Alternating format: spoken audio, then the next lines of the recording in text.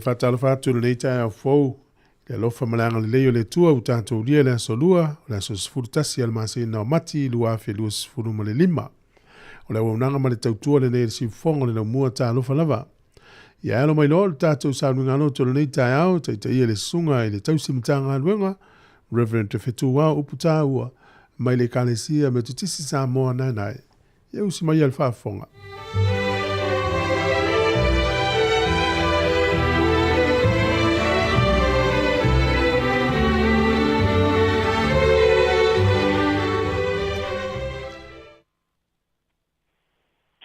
te fu mon via le ne ta fo sa moi le male fu mai fa ngone le ma lo so fu ma lo fo e la ni ma ye le ang le yo le tu le ta o mul me ye so fu mo ta to ma lo si fa ko wi wa fo ni ya so no fe au mo no fo fwa mai ya se o ta to ta po i lo ta to o tu le ta e le yo no vi ya tu le li ma ia fai pese ngai lo sua fo le si ese ia ta watu le ta au lo golofa ia ta watu fo ile po lo fa maun se o tatu tano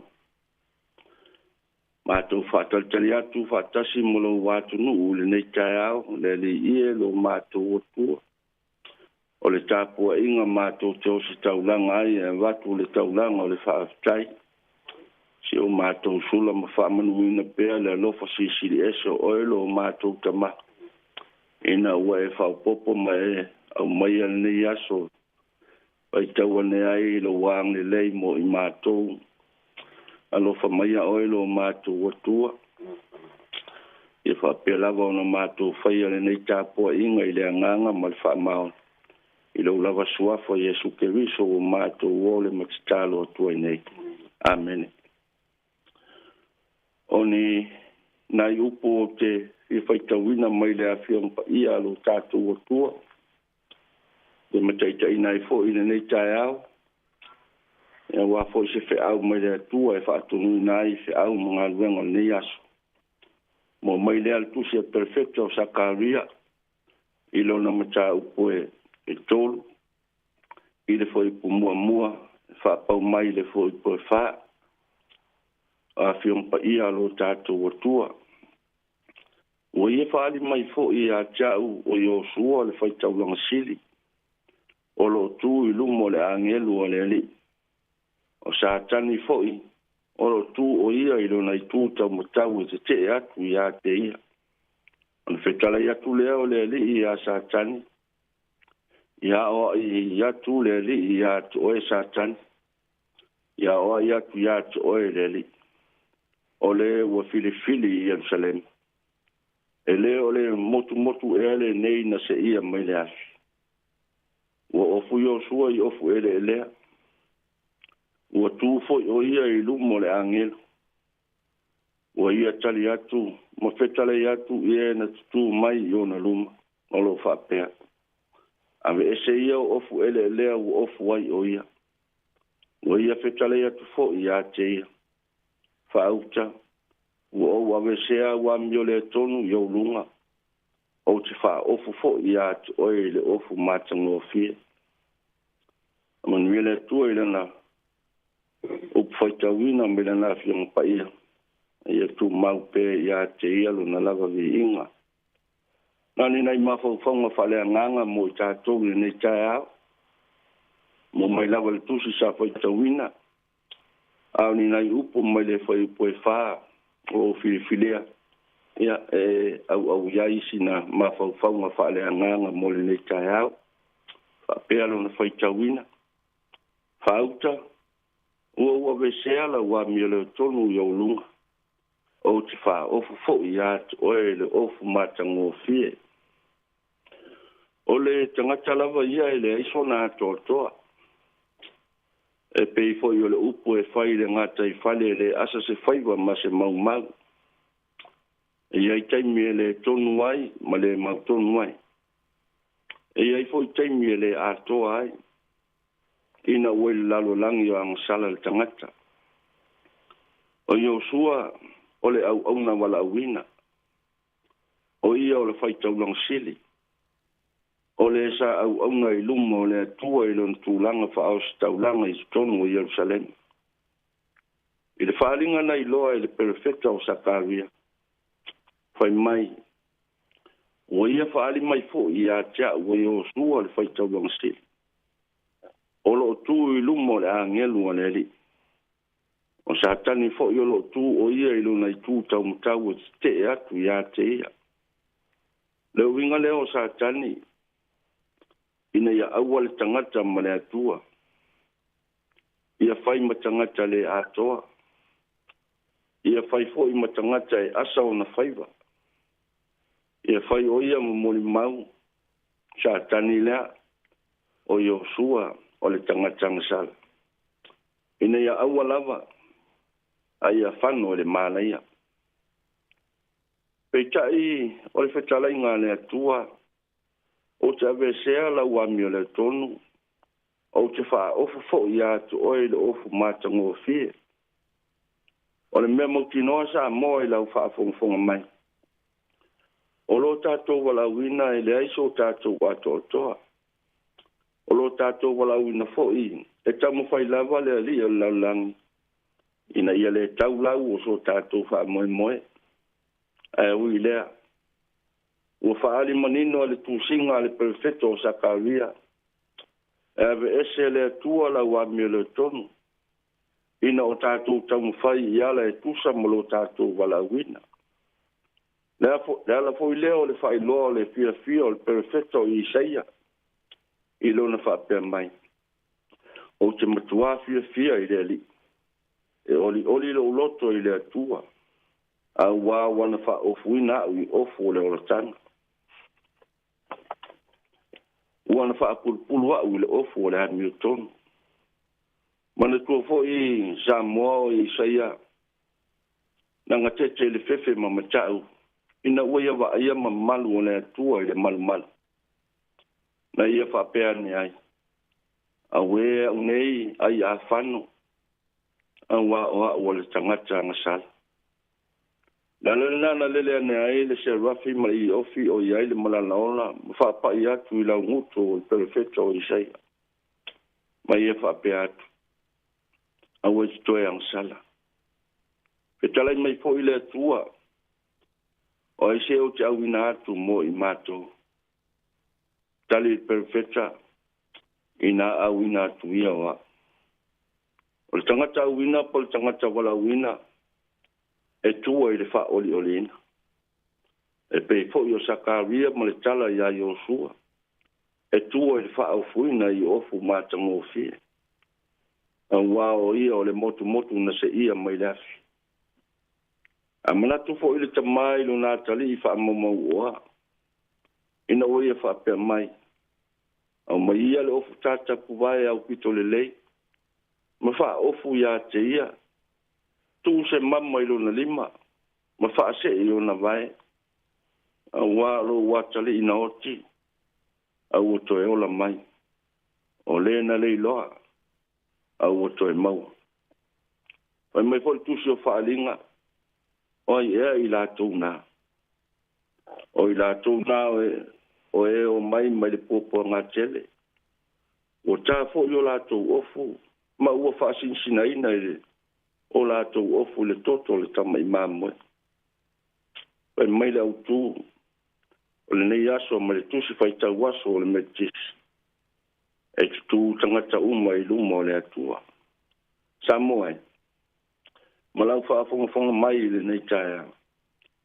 E le nei lawa le tātou se ta i lunga o ngā luenga po le walawina. E ei teimi tātou te se ai. E taimi asa ai o tātou whaiva mo tātou whaatstaunga. I o mai le unga. A ingoa i tātou i lana wheau. O le talo a Jesu lo tamai. Ia me esele nei ipu i atia. E tai na ia toi whapeane. Ia una i whaia lo loto a lo finangalo. O le ala o nanga. O le ale wala wina, ia e manatua Samoa. E whita ia i tātou ma le tele o whaafitau. E tuli taina lava I tātou I whaasosonga mamai nei a le fili. Ia leo ni whaapitauli e whanoa ai a Satan. A o whaapitauli e whaamangalo I nai so tātou wa mio le tonu. Peo ni whai mai ai na matua whaauta. Wa wasea wa mio le tonu I o lunga. O te whaofo I atu oi ofu māta ngō whie. A o lale au tū. E tu tangata uma I lumo le atua. I oi sa moa. Whapena se langona se wheau whale nganga fo I mo tātou le nei taia. E rei teime whao sosoi nai I tātou. A awa nei ngalo. O oe maa uma I tātou. O tangata tutofi. O tangata wala wina I tātou. Wai ngoa fo I tātou. I le atua I lana wheau ma le wala wina I so se ala o tutofi mga lue. A wale atua mlo na whina ngana. Matau I le atua. Wa ai I le atua. E mawailo tātou sosoan. Lawe ina ma whaolai nai I tātou. E la di whaolotanga ma le tongiola na saunia lo tātou wale I whaol. Ono Yesu. Amen. A tātou pese o saunia. Le apa atua e awato te tu le mo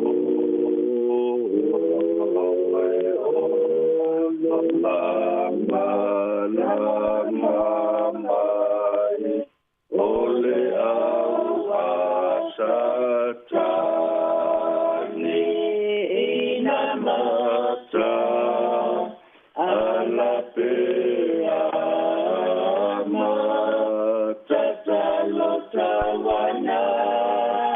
Oh,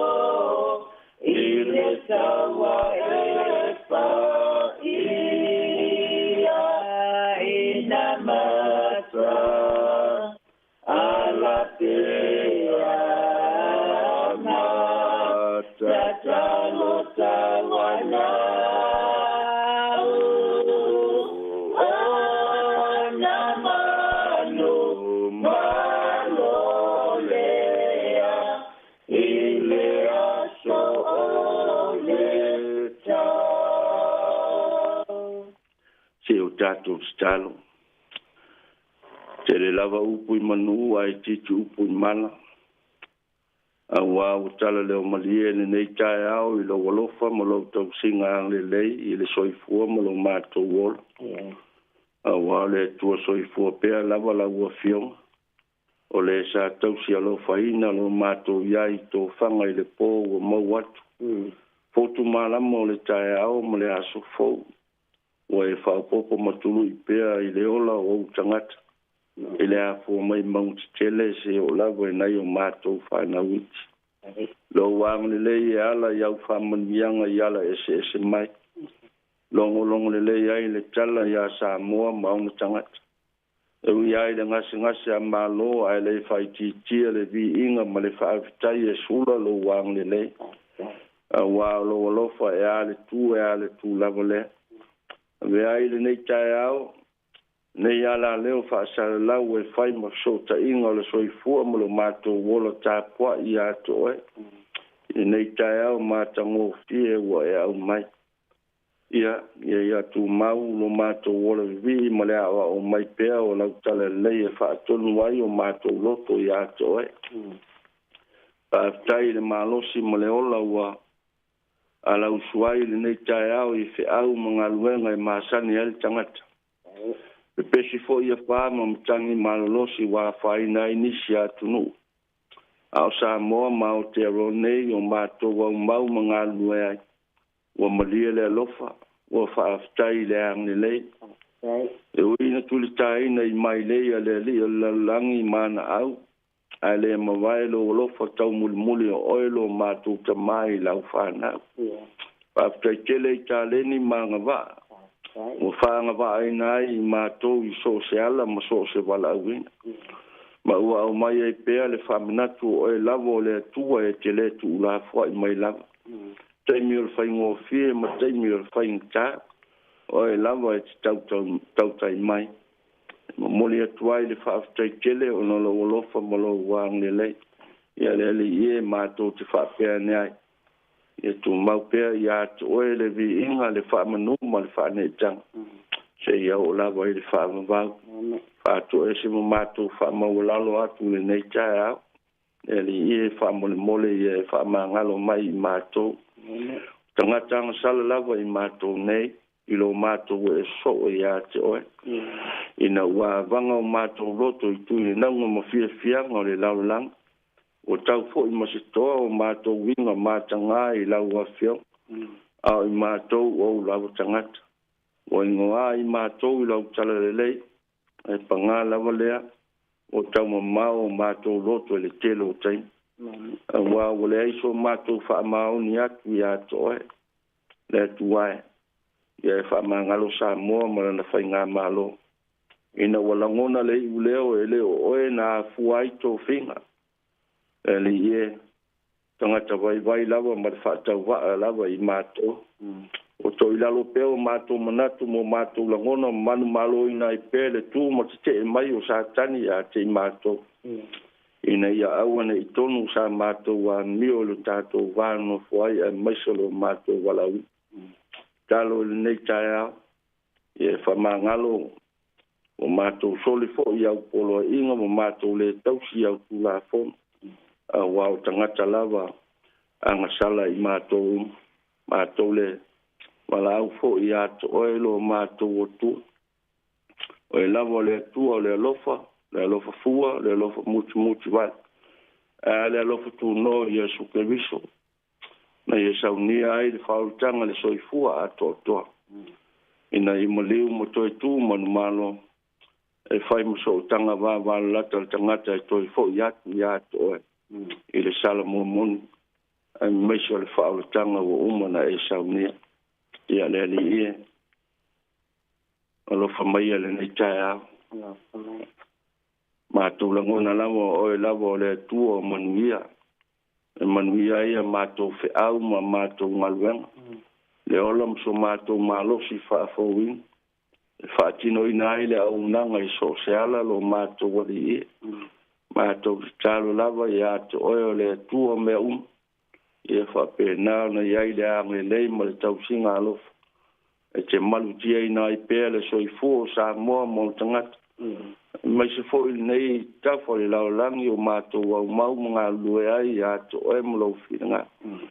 Iai le alofa mo le alofa sili ese o oelo mātou tama. Iai au manuia i sosiala mo so stapena. O na tau wātina eina o te tonu o ainga, manai o mātou whanau. Tonu o mālo kompani mo pisinisi, an maise o lau whi au mo le talalele. Ele ia e whamanuia mai mo i mātou. Sa mua fo i mo tangata le ali ia o na oe lawa i matau i aiso mātou i loa. Oe lawa o le tua e manuia ai mātou o lawa tangata. Iai lo wang le e o fia maua le fisosoa. E o mafatia matinga ina o mo mia o lo mātou o tua. O lavo iai le ato toa iai le mana la vea i ma le mana whaao. E te alofa ina i la tau o mafatia ma ia maua o lo mātou o tua. Lau o una fo i peo na mātou whailoa peo whaata o tolia ai. Tau anga ina i lau fe au ma le ngā luenga le mawhana whana fo i le mātou mātang. So se puna mai, mo so se whata whai taulanga o puna noma au na ai lau whinanga. Vea ia le nei ala leo mātou te whai loa ma moli atuai le ali e. Iai le amle nei whafo isi ai tino mai le tino maloloi. Wanga luenga wha wau pēna e tofi e ngā lue ai. Whamanuia le ala leo. Ma le au nanga pēna iai whaasara launga le nei taia. Ma o pēra sila fia me loa o le talitonunga fo. Ia mata ia oe ia so uma le ola ngalu lue lau fila ngala. Ma whai u ia oe ma tu mau pēra le vi inga ia oe lo mātou o tua. Ia oe fo i mau i whano noa. Ia wha maise mwha mawhana le anganga oe lo mātou tama. Au e tu la fo ina le ngasi a malolo mātou li i o si o mātou watinu. Fa pena na pai atu le mawhana le anganga o oe lo mātou watua. Ma lo lava file mu e tau sia ma leo ina i fina ngalo molo. Ina ia fa pena no mātou langona ina. Le ai o na oe lava o le tua e mātou te fesili ai e tonu mātou ai mea o. Ia nā se tasi o mwaenga o la mātou talo mo so mātou mana o le li e. A o manuia. Ia whapena tu mau mai lungo sambo o malawa mo tangata. Le file mu moni e suke riso lo wal. Le mawtanga whai pēr ma le anganga pa ia. Nei maaso uma o lava i whaavau lava. Amen. Amen.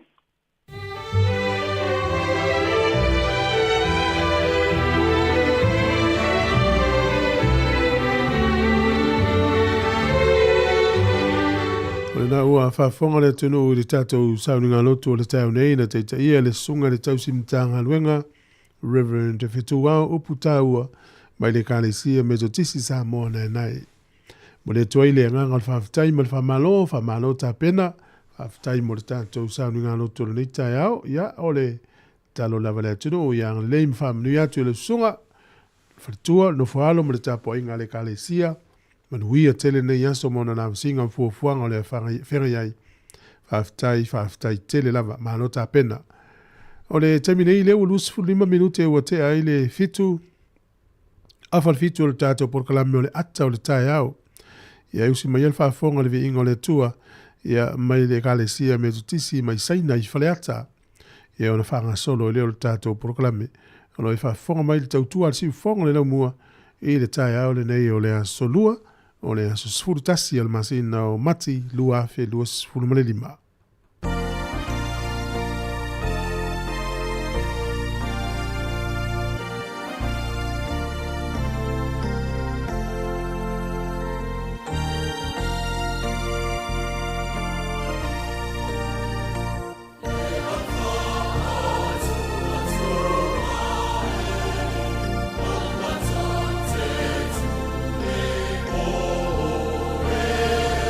Oh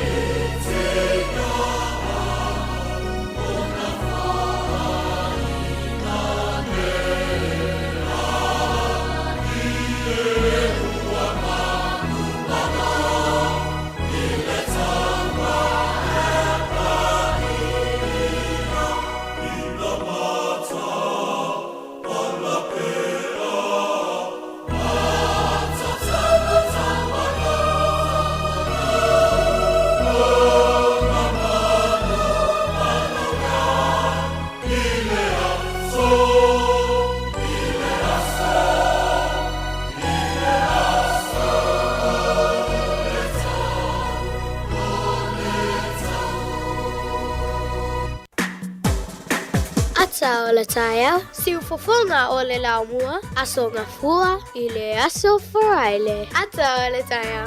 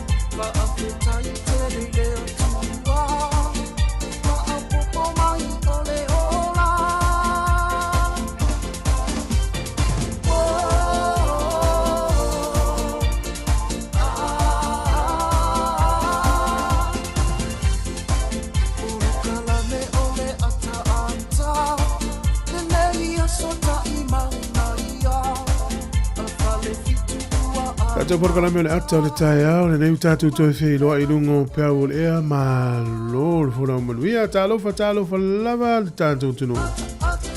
Ia o le ua tātou o le taia o le nei o le solua. Ia ua se furu tasi asa o le tātou wholaunga le masina o mati. Masina lo na tolu o le tausanga. O le masina fau o a perila. Ia e sui el taimi ni usila. A mata o na tātou talitalia le o mai le tau malulu. Amana tua ile aso mali umale toi tu o tatu wali. Ia matatu wanga ia tua ile o ngā tono le tausanga. Ia le mele, mahalo al folau manuia. Ia ole nganga al whaftai le tua na tausinga ile usoi fua mala uola. Nei wa tatu maua mai ile nei tahe au ilo nā lofa malo nā ngalelei. Ia, suafa le lei o tatu wali o Yesu o tfata alofa tuai ma wha manuia atu nei tahe au ia te oe. Ta alofa lava isunga I whaafenga inga mawhalitua.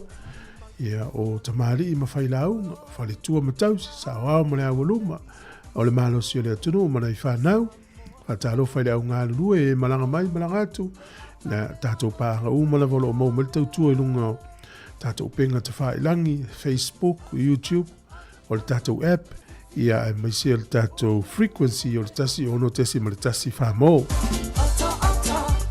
Tātou pāanga I tono ni usila, Wellington ma ni usila atoa, Ia o Samoa, Amerika Samoa, Hawaii, Amerika, Australia, Alaska, Kanata, South Africa, Afrika Saute. O le iaina I ali matamaita I misionari whaalongolongo whaafonga mai aso umai tātou whaasalo. Whaatalo whaatu rea ngang whiwhi e tele ni tae. O mālor soifua, mālor folau. Tono whalimai, mali whalipui, tono lau taa vale, whalifenga luenga. Ia il te tonunga le porkalame o le ata o le tae au. Ia inisi o lo a whaina maftia ni taimi o no le malanga le mariu maleoti. Wha mafan whanatu le porkalame mwhalo te le atu ia te oe malau ainga. Ala whanga solo le tātou porkalame. E wha moi le minuti o le whafonga le tala o le tau. Tau lava le tātou whasalaunga le lua I le au auli o le so. E I tātou porkalame le se fulu ma le se fumatasi I le tae au nei. O le temi nei. Ia usu me le whafonga le whafifianga ma le sunga. Ia panga mali e yopu whaivalu.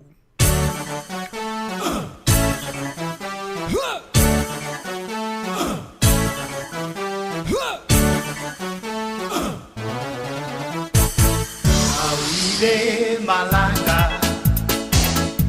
na mea malanga, mautele de anda, na o malava takata, au soe tulai,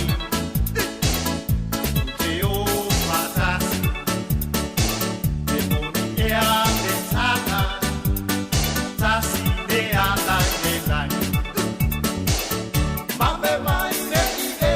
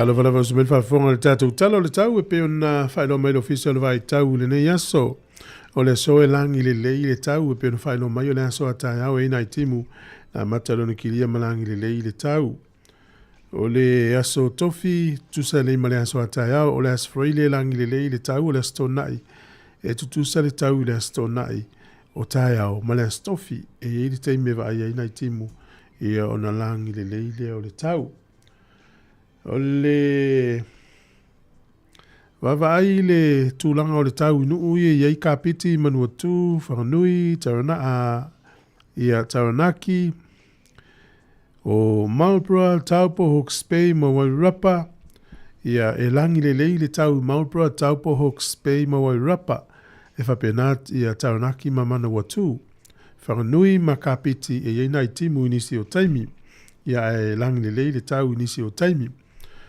Ona vavai le tūlanga le e malulu inu nei olo iai i le vāo le se fulu whaanga i lunga i le se fulu ma le lima o le fua tike ride whaonga le whai tūlangi nei mani usila o le Celsius. Ia o le ea mawhanwhana o lo iai lus fulu luanga i lunga lus fulu ma le whaa. Au kilani e langi le leide tau i le aso le nei. O le motu i saute e langi le leide tau le pito i lunga o le motu i saute le iai motu eka ne le Sony Picton ma Blenheim. Ia watu ai lea i kala estete, ia e langi le tau. To ulu te munga i Queenstown, taninen mai ni vekako le so, na mana ulu o le ea le motu i saute, fitu anga i lunga le sfutolu. Ea mawhanwhana lo ia i le lufuru tasi, sfuru valu, sfuru iwa, lufuru tasi anga i atu lunga lu sfuru mo le lima. O leo te lengo le atunu, ne ia so i matele na langi le tau, le tele vaenga le atunu. O pia, ia le ua, maua maritala fia, whaale honga ina matangi mana rosi mti munga mawhai lo tātua tunu. Langi le le tau i le so. Ia le lau toi fo ia ita maiti ia onga ia ma toi fo i soi fuanga masani ia whaftai le tua no nanga leisi o tātua tunu i Samoa. O le ango toi fo le lai le so i le toi 10 minute le valu nane i le fiafi. Le o soa ele la tai au 10 minute te ele fitu le tai au a tai au. Le fua le malulu fa mawina o le limanga i lunga 10 tolu i ni Wellington e mona nutua oi. O le ea mawhanawhana o le 10 valu fa solo i lunga lus 10 mo le lua. O le tala o le tai mo le au whangota Wellington e pe le tai le afore iwa i le tai o nei sua le tai. Toi 10 iwa minute i le whae le fiafi o na toi pele o le tai i le toi 10 minute i le 10 na nei. O polilua e sua le tai nei le toi 10 minute le iwa pe le tai la te tolu le fiafi toi sua le tai te o le iwa na nei le po. Tala na o le tau mo le tala o le tai mo le sirifie lo tātua tunu.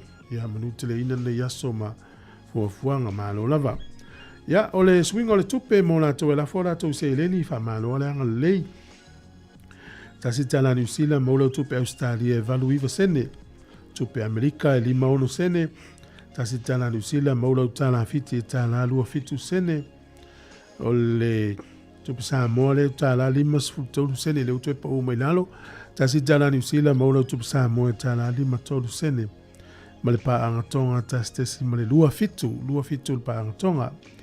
Tupe Samoa le so tasi tala New Zealand mo le tupe Samoa e tala 5 sene. Ia malo lava le anga lei malo le alofa isi o tātou tunu. O lava no family anga o soifua.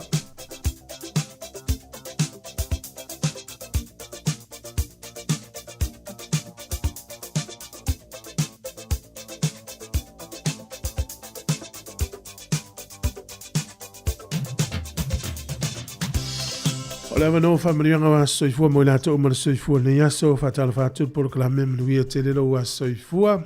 Tu mau pere tātou emaili nena. Aso whanau at samocapitalradio.co.nz. Ia mo oina soifua le aso neu tātou liela sutasi o mati. Maha lor fo lau. Ia le whaingofie. Ia manuia lo wa soifua whaftai le tua nan tausinga. O le tusia kolosem tāpu e tolu whau pas fulu le il fwoi tau le aso nei. Au au tau ofu i le tangata fau. O le ua whafo wina i le poto. E whaata tau ia fōlinga i le na whaia o ia. Au au tau ofu le tangata fau. O le ua whafo wina i le poto. E whaata tau ia fōlinga i le na whaia o ia. Ia, ma nei a fōmel mtaupu na kolose mtaupu e tolu. Na i tonu whai upu le sfulu. Ia so se ofu ai ali ali mai. Nona winga ia ua wha ofu wina i tātou ali ali mai. Ia ua wha ofu wina i le poto. Ia inga o le poto e ali mai. Ia ua peia o fōringa o ke riso. Ia o le poto le tō wha mauma le whautanga loto. Ia manuia lo waso i fua le yaso. Ia e o le pese nei wha manuia i uto was whanau.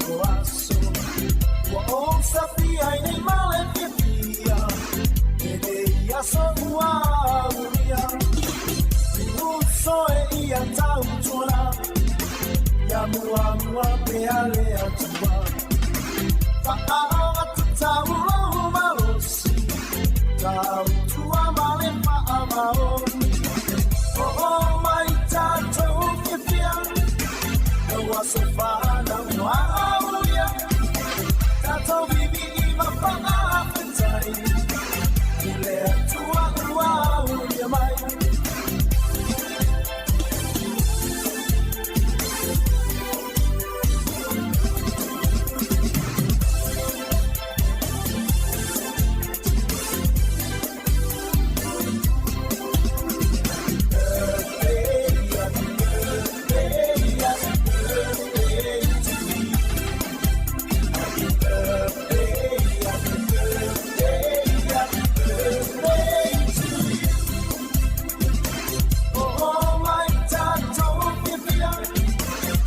Savana Waulia Tato vivi mapanga petai Ile atua Waulia mai Oh mai tato vivi Oh Savana Waulia Tato vivi mapanga petai Ile atua Waulia mai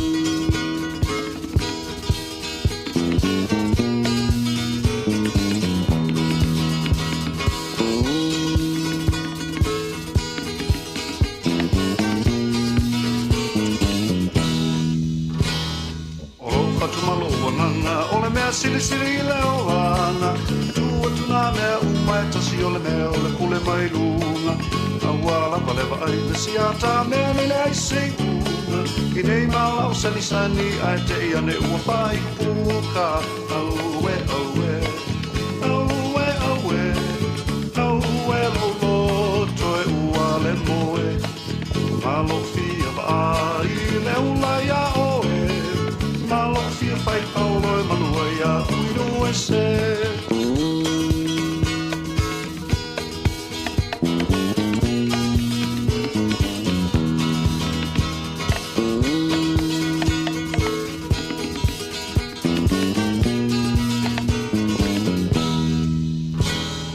Tamai ole nupu mali sili o sala pupu O pale pui o no teine watu tasi ile atunu Sei mai o se tonu pe a pa piu piu pe ona hupu Pe lele o na toso pe whaafolau I se atunu Aue, aue, aue, aue Aue lo lo toe ua le moe Malo fia pa ai le ula ia oe Malo fia fai paulo e manua ia uinu e se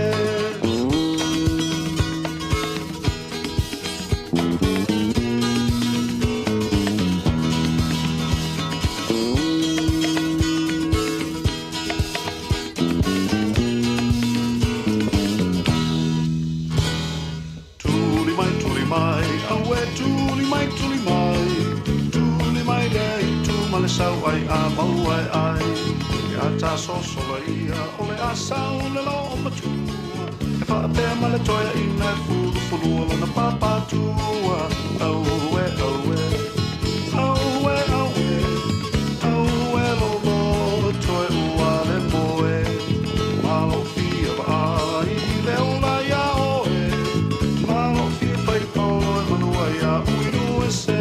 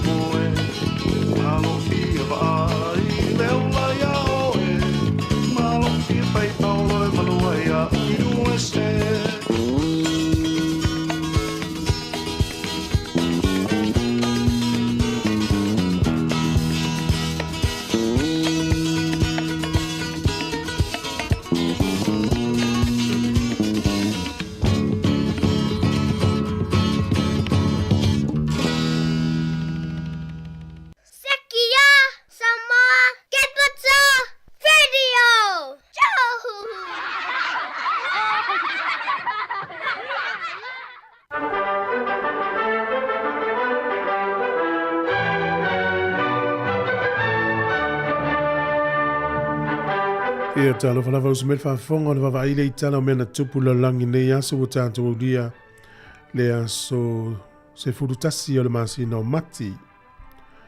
O le aso o le tausanga e tasi iwa tasi valu, o le wha mai tauta ua lea o le Spanish influenza. O le aso tonu nei tausanga tasi iwa tasi valu na taunu ua i tonu Amerika. Leu tatou ilo tala anga o le wha mai lea na wha ina i fo isa mo le tausanga tasi valu i maunua o na malanga atu le tatou tunu. Tua tele tatou tangata na mali li wai. O le aso le nei tausanga tasi iwa sfulu. O le nuu leo Luthiania. O le atunu mo mua le ilano le pulenga Lucia. Wa latou palota e tuto tasi. O le aso nei tausanga e lua afe ma le wha. O le taulanga o le atunu leo Spain o Madrid. Na oso fa ia e ni au wha pa pomu pule leola o tangata e tau Islamist militants. Se fulu pomu na papai train. Ia e ivas fulu tasi tangata na mali liu. Ma le afe valu se lau tangata na manu lua i le aso tonu ane nei. Lua afe ma le wha. O le solta usanga e lua afe ma le ono. Ia o le nuu leo Chile. Ia o le lato uruai tamaitai lea ua tō fia. A wha tauto ina e whai ma Palestine. Tala unu wha vai maile atunu nei. Ia o le aso tonu nei lua afe ma le ono. O le tamaitai suafa ia Michelle Bachelet. O le solta usanga e lua afe sfurtasi. O le mafui e malosi na lulu i le atunu leo Japani. Ia i ma le tsunami. E lata i le lua se furu afe soifua na whanoa i le aso nei.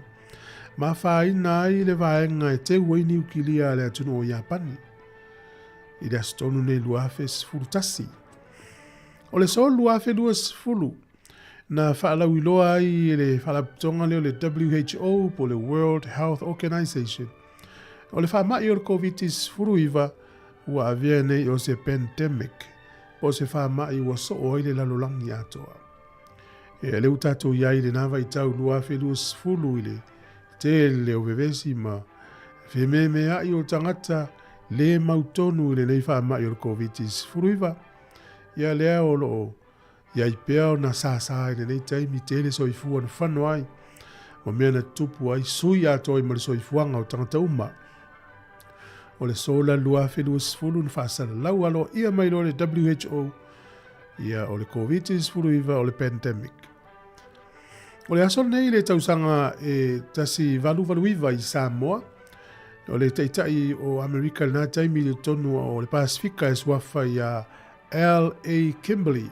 Na taunu ia pia i le aso nei o lona naunau tainga. Ia puipuia tangata Amerika, sitseni Amerika i lo tonu Samoa. Ia ma tau mawhai e puipuia le tau mawhai o siamani ia pulea whaamarosi Samoa. O le aso i le tausanga e tasi iwa o le taitai o le atunu leo Amerika i tonu lava o manua tutuila ma manua o le tangata suafa ia Commander Benjamin Franklin Tilly. Na ia wala ulia ia tui manua Elisara. Na ia sainia se wheangainga ia o le deed of cession. Ia vei manua o se vaenga o le malo Amerika. Pita iane na whailoa e tui manua Elisara. O ia e le isauni e saini si whengainga ai paule mea o ia whaia o le awala ulia o e te sumai i manua tātala no ai. Ia o tātou tala nā e toi maua le whapoponga le tai masani whaftai lava.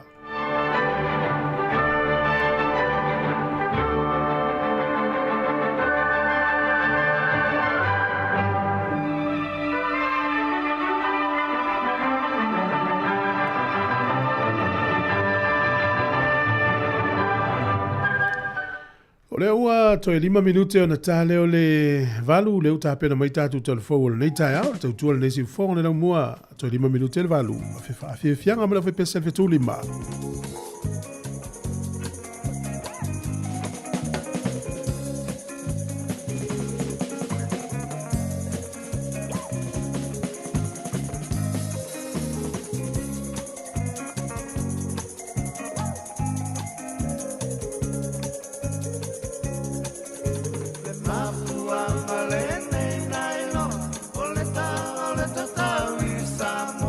Ole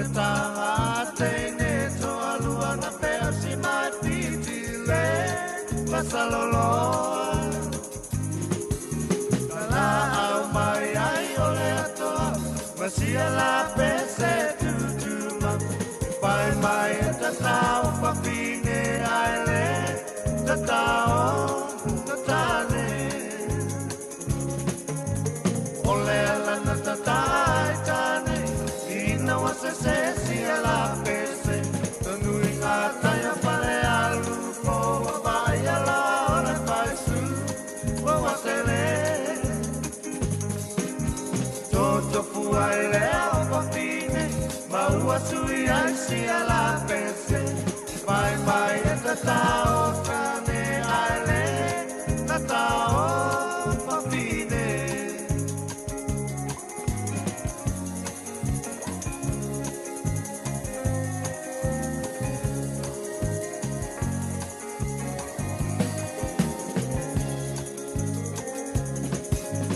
Sila sila isi tama ua tati Ole tupu malea ua matalia Talo pa ua tangi au we ua o tia ti solo ile au te pulu tele Sole sole a ela to tele Ole ta alonga pata matane E ui la vaina tinga tele Ai muli muli a te ua te pete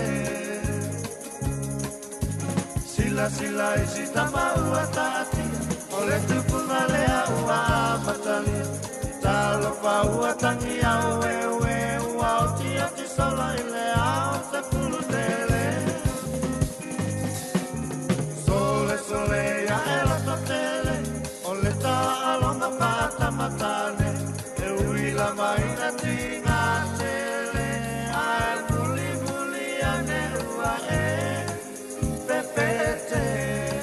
Vianga se filo ia nei taimi o le tae au te tolu minute o le tae lea o le vanu ta pera mai tātou telefou ia o nei tātou paanga mau o whātalo whamai o wholo whātou polo kalame whamile vi atu le yaso sunga ia launi ia paniani ia lo whātou launi tina matua fo ia Rosalia ma se pali ia sunga ia Simon malo zaifua ilai lo whātou puao leota na tali pele pesa mino sunga saulo lo fa tu por kalame sunga fale tali pope ya manuel yaso sunga fa vai le fo semi fa fo wina tanielu ale le mati mai otara le taulanga leo au kilani sunga a inga sione mai no shoa ya lona lote Brisbane lo fa tu mai night tu sunga solusi le sa ya o le ata pasia wila ulalia le manua ya fa talo fa tu le tai au fa melu ya tu fa mga lenga o fenga yai ya tina fu ya epi merna malo epi ya manuel ne yaso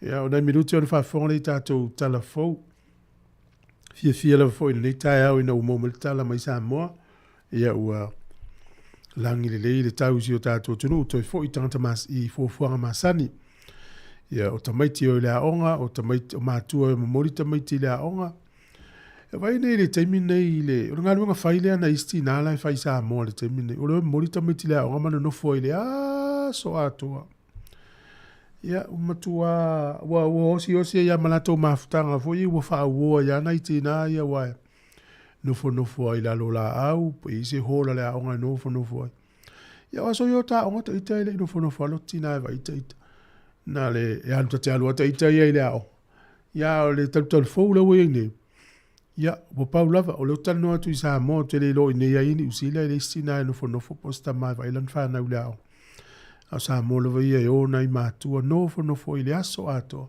a fuala fa e valuta usanga o tamaiti le primary school Inga tina o tina le valuta usanga na tfai nga lo ngalo nofo vai lan tamai lao ya o paula vole vale lo fa male nau male lo for tina isi an tamai na Emmanuel na onga ya mamau e male ava no te fa wa toi male tina ya mai va tuai ya ai le us me fa fonga tato tala mai sa mole o tal valu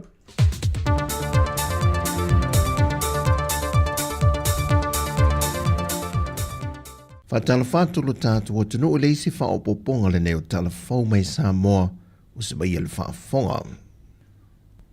Ao ta oto hele fete ina inga ma tā lia se wha ai unga ale fionga le fong fitalai e se aso e toi taua o fia ele fontanga le pāle mene e toi lo te ele lafo le whatu wina ele to wha a olo a fōwhiti wha ai o le whatu atua ina lea o le fionga le fong fitalai fantase ma le sui fong fitalai e lo lātou mātai tu wina o ai a fete na il whātou tainga o le whontanga. E lo lātou mai tau, e le toi solonga le il whātala no ina o ngā ruenga o lo ta oto le pāle mene, e pidi e tolu o lo whātala no ina na teu te unga.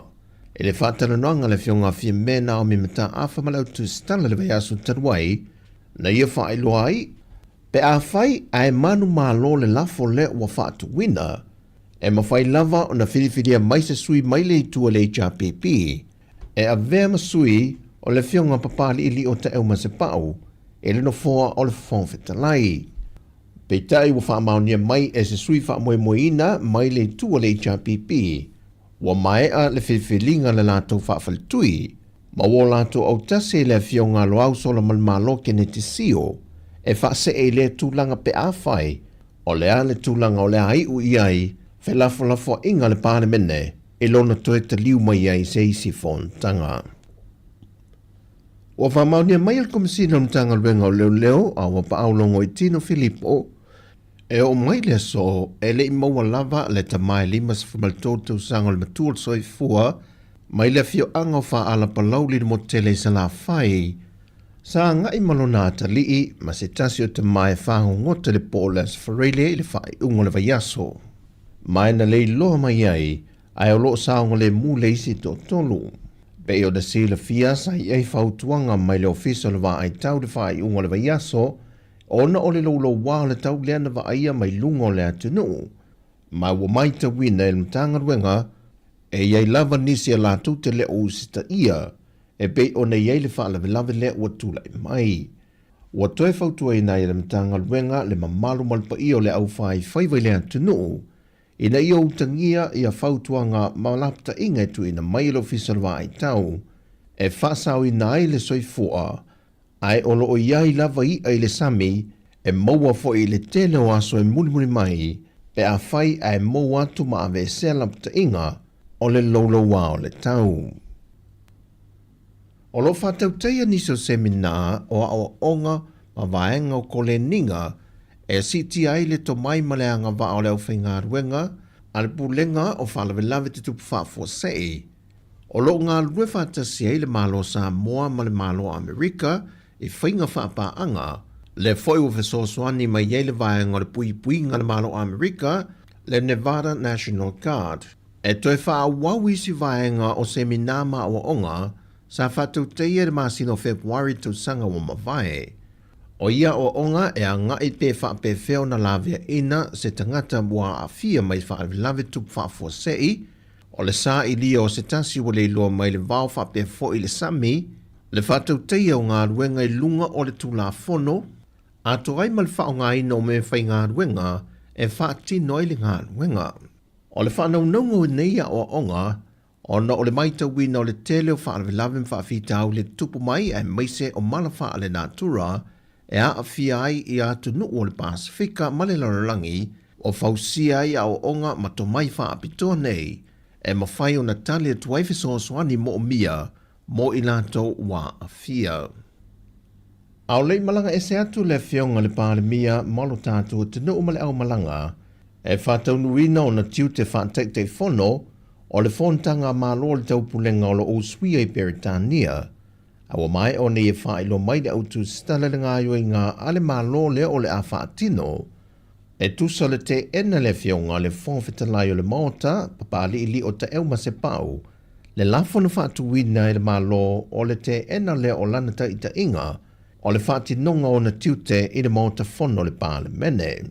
Ma uai uai loa se finangalo o le maota, o le a whaamalo lo le fono se iai se aso. Ma o le a tuliloa, e le malo le mataupuli nei i auala o le tula fono. Peitai i le whilo inga le autu stala, ma le teitai o le whatua tue le tua sa mo o tasi, le fionga la auli le o templa te Valfose Schmidt, na ia tā ua, o se mea ua te tū whatasi ai le malo, ma le tua ngai, ma o lana sila, o se mea ua whau. O tala fawia mai sa momo le nei fo i aso lua, manuia ngā ruengol ni yaso, whasai foia.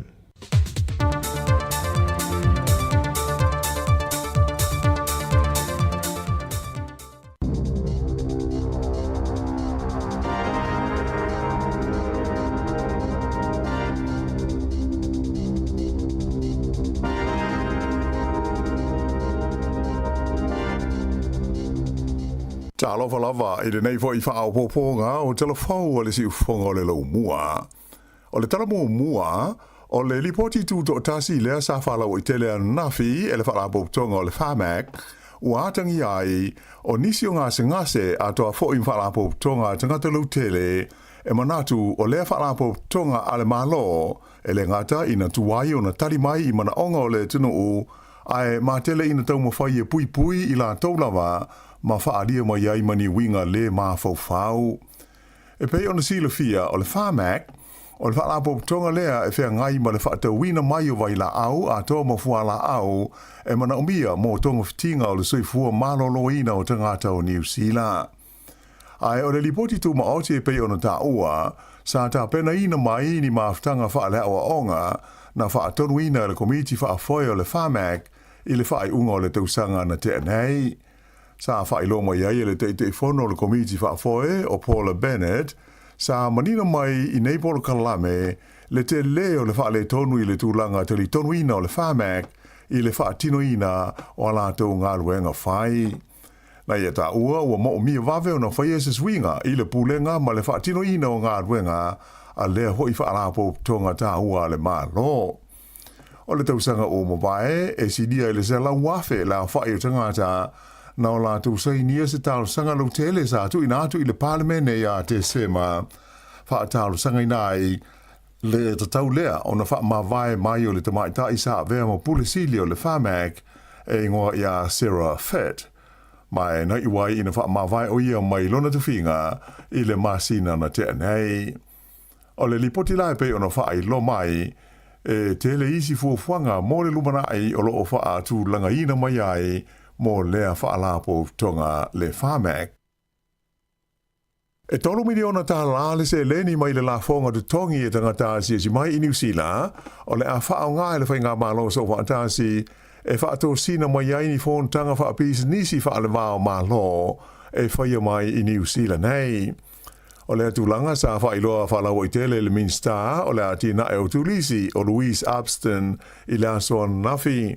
Na ia ta wai o ngā tupe la mwhaiai e le ofisa o tulisi o na sitia la whainga o tānu sanga mai leivas furuanga i atu le selau se furu le tausanga mo ni fono whaale tausanga i fia whaia mai i New Zealand o le whaamoe moe ina whaao popo ai i le tusa o le tolu se furu miliona tā la i le tamao a inga o le tuno whaalia fo i le tamaita i Minster o i loi whaamau maunga e tusa ma le selau fitus furu lima tā la e silia tu hai tupe whaalu e le tangata e tasi e malanga mai mo ni whontanga whaapisi nisi le aso tasi nei lo turisi masani.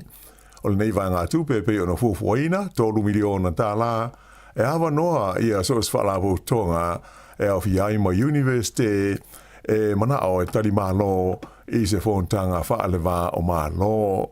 E lenga te lea e maua e whaile soswani, mo whaalapo tonga e fia tāru sanga ina le whaia o ni ala tau o fianga ti tele.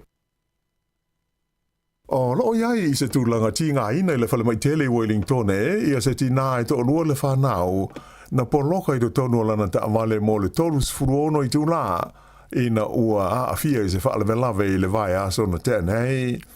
Whailo mai e leo e whapea o le ta vale le neiti nā te lavou na pa u i se tofe e le mamau mai le nu o Murchison i le tūmalo tā se mane i le aso ngā fua taruai i le aso toru leo mati. Ai na whato a maua o ia o lo so i fua pea i le tae ao le aso lulu na te anei i le aso lima mati ua siri atu ma le toru sfuruono i tū la talu o na lavea lana ta vale. Sa awina mai o ia le whale mai tele Wellington mai o lo o tā fia i nei mo tonga fitinga. Ai i le teimi nei o le ua whaia se sa i ngā tupe whaabitoha i lunga o vesota inga tele vave e nisi o ana uoma ai inga e langolango ai o ia o whea ngai matonga fitinga. I le tumalo le wairo rapa i mātua Wellington e to o tolu tangata sa tau fie le whalema i le whaeungola vai aso o na o lo lātou whaanga ina o se pauta pae sa iei le manatu o le vaila au whaasa ina o le cocaine. Whailo mai e leo i lea vaenga o le tunu o lo whea ngai ia tangata matonga fitinga ma e da tau ona to e fo i uma i se tūlanga manuia. Ai o le teimi nei o leo ua whaia se lau ta inga whalawa i tele e le whalapo tonga o whaamtalanga tau i vaila au whaasa ina e tu sai o le nei pauta pae ina ia tā fia mo pui ai le whaonga ina e nisi i le lumanai. whaelo mai ai le whalapo tonga le nei, whaengoina o le DIANS, le Drug Information and Alerts Aotearoa New Zealand, o lo lātou fia maua, ia ni whaamtalanga i tūsa o le nei pauta, po whea na au mai ai o ai fōi o lo lātou tūwha i nātu i tua. I mata upu tau upu whai o mālo, ua pa ule tūlanga langolango ina e la au pālota o le li pālemia ia Christopher Larkson, ai alua e ilunga le langolango ina o le taitai o le leiba ia Chris Hipkins mo le tofi pālemia o New Zealand. Elenga te lea, ai o le taunu unga o le suenga le tau mai nei o manatu ma langona o le au pālota, na iloa ai, e mawhai le tua ngai ma pāti o lo lātou ngā lue whatasi, o na whaavaina i a seisi whai ngā mālo, e fua lea i le taunu unga o le suenga, sa whaafoe e le uni le auditongi la fonga po le Taxpayers Union, ma le company o le Courier. Sa whisiringi ai an nafi le autus tala le li pālemia mo sona manatu e tusa o lea suenga aina ia ta ua, o ia o ngalue mo tangata o New Zealand, ai le o manatu mamafa i le taunu unga o ia i tu a inga o suenga. O le sa ili linga le nei sa whaatino i le vao lea so lua ma lea so whao mati, ma tūlai mai ai le Partia le National e tasi tesi mo le fitu i a maka na si iti ai le langoina le au pālota, la leo tūlai mai ai la tau le tolu tesi mo le ono pasene i le taimi nei. E whaatusa le i le Partia le Labour, le ana si itia le lua tesi mo le valu maka o le tūlanga langoina, ma tūlai mai ai nei i le tolus furfa tesi mo le tasi pasene. O le Partia le New Zealand First, na pa u le tasi tesi mo le tolu points, tūlai mai ai nei la tau le 5 tesi mo le tasi pasene, ai o le te Party Māori na si itia le lua tesi mo le tasi maka, mai o loo iai nei la tau le ono tesi 5% i le taimi nei. A whatusa le tūlanga sa iai le suenga le masina o Februari, o na ilo lea o whaititia le na fōe tasi o le tu o le whainga mālo, tūlai mai e 5.4 o la tau na fōe le tono o le mahota. Ai o le tua ngai na whaao popo le na fōe tasi, lea o atua i le onu se furu lua o la tau na fōa. Ai e onu se furu tasi la whai na fōa, e mana umia e whaawai na i se whainga mālo. I le fesili po ai e langlangoina e lau pālota i le tofi pālemia o le tunu u, na maurunga la whai o la tau e manao i a Chris Hipkins. O se teimi mua lea taru mai le pālota tele taruai, ua sili ai Hipkins i a Larkson. Na pa u le tūlanga langlangoina Christopher Larkson, tūlai mai o ia i le luas furu tesi tolu pasene, ai o Hipkins na si tia le tolu tesi ma le tasi pasene, tūlai mai ai o ia i la whainga e luas furu tesi ma le fitu pasene. Ua sa o ia whaale tonu o le tūlanga langlangoina o le pālemia ma le whainga malo, ma le mauswinga a toa ma whai unga whai, ia ua tele i nguru ai le tunu. E pei o le mana o le malo e whaana tinati le whaatino ina o ni ngā luenga ti tele, whaatea ina o le komisina māwarunga o New Zealand sa ngalue i Peretania, ma le whaia o se whaato e se ngalo ia le malo, e tu sai o le whaale tonu le ua o iai, ia le polka lame o mea ai mo te maiti aonga, po le School Lunch Program. Sa motu sia le swawai tau mawhai le pitanu o maan koki Wellington e, mo se teimi umi le songa fuan nafi. O se lipoti lunga le upenga visota inga le pulenga le swawai le Wellington Water, na tawai e whapea, o le afo le se furulua i la wauia le songa fua, le ana amatayo na motu sia le swawai tau mawha i lea pitanu o le lau mua. Mai sa whaia tau mwhainga ina ia mwhai na toi whaola i le swawai i lea fia na nafi. E le i whaailoa ina mai le mafua anga le whaafi tauli, ai na whaalia e whapea o lo whaia sa i li linga le au whainga luenga, pe na mafua i se ao na whaafu sei o na lea i se swawai. O lea sa fua, lea na whaailoa mai ai le Partia le Liberal Party i le tunu o Kanata, le filifili ai o le li e swawai a Mark Carney, e a vea mo la tau tai fau. Mai o le asu i tūlanga ai o ia i le li o Justin Trudeau i le tofi pālemia o le nei tunu tele o le lolorangi. O Justin Trudeau e pe ana silafia, sa ia whaailoa mai le masina o Januari i alona whaamoe e whaase e tuangaru mai le teita inga o le vaenga whaupwhaile nei o le Liberal Party i Kanata. e lenga te lea e fa pe fo ina fa ma vai o ia mai le tofi pale mi o le tuno o le sa ia umia mo le umi e siri atu le iva tau sanga ua tua na ia tu nei o le li le o fili nei le Liberal Party e sui tu langatu ia Trudeau o Makani e limas fruiva tau sanga o le soifua sa avea la tamai nei ma kovana o le fale tupe tu tonu o kanata o lana sa unuanga ina ua wha mautu ina luna whitwilinga na ia ta'wai o le a le mawhai lava o na vea lona atunu o ma vaenga o Amerika e pei o nātangia mai ini la fonga le Palestine Amerika ia Donald Trump talui nei.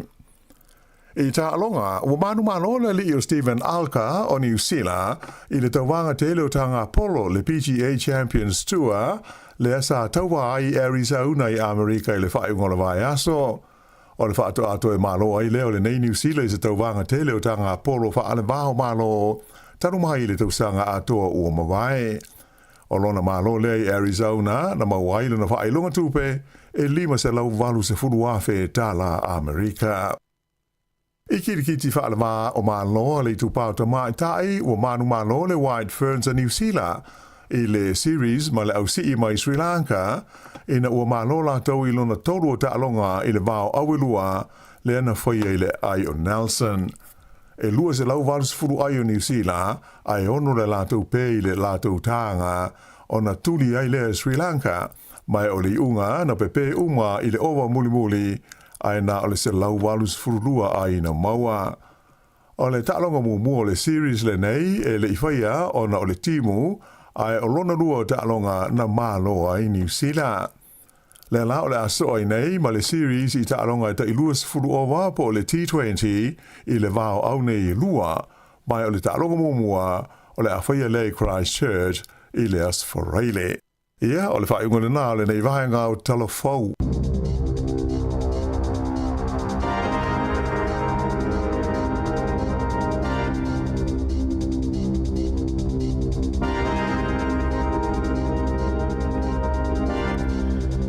Whawhonga le tino i talafou le tau nei lava le tau nei iwa.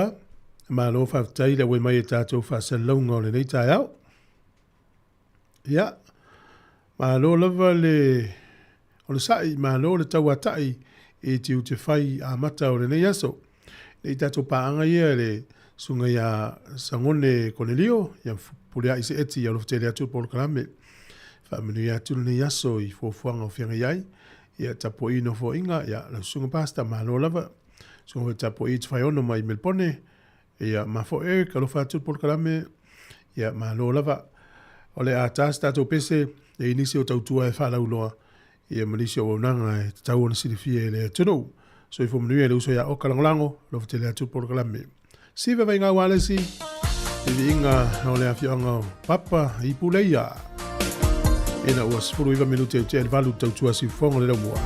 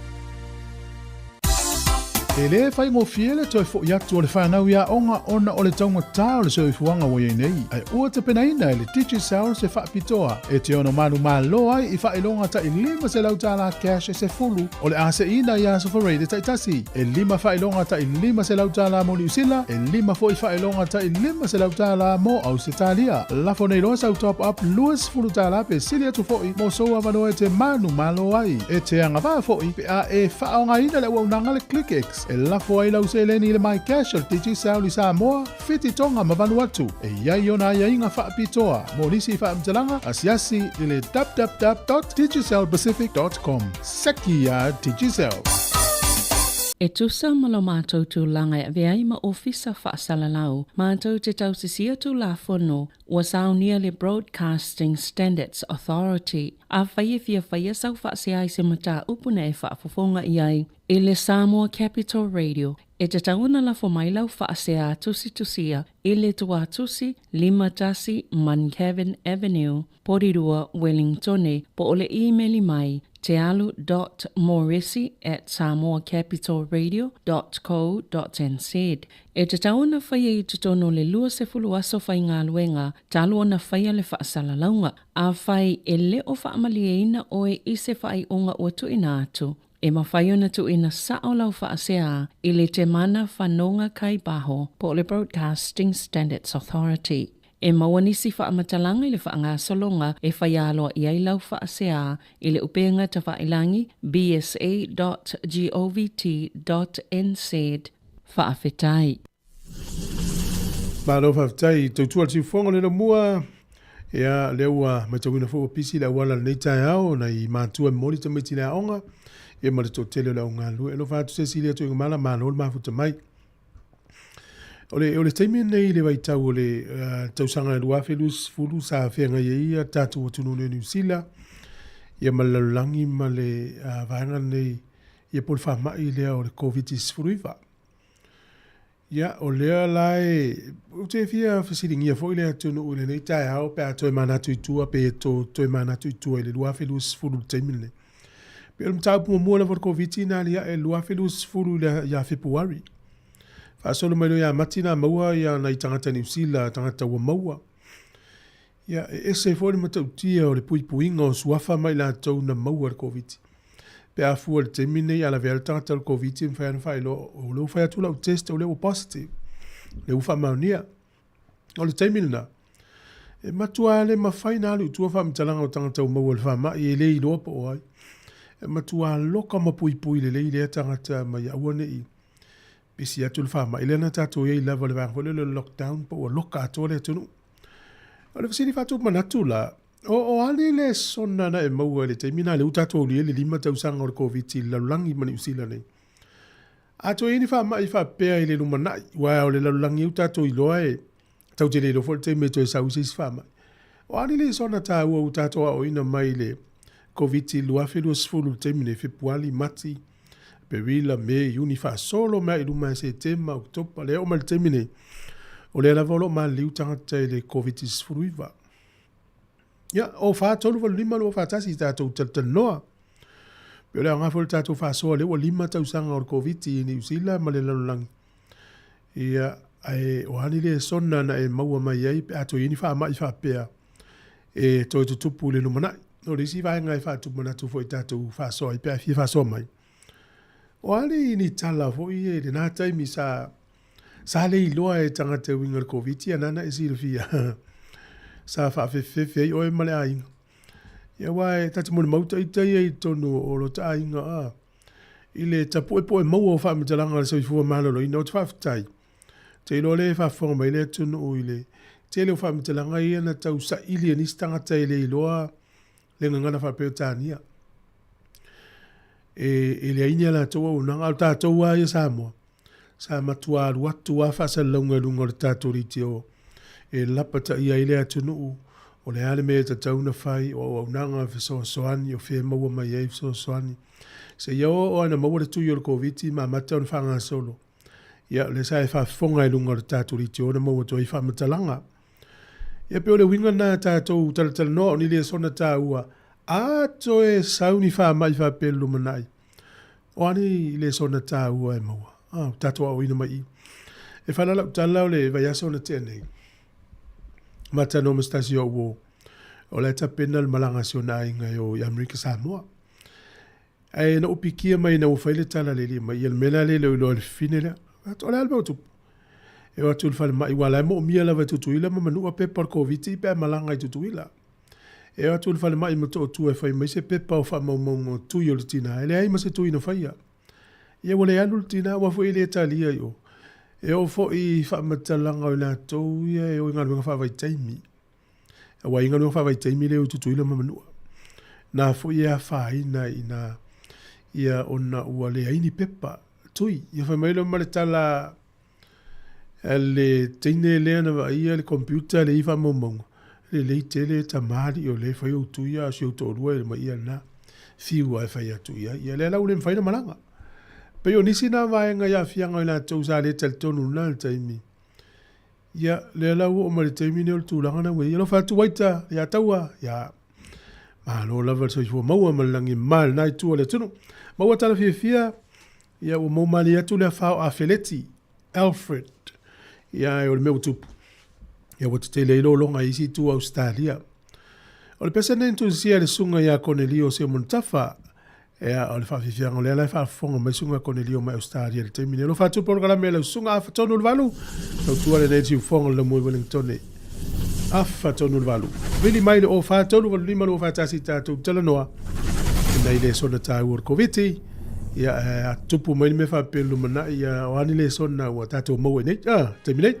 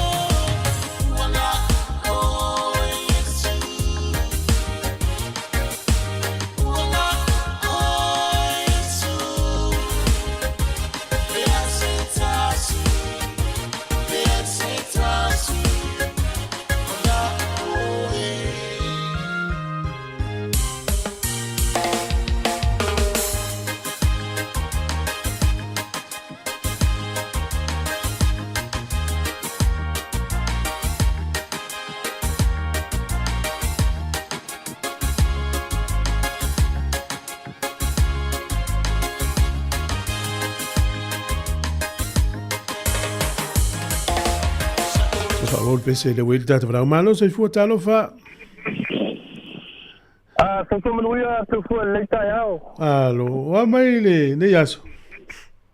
Ele vai maluia fa tai le lo famanga le le tua. Oi, oka. Ya. Oi, ya malo lo fa tai foi di lo sunga. Ya malo le ma fan fan auto. Ya ole tu la la vai el tau le mastone ya o vai tu fa foi todo foi lo fisa nei o fa sila ma laio ma laio le la. Oh, ya, le malo nga lu ya le. Ya le mo mel va le va nga le fia silia tu foi le tu. Ah. E mori la mora sa do foi ma le fa sili vo le tai auto foi. Che pa vo tai mi le o covid. Ya moni. Awa kelele le sona ta ua sa ta to mo mai le covid e pelo le tu la voi la le il fa so no me ai ma tu la fa pela o le tu la o termino le covid pe sa fa lu sa si itangata moni sa fa lu sa si fa yo tu ni ma le la ya istanga to tu e ma tu de le fa tu sa awa kela tangata da te whanongo he mai ia, lai sauri fua i e sue na te whame modi. Ai matau dia fua ia tātou o whakisi anu. Ia, e o luanga luenga ma tātou talo le tua. Awa e le isa wawa mea tātou te whatua tua le tua e le whaia senga luenga e la fua o fua mai, ia peo i la tau ia wa e ala mai te whamalo longa la tau ia tau mui. Maria no. Ea wa le tele la tangata e foi isi tangata i le foi mato foi pitonu. Ia ta te whalo ngai le ia ni tu yor covid. E pela le tu bangale le ua whalo no foi si inga no i Amerika Samoa. E modi la e pela tu ranga la ta ma fau ngai. I le te ua ta la tu voila da te malanga se le ai tau fia ta ista no le foi tu. Aisa. Ale taimila leo fanga solo ia por kala merkoviti o ka wale na ola tatu litio.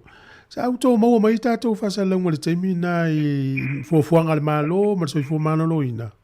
Ie, e moni, e sta ole le ia la usa watu kui.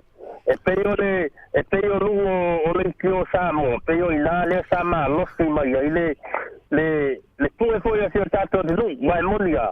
Ia ole ia tu lu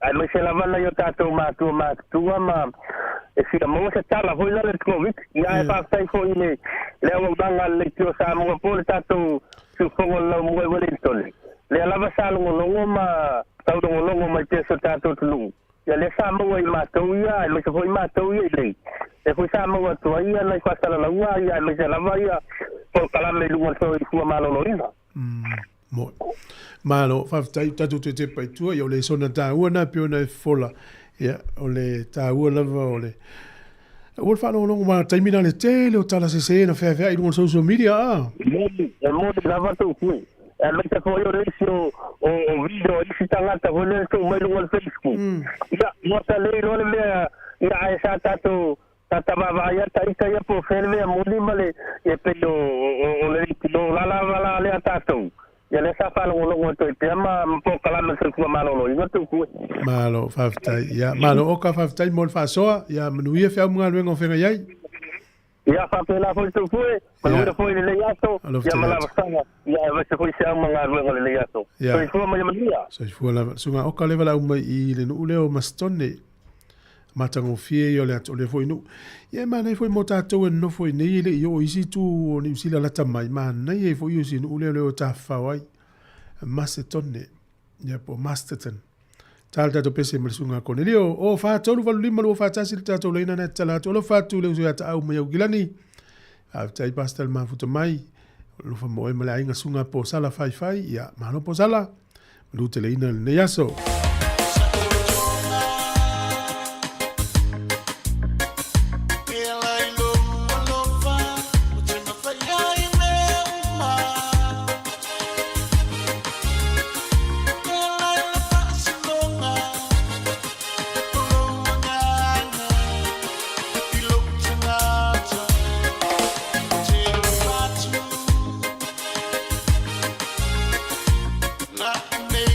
Long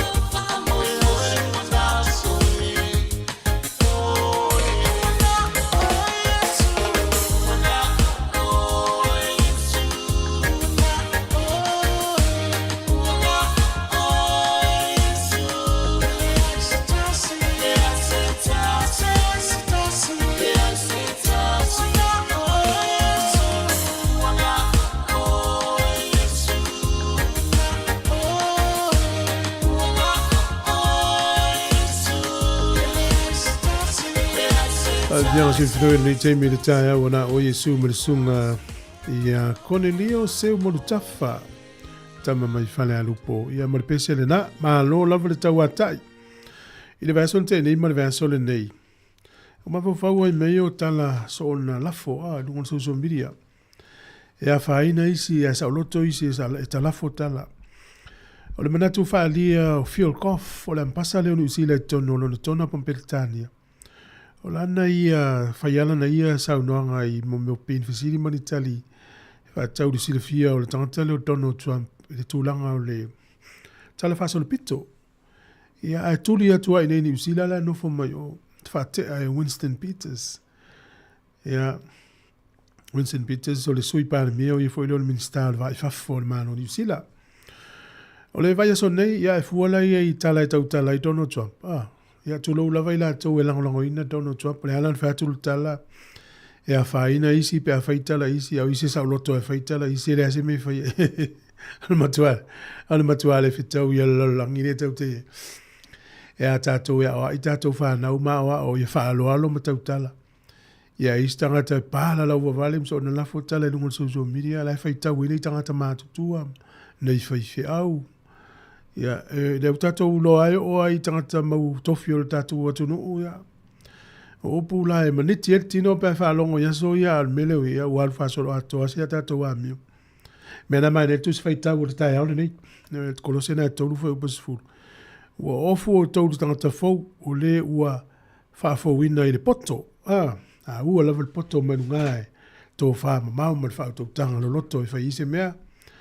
Ia po le fa to tanga isi to ina mai isi lo matua. O le vai aso lea na te anei, po le vai aso lea, nena wha mawai mai ai le CEO po le whaatonu o le company manusia le New Zealand. Tangata leo Greg Foran. Ia, manatu o le au tusi meo tustala. Ia, ana taulai le wa ai le CEO ma le company le New Zealand whapa upa se ai au o mamari tupea. Ia manatu oi. A tuli Fela tala o falo lo le awala e fa foi tangata ia asia la to business. E le time na walu I fit. Tangata la ia le vei mala tangata intia. Al mol maula na yuso na onga I fit. O tangata ia intia. E le mafaina tu wal falo lo ia no ma se o lo ia fa tau. Ia na walu lo le smalanga na walu ia o lo fata itai. O le mel case foi le tu o mo CDs. O le taular case, pe ia luas futa la fiti. Ia te le tala fiti te le tele. O fatu lo le intia. Fia le tau mai luas futa. Fatu e mos pa u ma ia sfuru le ma. Fatu le ia. Tu ia o te la tu le case I lunga o le fata vo le le. Tu la le utango fata ita. Ni mele famila woli ia na onga fiti. Ma na. Ten. Ma isfuta la. O fa pesole. Vai la le u afa le tau. Neo vatu le u tengu tātele. Te lo no ave lima tāla. E sa ole leia, o tangata ia intia, o a tangata asia. O pio la wala na e whaangalua ina la topi sinisi, e alu lalo le taurisi o loa, e whapaleni mai le taurisi o loa. Ana whapena le whaangalua ina o le New Zealand. O le tele o si whai ngā malanga e alu le waalele le ngao ngao isi no fua. Ao no fua ngao na e tauna whapa lalo le pasese ina ia tauli ai.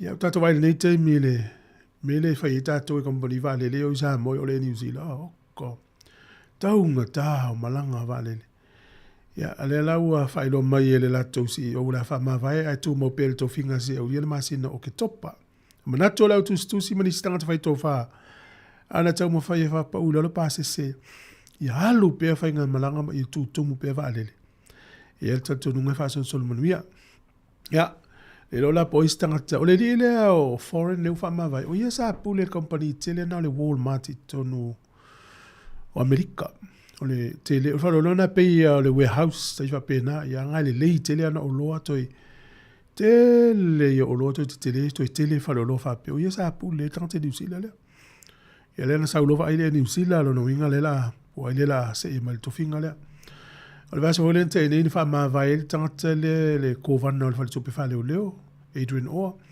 Pio ni sine o tangata ia e le imamao te le atu ni wha vai tangata mauto finga le tupao tina e mauto finga I tulangal sa ifu malolo ina New Zealand. Pe o sina o tangata I longa I to tono lea tunu u I ngā luenga, wha mawai a turisi mana tō ngā luenga. Ia I le tūlanga lo tātou ia I le taimi nei. O le o whātaunu wa lima lo whātasi vini mai tātou noa. O hani le sona tā ua koviti le o lima tau sanga o koviti. I le lalolangi mani usila. O le aso on whaasal lau le WHO. O le koviti ua vene o pandemic. Ia po o se whaamai ua sasao le lalolangi atoa. A le na mau le case mo muani usila ia Februari whaasolo mai a mati. Ia mata le na tupu ia mamanato. Ilo le whainga malo le teimi na Jacinda. Ia te tau na whaini level fo ilele ia traffic lights. Pio le sina mea no mawal terminal to mai ila tau na iai le tato iloa le fo mai fo ileo Dr. Bloomfield, Ashley Bloomfield. Ia manisi o tangata scientisi ma fo mai ia New Zealand. Pio le ole to mai se a Jacinda lana te inga le na kopi isi atunu o laulangi le ngata o whaile level COVID-19 whai tasi lua tolu wha, pe tasi lua tolu wha. Wha ngā fo ileo le traffic light system. E whai ia isi a vahenga o le COVID, lanu mumu, lanu moli, ma lanu mea mata. Ia whata I tai isi atunu o laulangi. Le maa nei ia, le alau tato mai le taimile nei ia. O ia tā whia le nato inga whainga nisi vahenga le anga ilumana. O le sona na u maua ia, u ia I le COVID, Ina ua whaasol solo manuia le COVID, u toi fo I tūlanga le lei. O le tā ua yo le mele le usta I pe a wha pe polo ina le malo, tangata anu o le malo le me whai. A le mena ma mawhai e te au ina o sautu yo le COVID. Na o wafo I le wawele liu o ista ngata matari tonu I mo mea o ngā se I le sautu I milna. Fia tau sanga o tātou whaalongo longo I le launga ino le upo le atua, ma tātou whai tau tu spa ia. Tātou whātua tua I le atua na te leo leo ina I tātou, na te umie tātou, lo tātou wola o lo iona au. Ana na saua tu singa o COVID tali tonu ma I stangata me sa o le awhioti tangata whai o la tūtui. Ua fole wawena li liu o tali tonu ngō tangata nei le nātai mi whapea. Fia tau sanga o tātou whalongolongo, lono winga tau mai. Ua pe pelo la le atua le au nei tātou wale o li liu e se mai I tangata. Ai o e tali tonu ngō istangata e mali liu tangata e whai tui. Ia na le whai e alo tu I istangata le nā taimi, ia masesea toa I mai istangata. Ia molis mo le sona mo le anga ilumana. Ia o le whase ina tātou, ni istangata pe ato mai nisi wha ma ilumana. Whato tua pe le li im tātou sta I whainga malo. Ia tātou nisi wha ma. Waile umai a wha ma I rota turunga nei te wato ea ma sis wha ma I sis taimi. Malo so I fua talo wha? Talo wha se. Malo. Ia o mai o le tama. Yo lo mo nuia lava mea uma. Alo, fele sa ulo walau? O I ti taipei? Oi, ia, malo lava. A te taipei, ia. E watu sa uwhasoa I enu tā upure. Nele. O se le sona tā ua sa o maunga mai ina. Mo le meo le whalongo mausta. Ali. Ua o tātou whalongo I wharinga mai I fō mai. I mea te tau le whai. Ia o mai no tō ofisa, whaasara rau a mai sa na mātou nei, tangata mātua le malmala mai whaasa moa, o I wha I petarania. Ia, maali. No I nā tōna na mo I se le sona, ia, oa mai. Whaalongo mo sta I me tau whai. Me whai, ia, oa le whai mai. O I whai tui, ia o isi whai mai. I le la mea whai mai whātua tua I le tua, a whai mai whai le upu. E ora whātua parenga renga. Al kalmenga lai fai usta I vale e vai fo mai fai tui me fa pega io da fai vai le sona tau o ina ta tu te tape na pelai mo se fa mai o mai ia lava me tau ma fa to na fa de wala ni fai no to o atu ia fale mo le fale o la no falta na te I no la fale ia mo le pui ko fa ma o le taimi la le na o whanga solo le wha mai wale wono fale o matatu ainga. Ea, sa ola mai pena lui tio le nā taimi, lua whi lua sifu. Yo, ele le tio. Wa I ngā tūra le mai a whasala launga fo I a tātu. Ia o walawa mātou I le malama leili, ili tū, le wha peritania. Ai pera walo tō ofisa o longo mai a pui ali I tātou atulu. Ia no whasauni me whapena, I me taun whai o whai tui mo. Ai fo ma.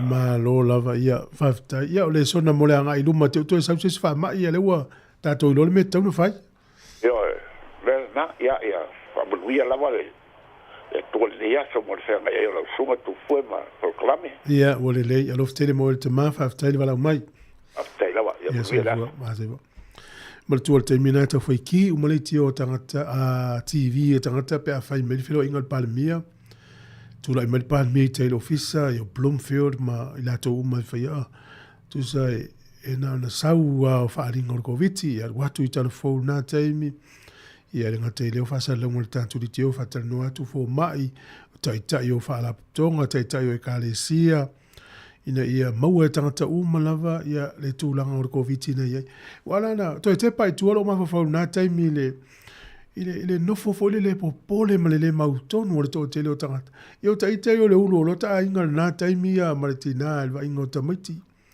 ia fa longo po a fa utuanga tau no fai ma le me tau no fai sa muli tai mausta ia uma ia fina lo fa ali o tai yo le malo la to el to mai tau so fu malo no ina fa sa enisi ia muli tai ia a wale o le sila ngona na tai tel tama po le ulu fo la inga po matua awane i va ai maiti e ia i matua le langona te e me la fa mai le malo ia wala la foi va ila to TV la mala mai fa se longa le sa ia va ila to mai to no la inga la te e i matua ma le fa ia va pelo tum sol e se me la fa mai il malo ma le fo ma ia se me le fa ia matua to no la ia sa fa una fa wa tu le o ngal fa nau ia au ainga vili le tangata o tau lor mele a ia war mena sa fal temina tango telefone vili ainga ia gilani vili na woma la to ile mo ia fa se longa ia vili mata u ia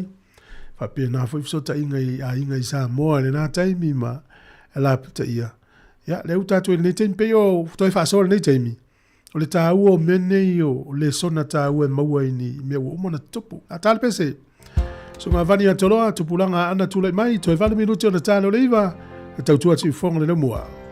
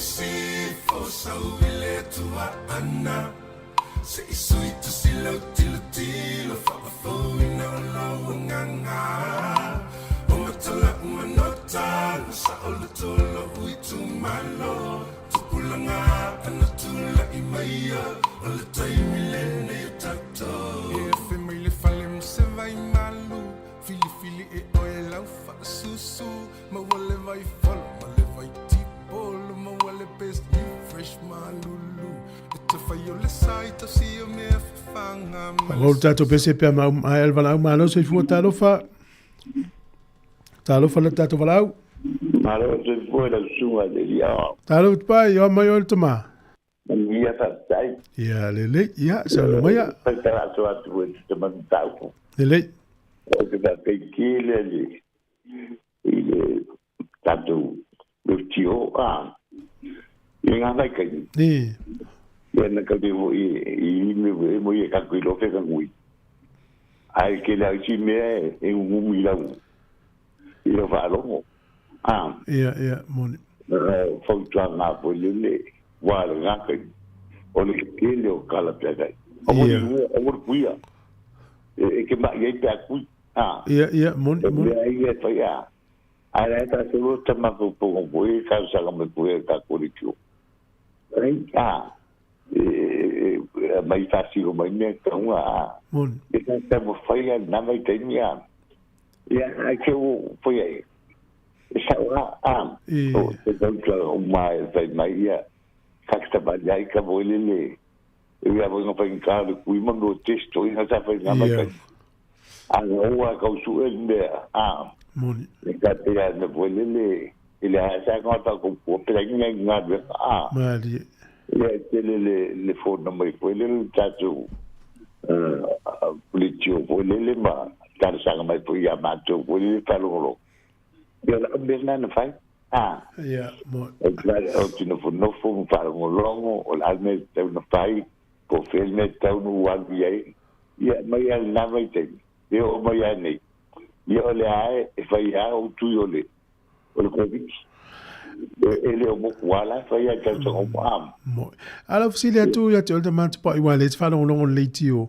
ile taimila na we mo le tele o fa mtalanga fa tau fa mai sam fa na fa so tu lo wa inga ni sele o ile o fa longo pe mata tu lang wel fa mai ile taimila na ia wa va pena na va na wa e pe e matela la te vole le tamiti la tu la ngam pe ta ni me la ta mo de pena as va fa le mele o lo te fa ia o le hongele lo ngai e le suia lo o malo si me o ia mo ta pena la le wa e mo ia a te vo te mitila tu ta te fa na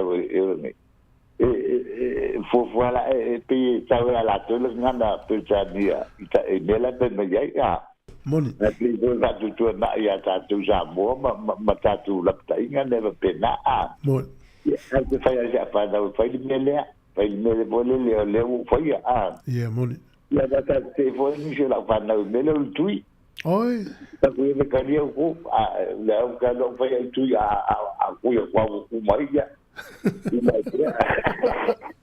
ia le tele o mala o mai ia o ka pena na fa wa pa moni e ta te lo ai se pui nga o le moita ia o la ala e le suia o le malo si pena le piwela usu malo o tu la mane tele i papel e una voi proposing a bolele o te lo con le liste no pa ai la pe uta si se vaya so por niaso na si ne te mia ia i una voilà por la me fai ya na dai fa tu te la ta dai macho aftai ia no ngol le sona tawa mo la ngai mo la te fa se kili malo sta la voi tu sai male por calame malo fa te tele tomat pa ia tele atu mo le yaso ia da aso fu malo ia wa le sile va ngai mo ne mo tu tausi ala to lo ni fa mtala tawa ngai la inga fa so atu woni stemi ia pisia ia la inga ia ele o ia le fa mtala ngai mo mo ia il to mai fa to pe o lo ia o fo mai ia o tūlanga tau awa onga, ia o tūla fono ma mea umwha pena, ia maua e mātua na whaasole, le whanau mle a inga i leo mausav no e whaalonglongo i ono le pisi. Ia le minuto le whaafongole telefou leo toi 2 minuto o na tāno le iwa.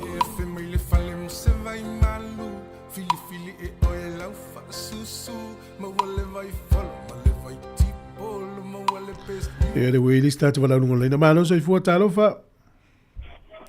Parole se foi so foi. Malo la fese o valau. So mai le ma. Oi ya malo la vai. So le pulan mo le valele. Baila. Ia se no mai no tatu taimi. Ole kai mi le ko viki.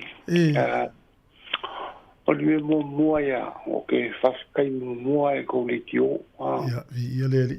Sao loa le ke leo le sao le si u fonga lo mua i kaka mainga aftai tatu ko ke man ko foi ke leo me ia sao mai kua me o so swangi ia sao mai o ke faskaya o le ko fa mal manga kaka male nganga inga o ke leo me le kai mala mai si ai mi se foi ngai ma ko ka vai vai ia ai o ko le e fang mai fa mala ia ka ke ko i runga ka ko kofisi ia ai o ngai me sa ka ko pisi el fa mai e o i la male su e me o ka su e me o ngai o ko ke le o kai I kupe le malo mo me fa penga. Ai o ke fa kai ke o ko nga nga fai. Fai o ngai loe le au vai le me o ye fai. Ia. O le nga ia ke o ko. Isi le fa me o ye. Ia.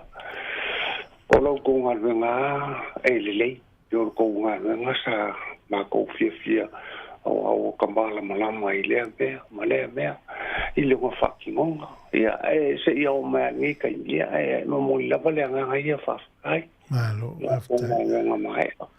after tiri lava ia lo fatele atu ora o me alo fa al covid ia mana ia na ia le o lo unga ka ko covid ia wa kele kupe I vai ngal malo o mai ia o si kupe nga bisa ia ile ka ia mal mai ia wa foi fale se va nga ko fa o ia mo fe ia mal le mai lo me o ia le milia le ma ko piko ia le lo fatele atu le sunga ia mnuel ne yaso no ia le sostu foi ia fa se vu Mantua le termina na mail malo le subsidy vole tupe mo le mo pisinisia te le o tangata na pala ina wato la pala sau le fies fu wafe fals fies se la wafe e anto fa fo te le tupe le fanga ina termina ina la wo fanga solo fam si donga fa fal pui tangata fanga se tupe na le subsidy el malo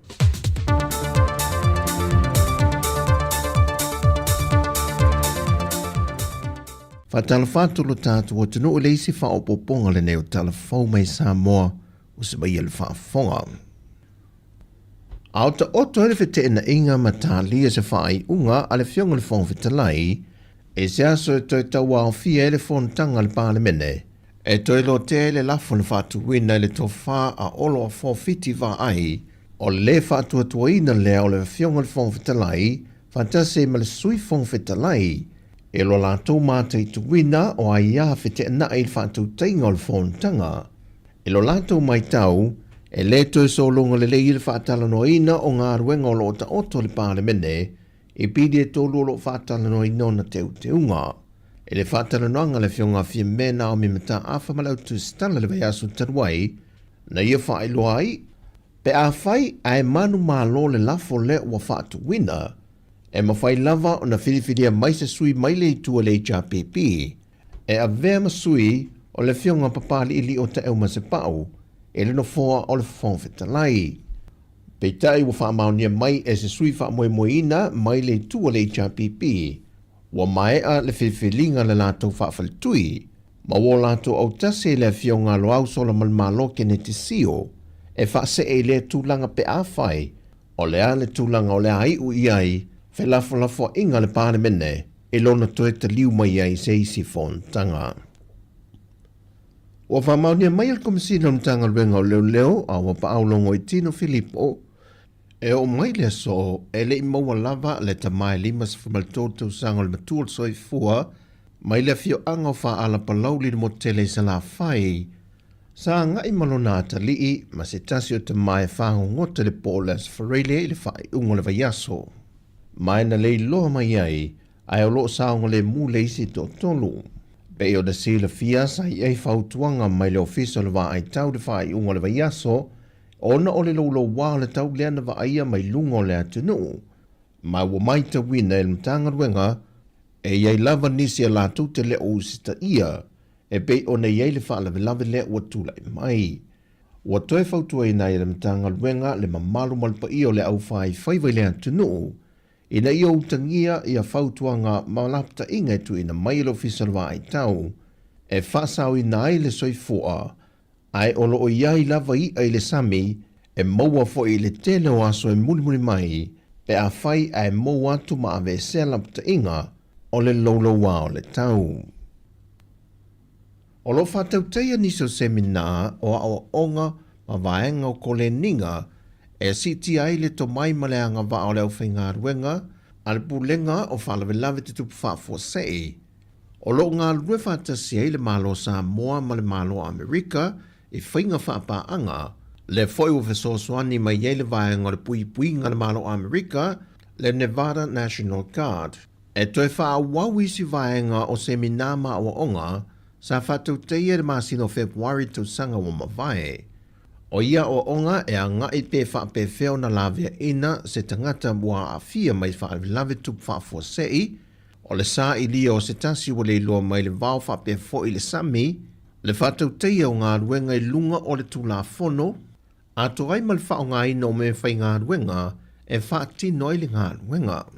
O le whanau nongo neia o onga, ona o le maita wina o le tele o whaave lavin whaafitau le tupu mai e maise o malafa le nātura, e a fia ai i atu nuu o le Pasifika ma le Larangi o fausia ai au onga ma to mai wha apitoa nei e mawhai o na tali atu ai fisoasoani mo o mia mo i lato wa a fia.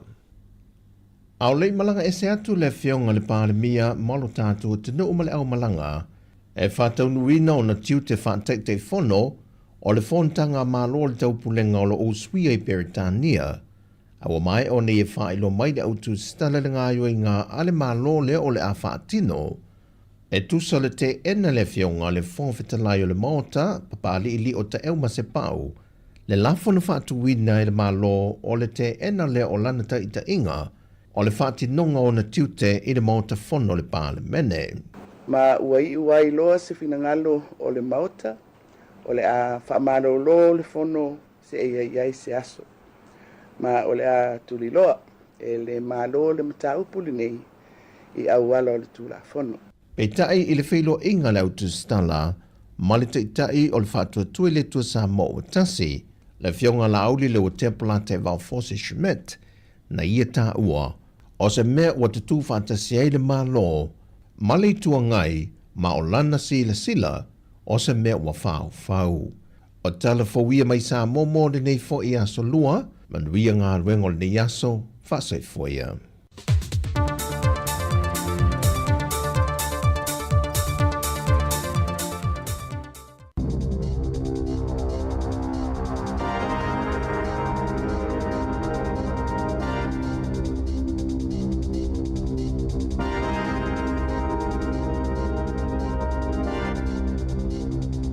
Talofa lava i le nei fo i whaau poponga o telefau o le si ufonga o le lau mua. O le tala mua, o toi tau mawhaile le tupe au pito i te le i le tonu o New Zealand, e pui i alana polofiti mawae au whenga iai masuenga le palemene ma o lātou whaadia mai o le nei tūlanga e atangi ai le te le o le lātou pis nisi i le tonu o le atunuu. O le asanga fuana nafi sa o ne ai iluma o le komiti filifilia le palemene i a pulenga o le tupe uma i le tonu o New Zealand mo se suenga o lo whaanga solo e tusai o whainga whaatau wanga i le vā o le tupe tau he whaatau inga i le tonu o le tunuu.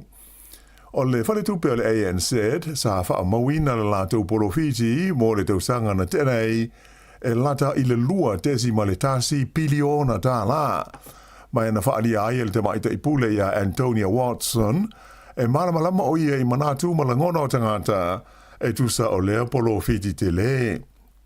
Na ia tā wai o le tūlanga le lei o lātou tupe mama, e mafu mai i le tele o tupe maseleni o lo whaanga i o iai le lātou businessi i le tonu o New Zealand. Mai o lona tā ofi o le tupe mama po o le polo fiti e pei o na whaai lo mai, o se tūlanga whetaui matāla whengai, mai na te iloa le leifo i le mafu anga o le manatu hai o tangata, o se fuai numera mawa e ma le te le i a lea tupe mama. E manatu le te maita i pule le ANZ, e tā ua mo New Zealand, le iai ni whale tupe te tele, mo le whaangai o ia o na atina e atoa malona te mawa inga. O le vai aso a sau e tu wa atuai i le palemia i a Christopher Luxon, ma se au malanga o pito i to tele mai New Zealand nei mo le atunuu o initia. O se vaenga o tau mwhainga le malo e wha le leia i a le tu tau fe wha tau inga a to ai mo le pui nga i le vā o malo e lua. E pei ona si le fia o initia o stasio o atunuu tele o le lalolangi ua mai tau ina le sawa o lona ati nae i le nei vai tau. E wha aso le umi o le ai le pāremi o New Zealand malana au malanga i le ai o Delhi, wha pe ai mo Mumbai, ma e malanga ese ma New Zealand i le asto na inei. O lo fa moe o le a whailo iai laksen ma le pārami o initia o Narendra Modi, mai o le a whaiaisa na tautalanga i le whono tele tau le pui ngā le mano initia, le ta ua o le Raisina Dialogue. O initia e au bito i toa tele le whaitau a whai o na tangata i lalulangi a toa, mai o lo valo ia, e o atu i le tausanga lua awhe tolu se fulu, ua tūlanga tolu i le te leo lona te mau a inga, i le whaasolonga o atu nu o le kia lope. E tā ua le malanga le nei a Christopher Larkson o ana whorwhoranga i le taimi o whaatosina o le pālota i le lua awhe luas fultolu le sa ia polo misi ai o le taimi a tu lai mai ai le taita inga o le whainga malo o le a tau mwhailoa e na whaia se whenga inga e sa o loto ai fe whaataua inga i le wā o New Zealand ma ini tia. O le stofi nei fo i le malanga ai le sui pāle mia, mai o i fo i le minsta le vai fafo, wa wasa mana i Winston Peters i Amerika, mo tala noa ngā alo ia mo le whailau tusi a wao le United States, o le li o Marco Rubio. Ua whea unga lea malanga le li minsta i New York, ma Washington, ma le taimi, ua mata umai e le laulangi le li Palestine o le mano Amerika ia Donald Trump, ma na ngayo inga ma whaai unga whai. Au iai o iai Washington o le a whailo i atu i sui o le whainga mano Donald Trump, whaapea mo isi sui o le whono whaitu la whono a le United States. I le ai o New York o le a whailo ai i Peters, ma sui si ni o le whalapo tonga o malo o whatasi. Na i whaali mai e whaapea, o le malanga le nei o le a maua ai le a vanoa, e tala noa tu sao ai ma sui o le pulenga malo Donald Trump, e tu sai o nisi o mata upu, e au fi ai le taua i Ukraine, whaapea le Gaza, ai mai se, o le ngāru lue whelangano mai i mata upu tau i le pui puinga.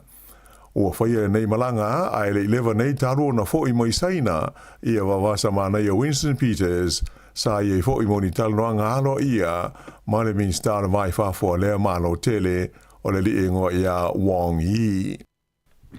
O le lipoti tu to tasi lea sa whala o i tele a nafi e le whala tonga o le whamak, ua atangi ai o nisi o ngase a toa fo i whala tonga tangata lau tele e manatu o lea whala tonga a le malo e le ngata ina tuwai o na tari mai i mana onga o le tunu u ai ma tele ina tau mawhai e pui pui i la taulawa ma whaalia mai ai mani winga le ma fau.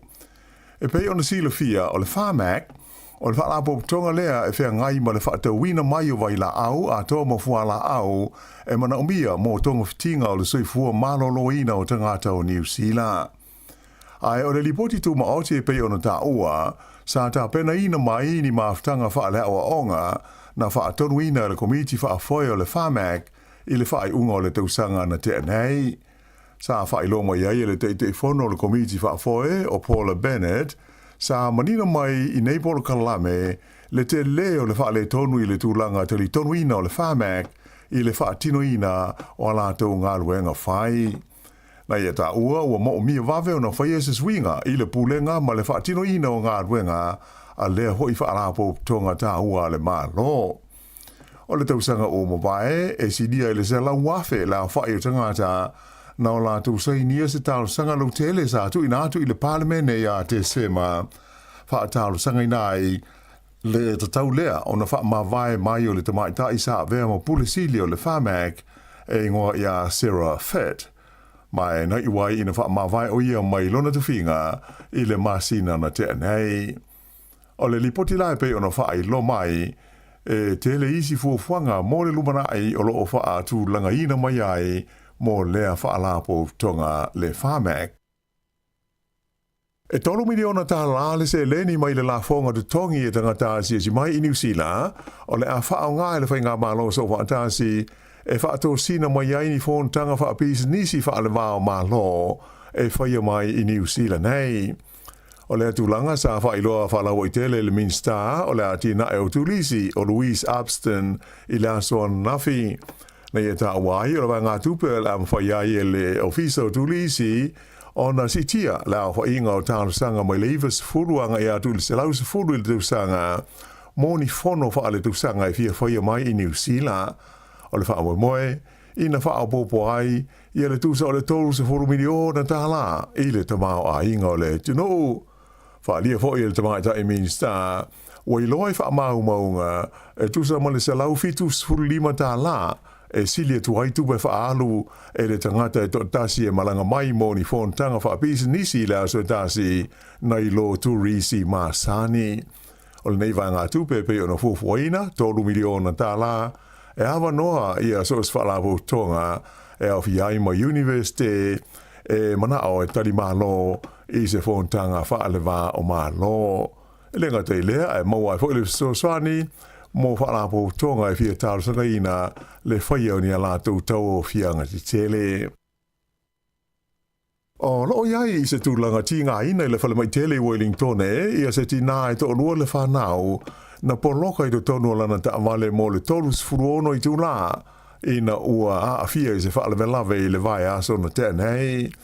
Whailo mai e leo leo e whapea o le ta vale le neiti nā te lavou, na pa u i se tofe e le mamau mai le nu o Murchison i le tūmalo tā se mane i le aso ngā fua taruai i le aso tolu leo mati.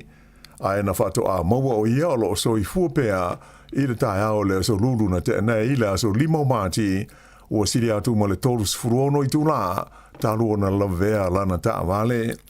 Sa awina mai o ia le whale mai tele Wellington mai o lo o tau fia i nei mo tonga fitinga. Ai i le teimi nei o le ua whaia se sa i ngā tupe whaabitoha i lunga o vesota inga tele vave e nisi o ana uoma ai inga e langolango ai o ia o whea ngai ma tonga fitinga. I le tumalo le wairo rapa i mātua Wellington e to o tolu tangata sa tau fia le whale mai le whae ungora vai aso, o na o lo lātou whaanga ina o se pauta pae sa iei le manatu o le vaila au whaasa ina o le cocaine. Whailo mai e leo i le vaenga o le tunu o lo o whea ngai ia tangata ma tonga fitinga, ma e da tau ona to e fo i uma i se tūlanga manuia. Ai o le teimi nei o le ua whaia se lau te inga whalawa i tele, e le whalapo tonga o whaamtalanga tau i vaila au whaasa ina, e tu sai o le nei pauta pae ina ia tā fia mo pui ai le whaau ngā ina e nisi i le lumanai. Whailo mai ai le whalapo tonga le nei e whaengo ina o le DIANS, le Drug Information and Alerts Aotearoa New Zealand, o lo lātou fia maua ia ni whaamtalanga i tusa o le nei pauta po whena au mai ai o ai foi o lo lātou tūwha i nātu i tua. I mata upu tau upu whai o mālo, ua pa ule tūlanga langolango ina e le au pālota o le li pālemia ia Christopher Larkson, ai alua e ilunga le langolango ina o le taitai o le leiba ia Chris Hipkins mo le tofi pālemia o New Zealand. E le ngata i lea, ai o le taunu unga o le suenga le tau mai nei o manatu ma langona o le au pālota, na iloa ai, e mawhai le tua ngai ma pāti o lo lātou ngā lue whatasi o na whaavaina i a seisi whai ngā mālo, e fua lea i le taunu unga o le suenga sa whaafoe e le uni e le auditongi la fonga po le Taxpayers Union, ma le company o le Courier. Sa whisiringi ai an nafi e le autus tala le li pālemia mo sona manatu e tusa o lea suenga aina ia tā ua, o ia o ngalue mo tangata o New Zealand, ai le o manatu mamafa i le taunu unga o ia i tu a inga o suenga. O le sa i li linga le nei sa whaatino i le vao le aso lua ma le aso whao mati, ma tūlai mai ai le Partia le National e tasi tesi mo le fitu i a maka na si iti ai le langoina le au pālota, la leo tūlai mai ai la tau le tolu tesi mo le ono pasene i le taimi nei. E whaatusa le i le Partia le Labour, le ana si itia le lua tesi ma le walu maka o le tūlanga langoina, ma tūlai mai ai nei, i le tolus furfa tesi ma le tasi pasene. O le Partia le New Zealand First, na pa u le tasi tesi ma le tolu points, tūlai mai ai nei la tau le 5 tesi ma le tasi pasene, ai o le te Party Māori, na si itia le lua tesi ma le tasi maka, mai o loo iai nei la tau le ono tesi 5% i le taimi nei. A whatusa le tūlanga sa iai le suenga le masina o Februari, o na ilo lea o whaititia le na fua tasi o le tu o le whainga mālo, tūlai mai e 5 o la tau na fua i le tonu o le mahota.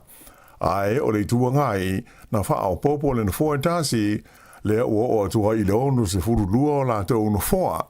Ai e onu se furu tasi la wha i na fua, e mana umia e whaawai na i se whai ngā mālo.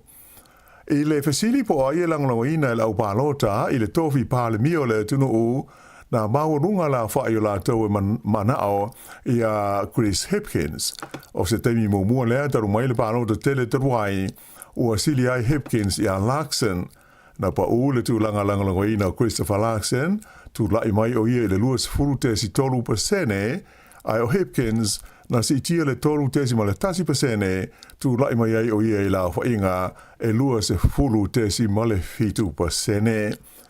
Ua sa o ia wha le tonu o le tūlanga o ina o le pāle mia ma le whainga malo ma le mauswinga a toa ma whai unga whai ia ua tele i nguru ai le tunu e pei o le mana o le malo e whaana tinati le whaatino ina o di ngā luenga ti tele wha te aina o le komisina māwarunga o New Zealand sa ngalue i Peretania ma le whaia o se whaato e se ngalo ia le malo e tu sai o le whaale tonu le ua o iai i le polka lame o mea ai mo te maiti aonga po le School Lunch Program. Sa motu sia le suawai tau mawhai le pitanu o maan koki Wellington e mo se teimi umi le songa fuan nafi. O se lipoti lunga le upenga visota inga le pulenga le suawai le Wellington Water na tawai e whapea o le afo le se furulua i la wauia le songa fua le ana amataio na motu sia le suawai tau mawha i lea pitanu o le lau mua. Mai sa foi te mwhainga ina ia mwhai na toi whaola i le suawai i lea fia na nafi. E le i whaailoa ina mai le mafu anga le whaafi tauri, ai na whaalia e whapea o lo whaia sa i li linga le au ngā luenga, pe na mafu i se ao na whaafu sei o na lea i se suawai. O lea sa o fua, lea na whaailoa mai ai le partia le Liberal Party i le tunu o Kanata, le filifili ai o le li e sua whaia Mark Carney, e a vea mo lātou te itai fau. Mai o le asu i tūlanga ai o ia i le li o Justin Trudeau i le tofi pāle mia o le neia tunu tele o le lolorangi. O Justin Trudeau e pei ana silafia sa ia whaailoa mai le masina o Januari i alona whaamoemoe e whaase e tuangaru mai le teita inga o le vaenga whaupwhaile nei o le Liberal Party i Kanata. E lenga te lea e whape fo i una whaamawai o ia mai le tofi pāle mia o le tunu o lea sa ia umia mo le umi e siri atu i le iwa tausanga ua tua na ia tu nei. O le li le ua filifili nei le Liberal Party e sui tūlanga atu i a Trudeau o Mark Carney e limas furu iwa tausanga o le soifua sa vea la tamai nei ma kovana o le whale tupe tūru tonu o Kanata. O lana sa unuanga ina ua whaamautu ina luna filifilinga na ia ta'wai o le a le mawhai lava o na vea lona atunu o ma vaenga o Amerika e pei o nātangia mai i ni la fonga le Palestine Amerika i a Donald Trump tarui nei. I ta alonga, ua manu manola li o Stephen Alka o New Zealand i le tawanga te leo tanga Apollo le PGA Champions Tour le asa tawa ai Arizona i Amerika i le whaiungola vai aso. O le whaato ato e malo ai leo le nei New Zealand i se tauwanga te leo tanga Apollo whaale vaho malo tanu mai le tausanga atoa ua mawai. O lona malo le i Arizona na mawai le na whailunga tupe e lima se lau walu se furu afe tala Amerika. I kirikiti whaale maa o malo le tupau ta mai tai ua manu malo le White Ferns a New Zealand i le series ma le ausii mai Sri Lanka ina ua malola tau i lona tolu o ta'alonga i le vao awilua le ana whaia i le ai o Nelson. E lua se lau valus furu ai o New Zealand ai ono le lātou pe i le lātou tāanga o na tuli ai le Sri Lanka mai o le unga na pepe uma i le owa muli ai na o le se lau valus furu lua ai na maua. O le ta'alonga mua le series le nei e le iwhaia o na o le timu ai o lona lua o ta'alonga na malo ai New Zealand. Le la o le aso ai nei ma le series i ta'alonga ta ilua sifuru owa po le T20 i le vao au nei lua mai o le ta'alonga mua o le awhaia le Christchurch i le Asforeile. Ia o le whaiunga le nā le nei vahenga o talafau.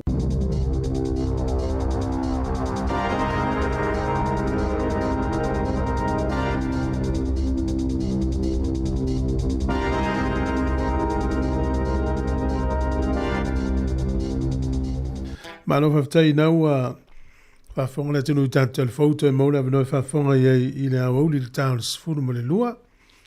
Na fo ilunga le tātou Facebook ar Samoa Capital Radio, ia o le tātou YouTube, o le website, ia mo la tau nei te uwhawhinga tāi nei matua tausi. Na wērunga nā tātou telefou le nei vai aso wa nafi manei, ma le vai aso le na tea. Tala mai Samoa ma telefou, na uwhawa i nāle sau nanga le tamaita i pālemia o Samoa, ia fia me na omi mata afa o lo iai to tonu o na tona le teminei tau fianga o fono le tau pulenga. Ia, na ua ilunga o tātou whasalonga na. O le tai au nei le sefuru e por karamel so ifu maloloina pe na masenia ia so lua taitasi. O le sefuru tasi le tai au nei la maula vano fa so ile fionga le dipule a famsanga te alu moresi.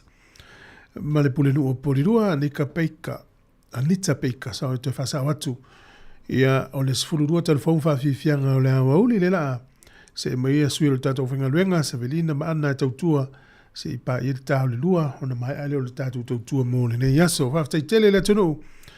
Ia lo fatu ia Cornelio, mahalo lava Cornelio, le mafuta mai Melpone, sunga ia Kevin Swalka, ia te Risa Ene, ia oilis tātou sunga ia Pasta Tau, ia lo fa moe male ainga whaftai mafuta mai. Pia na whairoa tātou telefou. O le aso tonu nei tau sanga te siwa, te siwalu na taunu o le wha mai le o le Spanish influenza, le na te le tangat sa mo na whai nei la tau soifu. Na taunu utono o Amerika i le aso tonu al nei, te siwalu. Ia le utato i loa o le tau sanga al nei, no o to le wha mai i sa moa. E le o le aso lal nei, o le tau sanga na te siwalu. Le ye le fatunga le na fa forma ye langina tau langa tanga loa. Luas furora me tau te le val tau tuati fonga le mua. Alo fa tuna ya lupe mafuta mai Brisbane. Ya fa pe ia le sunga le fa finga pasta matamua papali ya na Fraser alo fa mo e fa tua la sunga fa finga. Ya mes foi sa uva ni la tofa ya manu tele ina le nei ya se fonga le mua.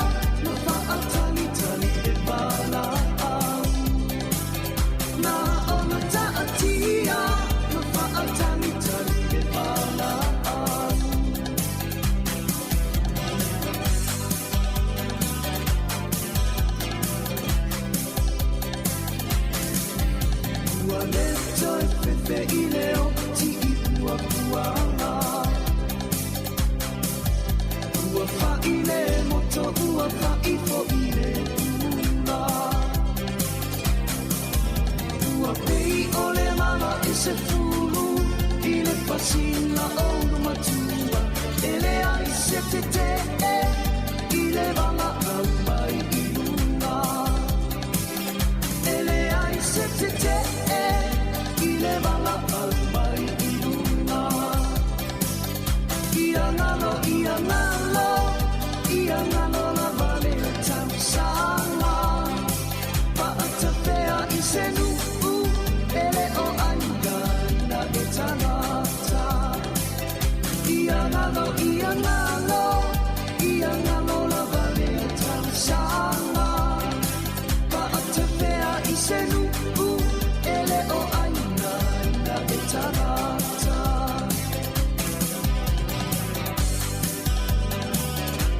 Ja, whātunga nei whātau le whamaina le Spanish influenza na whai nei fo isa mō te sivu te sifalu o le asore nei ma le waitau ni wātou 5 tausanga o le whamai o COVID-19 ia le tātou a whai nei fo i nei tausanga mo vai lua whilu sifulu na matamai ai e toi whasao atu alwa angana nei o le porkalame le pulenga no porirua nei le sifulu tasi a nei le sifulu le tai au o le sifulu tasi porkalame le soifua maloloina fia le uma ula vino le tai fe lo I male sunga Reverend Anitevia Sau ia se fai foi stala nei tana o talonga me se ia kirkiti le fa nau le na fata nuine le so nafi se fo mnuia le sunga fa venga te a malo so fo ta ta fatu lo sunga li o tu fue ia ai me se fo ile fa fong tap tap wa ia Samoa ia mai fo ila fa ngado no pa ia le tua ia tu pu mai so tātou o tunu nei vai ngol tai au ma do lava le fola mania ma lo voltau tu atunu alo foi le fa tai mo ngal nga talo ya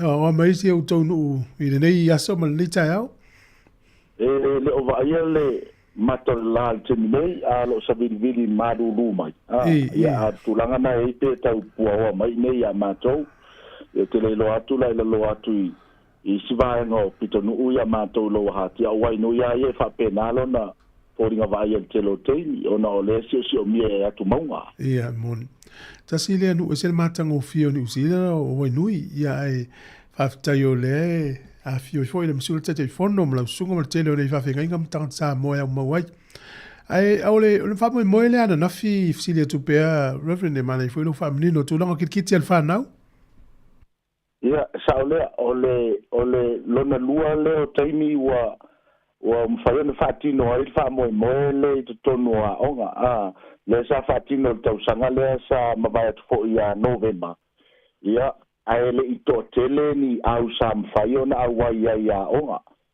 le ala ua to fatino lo na temi lo na dua le nei ia ai sa va ia le to tele a onga le o mfaya na mafuta ai o ave fo io se ta longa fo ngange kai pe la le tulanga le o le boripolo ia malakati curriculum fo ngange le to tonu o pokalame o onga ia le ala walo ia kirikiti le tatou Samoa ia o se vai no o curriculum na fo ia ale onga nei Wellington o Wellington la ele o New Zealand ele o New Zealand tu sa le wa mata meta to Wellington ia ai ele tal tonunga fa penare va ai mamao fo ia ila to fo ia lo fa pe ona taula mo ele fa tu la ino le fa mo o ma to waila ma to maftanga fa fiau ia o ma to wa nga ia tu sai mal ma to fa vai o le lango sua I tu langa uma pe na I me tau o nga fa nau ia ai me se fo ile so fu ma lo ina e lua va nga te tele na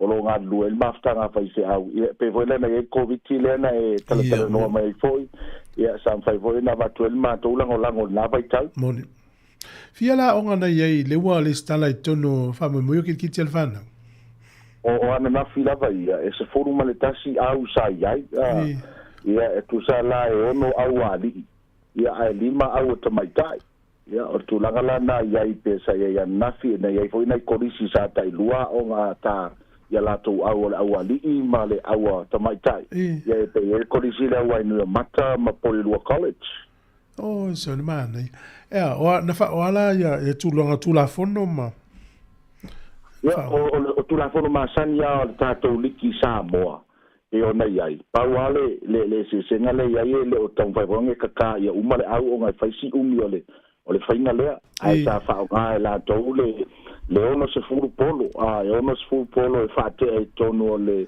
luas furu minute ia o le sawa la o le tālonga na ese le whai ase sawa le whātinonga na ona e tau ona whātea uma polo ia ona sifuru i tono le o le 2 minute. Malo.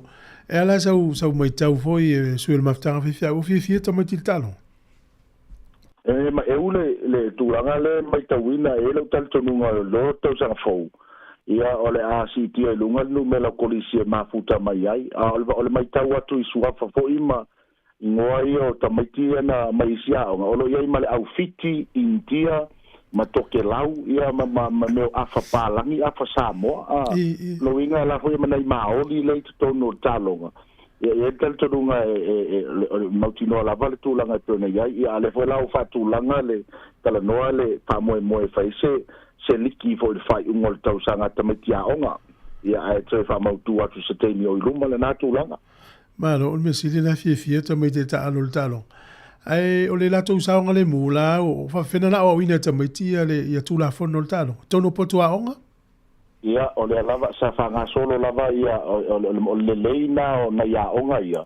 O la lo ia foi ia onga Samoa lo ia manai matua Samoa lo va peona ke soani ia ile o ino na fa nau ia e o maila. Ia mai kwal fatino ngai foi fa nau o masani tula fono no le sa faia a onga ia tu mai le sa mai tawina lava o fanga solo ia onga nai I tono kolisi ese ia me se foi in malai lava leo o foi sa paki te lo afiafi.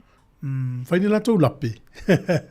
Oi, se le matango fio lape a whanau, pe o whato o le whatino ngā atoa o le likira Samoa, sa whatino umai lato, e o vola tulanga leo o le sa vari mai, ma fai toninga, ma pese, fai alato whale tāpuai, ia a marea foi, ia no mai lea whaaftai mai le laulau, ia wha solo ala tau e tau tala mai foi, nang e morile nganga le whaaftai whale tāpuai me whapenga, o le alonga ngana foi wha Samoa, sa tau whai lava tu lei na ia whao ngale ngana le tau tala te me whatino le talonga.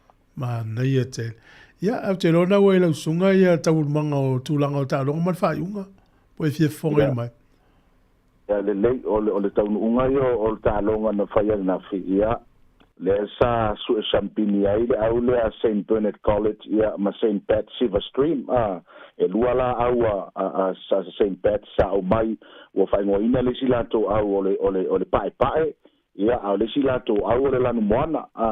O le lanu moana la lea sa mawale avanoa sa su e champini ai ma St. Bernard. Ia, lea la na matango fia le tālonga. Ia, matula ai mai ai manu malo St. Bernard le tālonga le nā.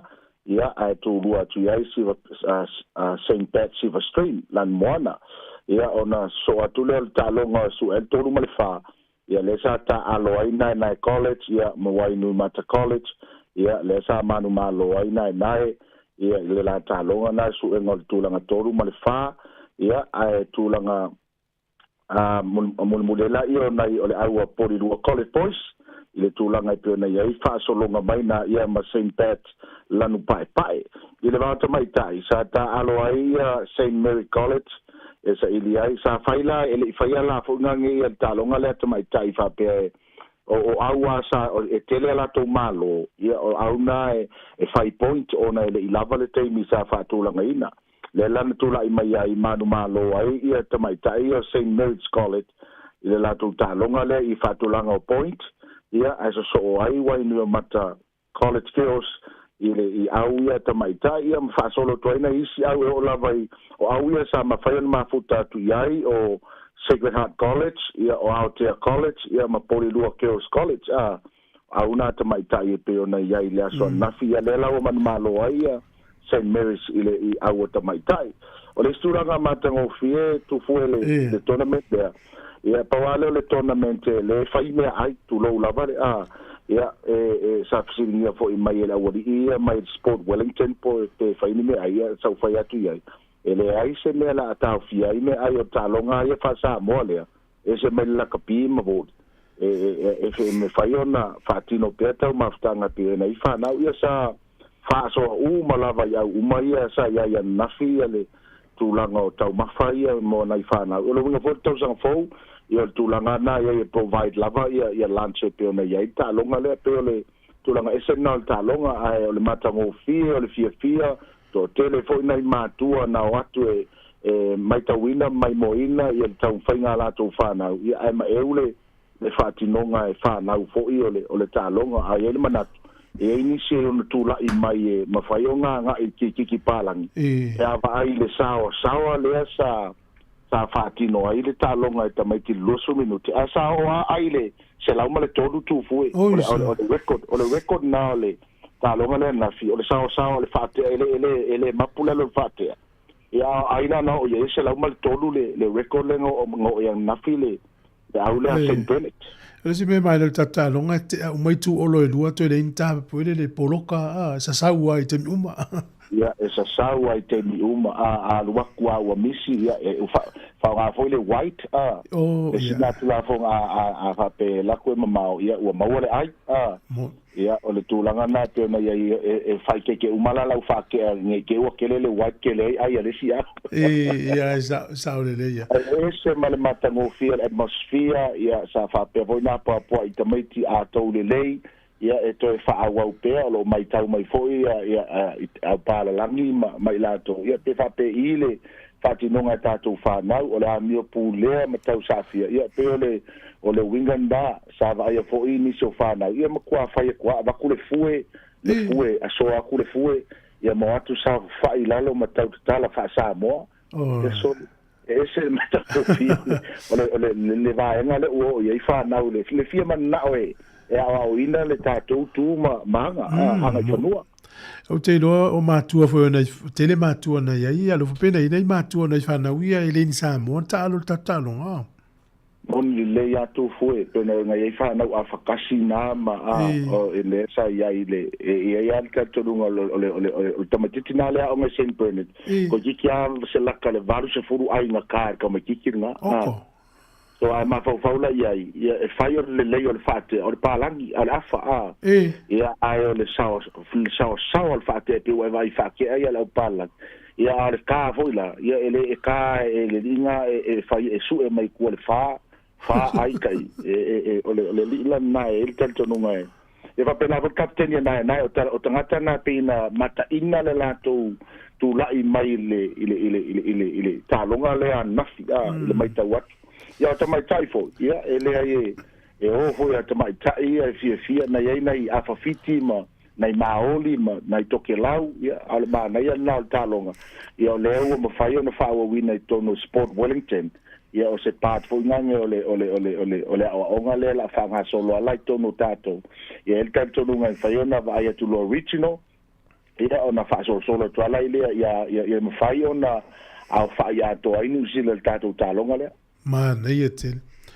ia le tar si ia manuel fa mo nei fa nau ia so soni foi ele e am ia na to o le o tele na to filifilinga plata longa fieta lo i malisi tu o la ia le au nei tanga matu e mana o fai mo la to wa le tanga te tau la mu e fa maiti ia ele manuel foi la to na dia sa no tu foi a mai tau la fa ta po ia no ia nei to ina manai lo matua ia o matua uma nei pe no fa tu a fa ele ava no se fa ia onga sa mo mai kolisi ia o lai ia ava no matua e aku ai supervise ia vai lai ia matua sa fa ile lei fa ia la totala ele io mai tono il malai ia mai ia va vo sa va valia ku fa sa ku lenga sa fa pe ta tele ta poina le respect man fa alo o se me pitusili na matango fie le mai tau na fie tatu tupulanga e mantua le vaenga le sfuru lima nga le sfuru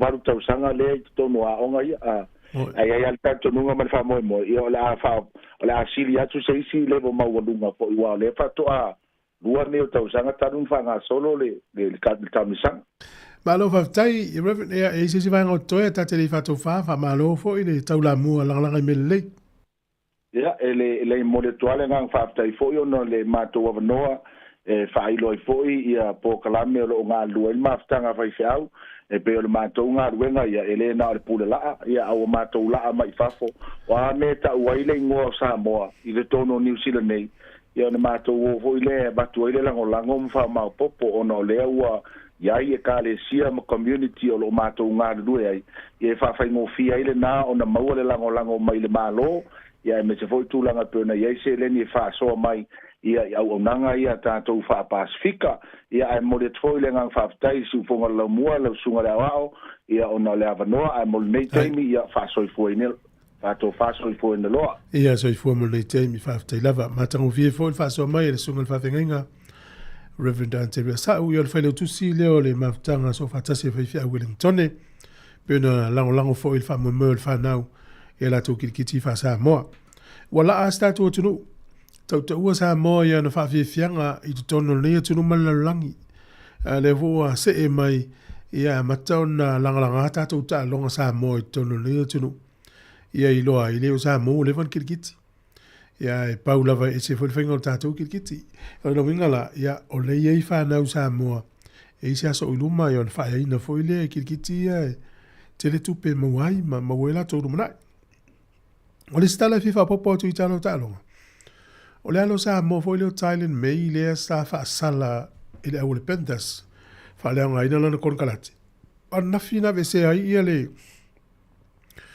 le morianga na moria una mole au ia tula na pa anga le fam sinonga e luas fultolu tau sanga le alo le tenu te mineila le ala e fodinga mai uava no le ile saini se kalapu so kalapu e manna o Australia ta sile nei tamma talavo e se le leio ta alo ta longa lo lakpiriki fa fitai ia te upole upot fa ina fa fitai o toi mau ala no fa sa o ila na lo na langa ta alo le na lufu tolu tau sanga lo nginga la ir kalapu le ala to fo se tu pesa ta alo ia le matu e manu ia kalapu le le tele ta alo le lilia ta alo fo ta to o le to sa mo fa popo to nei ta tu ta lo mo nei ta ia le ta pena mo por kala mele pure ngano polilua lo fatu sunga ya tali peau ia no foi nei pitone ia lo is a mol termine le lipoti ma ina i no fo ia fa peo lo walangi le tau si o tatu no ia ma lo fatu le sunga na lo mlang mnuia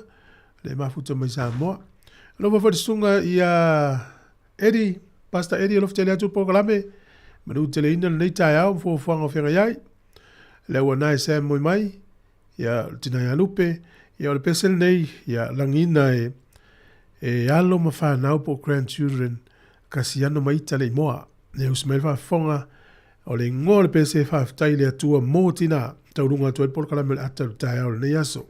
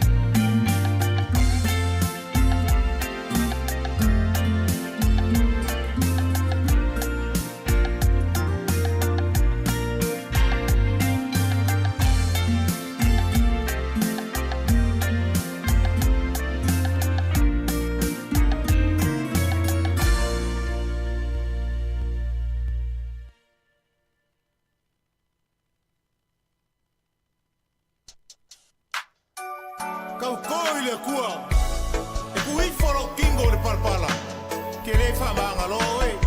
Ko ke ka i la kuku ko wai ko fia ko pule i whamua. Whafo! Se i la foa ia, le feitanga inu ule aina. Ualoa tau sanga, olo o e, pealei afa.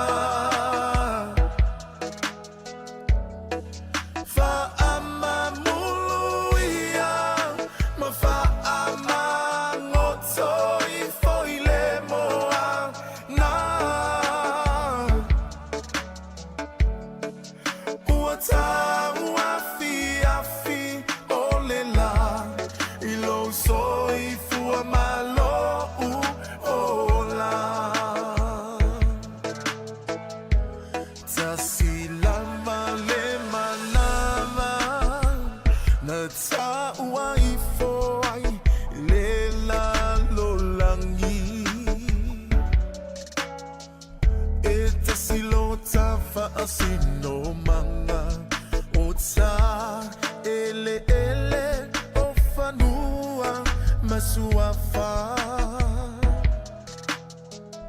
ai pe ai sea ea ua e na una uai ile pule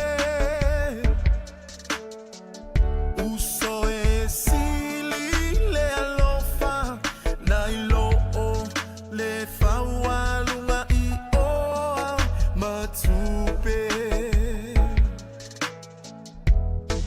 Se ila foa ia le feitanga inu ule aina Ualoa tau sanga olo o e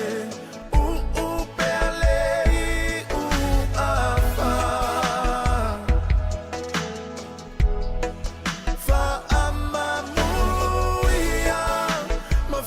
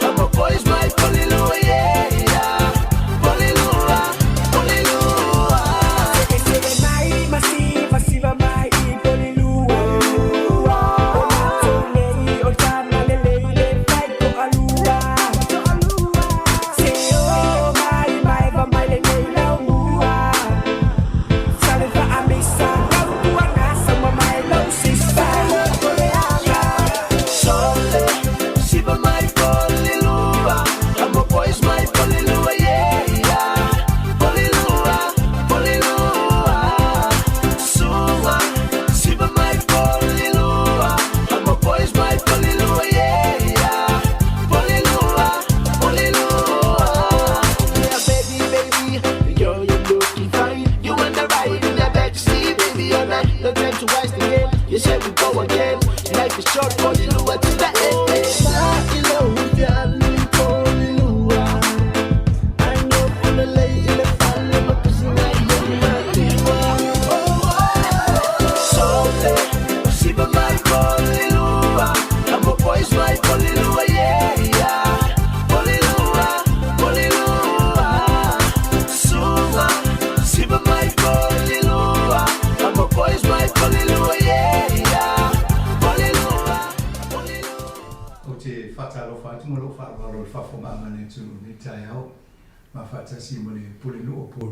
Anita Baker, Matita Noel, Foita Manga, Ola Tonga, Wenga.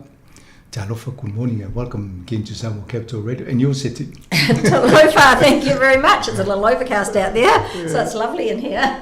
Oh, it's good. Well, it's been a busy week, not just here locally, but overseas as well, with all the things, the politics happening around the world is very... and I've been following the politics with Wellington Water. Perhaps we can start with that, Anita. Yes, we can start with Wellington Water. We had an extraordinary meeting yesterday, and no one raised the subject of Nick Leggett being chair. Obviously, Porirua City Council support Nick as chair and Pat Doherty as the CE. They are doing an awesome job. They have found out since Pat went in as the CE, all the things that were wrong. The staff have come forward and said, this is what's happening here, it's wrong. We had so many whistleblowers come forward for the Deloitte's report, which is really good. So they've actually they've done the job we asked them to do. And so that's why I'm supporting them. You don't knock the head off somebody just because they've done what you asked them to do. Bottom line is the councils are responsible. In their report, in their graphs, it looked like we were losing 30% of our money. We're actually not losing 30% of our money. It was the contracts that were coming through were higher than the rest of the region. Wellington in particular has concrete roads and asbestos pipes, the oldest in the country. They cost a lot more to rip up and replace than they do in Porirua. Our tank out here was value for money. It was done on a different contract system.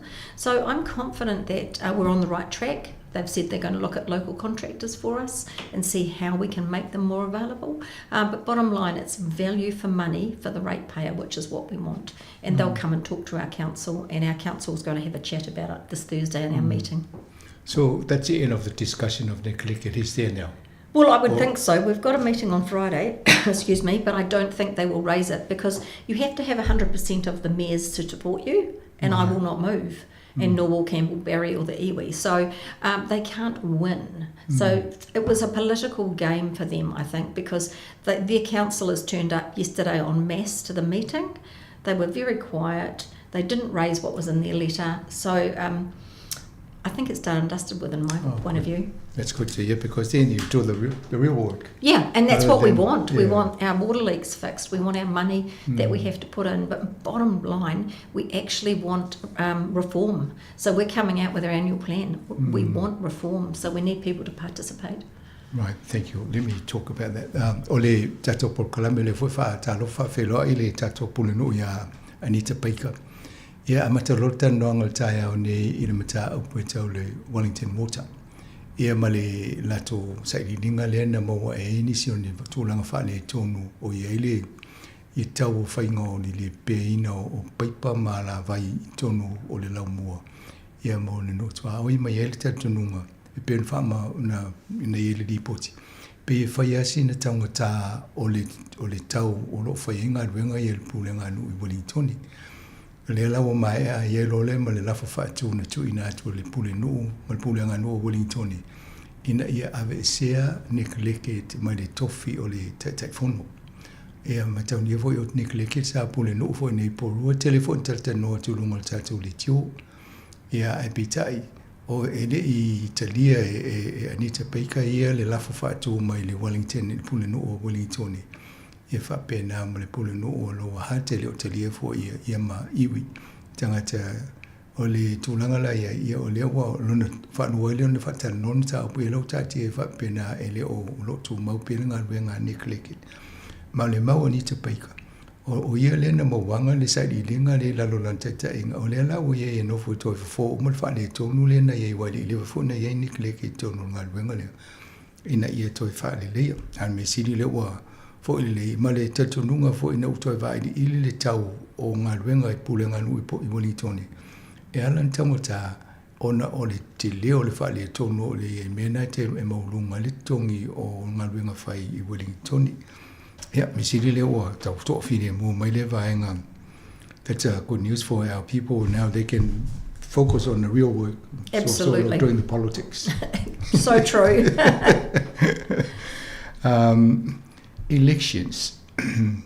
It's a quick turnaround for every year. You know, you go campaign, you come 1 year to settle things and set things go, and then you're on a campaign trail again. 3 years, yes, it's very short, but elections are this year.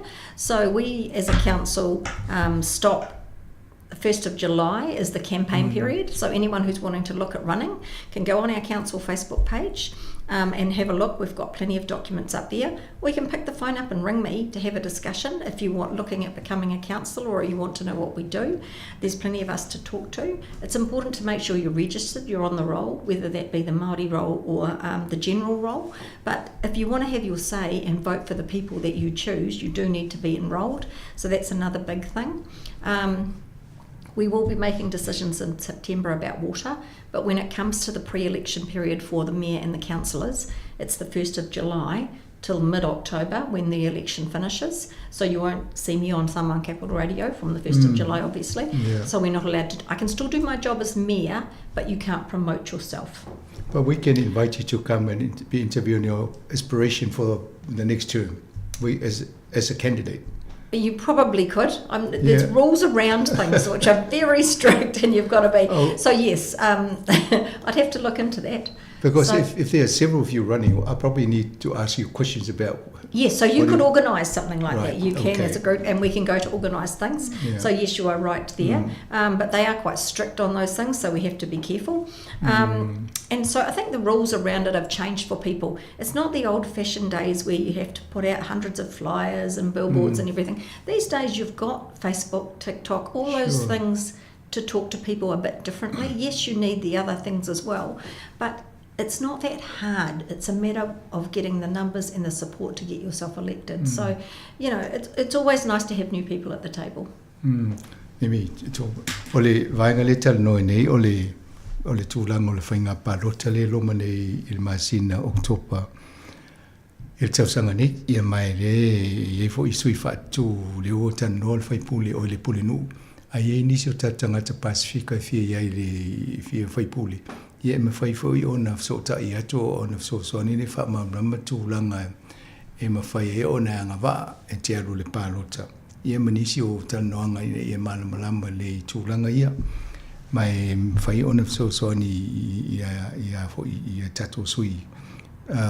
Sa mo Pacifica Maori mai lua ia role ia o le Maori role po le general role ia tuso o le stala ia fai ona tusilo mo fa mauina I ia ona fa nga solo le mane fo ia e ma fo ini so tato e le nganga fia a wai tulanga le ia na mo le o le avanoa ale no sili ne tulanga fo fa tanonga o la to le tano mai e fa mutal masino yu la il tano tu lungo por kalamine mo porua e o lo la tala tel palota ona fa sa lo le la tonto mai tano tulanga pe o la mai ma to la to campaign ai ma faia le tio ona tala no e pe ni mata po fi sitting ia mole fa mo to alu e ave mo le pule no po rua e mala ma ai fo la ita to tulanga na I notice the percentage of the voters is quite low. Very low percentage, 37%. I'm trying to get another question added, apart from the Māori roll question, should we keep our Māori ward or not? I'm trying to get another question in, which is, should we discuss working with Hutt City, Upper Hutt and Wellington better? So I'm not using that word amalgamation, but should we have better relationships with them and do things differently? So I'm trying to get that on the election vote as well, because I'm hoping that might push the numbers up. I want people to come out and vote. I'd like to be, originally we're at 41, which is still low in my view, but it was high for the rest of the country. So I would like us to get out and vote and support your locals. Ole vaenga leva vai atu nei ina le tolus full fitu pasene o tangata e anga vai le palota e porua na palota le tausanga in masina October lua fe luas fulma lua. Afa pela e na ole fo I hafi tangata iana e te tauna palo te polua. Ia, lona winga na le tolu se lau fit se fulu le au fai o la tona palo ta mai le afil na ere afa. O lea lava vai e po la sisi awala me fai o na tutu o lunga le numero lea. Pe te tau ngā luenga ngā lue whaatasi ma Lower ia ma Wellingtoni. Ina ia I loa e nisi le suinga la ia ima whaato sina ila to e mai whaere pālota. Ma nei pe e fo inisia e ni la to fina ngalo fi whaalia ia e whaaso e le pule no ina ia fesili ia e tamwhai ia tu whaatasi. Ina ia tamwhai e whaato sina inisi pe whaosofia e fo inisi fia ngā lue whaatasi I tūlanga o le pulenga no I pōrua. The way to bring some of the people in, you probably need to, well, the council, like you suggested, you got a couple of questions you're considering. They might sort of encourage them to vote. Yeah, and I think the important thing about voting, and also if you're thinking of running, you can contact any sitting councillor or me and have that discussion. You don't have to be highly educated. I've got School C and that's it. It's common sense and being able to read. The most important thing is there's lots of reading. But it's actually being there and hearing your community and bringing that back to the table. That's the most important thing from councillors, is to be heard and seen in their communities. So don't let those sort of things put people off. Yes. Yeah, o le tūlanga nā le vo tau wha malo si au mai tangata. Awal te popole le tūlanga. Ta sia le mea o te lea ngā luenga I whai le leo lo ma whina ngalo whaalia ia ma le tōwha a tono le upuna I tala whenga I a lava le tōwha e whaingo fie fo ina e whautua ina mawhaswani I ngā luenga whai a le pūlea ngā nu. Ia o le whanaunonga au tū lava e pe o na talatano ina ia si tia le numero I la tau e pālota. I lo le tūlanga na ia le lua fe lu su lua na o le tau se furu fitu pasene maulalo tele e le limas furu e te taua na sili atu lunga le limas furu pa ia le tūlanga o tangata e pālota. We'll just take a little break here. I'll just ask to play a piece of music and then we'll continue, please. Anita? Awe lilo maya vai sauni folau lulu au fulu apa au mafa au lio laula au fa asisina sali lo maya vale vaya safale taua o pa laulio tama oleu amea. Fatalo fatu fa fonga le tunu. O lela a toi whaua tutata noanga ma whaatasi ma le puneno I Anita Baker. Anita, the Bothamley reopening. Yes, we've finally finished, or Wellington Water have, doing all the pipes in Bothamley Park. We moved the pipes out of the stream and I think it was about 9 places. So we now have an upgrade of 3 kilometres of all those pipes being changed out of the stream. So it's been shut for 2.5 years. So we're going to have a celebration on the 22nd of March from 9:30, a community event so people can come down, bring their picnic or explore the park together. I've been riding my bike down. I just come across from Whitby, go through Ascot Park and come all the way down. I've seen lots of dog walkers in there again, which is great. They've cut back some of the vegetation so it feels safer in there and wider and lighter. You can come down from Aotea or you can come down from any of the entrances off the east. They'll all be open and it's just meant to be a fun day and there's obviously lots of things to do and activities for the kids. So it should be a fun session. Yes, 3 years in the making. Yeah, and lots of money, lots and lots of government money.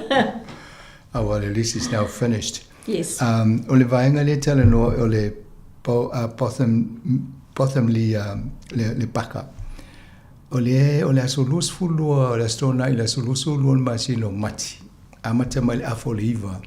Ole la asami ya ilinga duenga tolu tau sanga tau fali le ia ala vai ila lo le awala ia matoi fa leni so vaenga awala I tonu porua mai o le lai vai nei ia fo i o at fata si u ma o tolo i tonu polua me sai le i vai nga na fia ia le so le la to fata sta si ai ma sa le nga lu nga o to ia ma fa i mo mi fa fi fianga ma tu lang fa pena ia ai le e fa ia na ma tu le lancha la nga la to ia pe ona ia le sa no nga punu ia ma fata se foi ma fi fata se i foi e pikiniki tal no ai ia ma vai e tolu ia kilomita le mo meo o pai e alo le o tota ne na tu o nga luenga le ia o singa luenga tili me foi na uma ia mai tu sai foi ma sa no nga an punenu tele o le tu pena lo I wonder,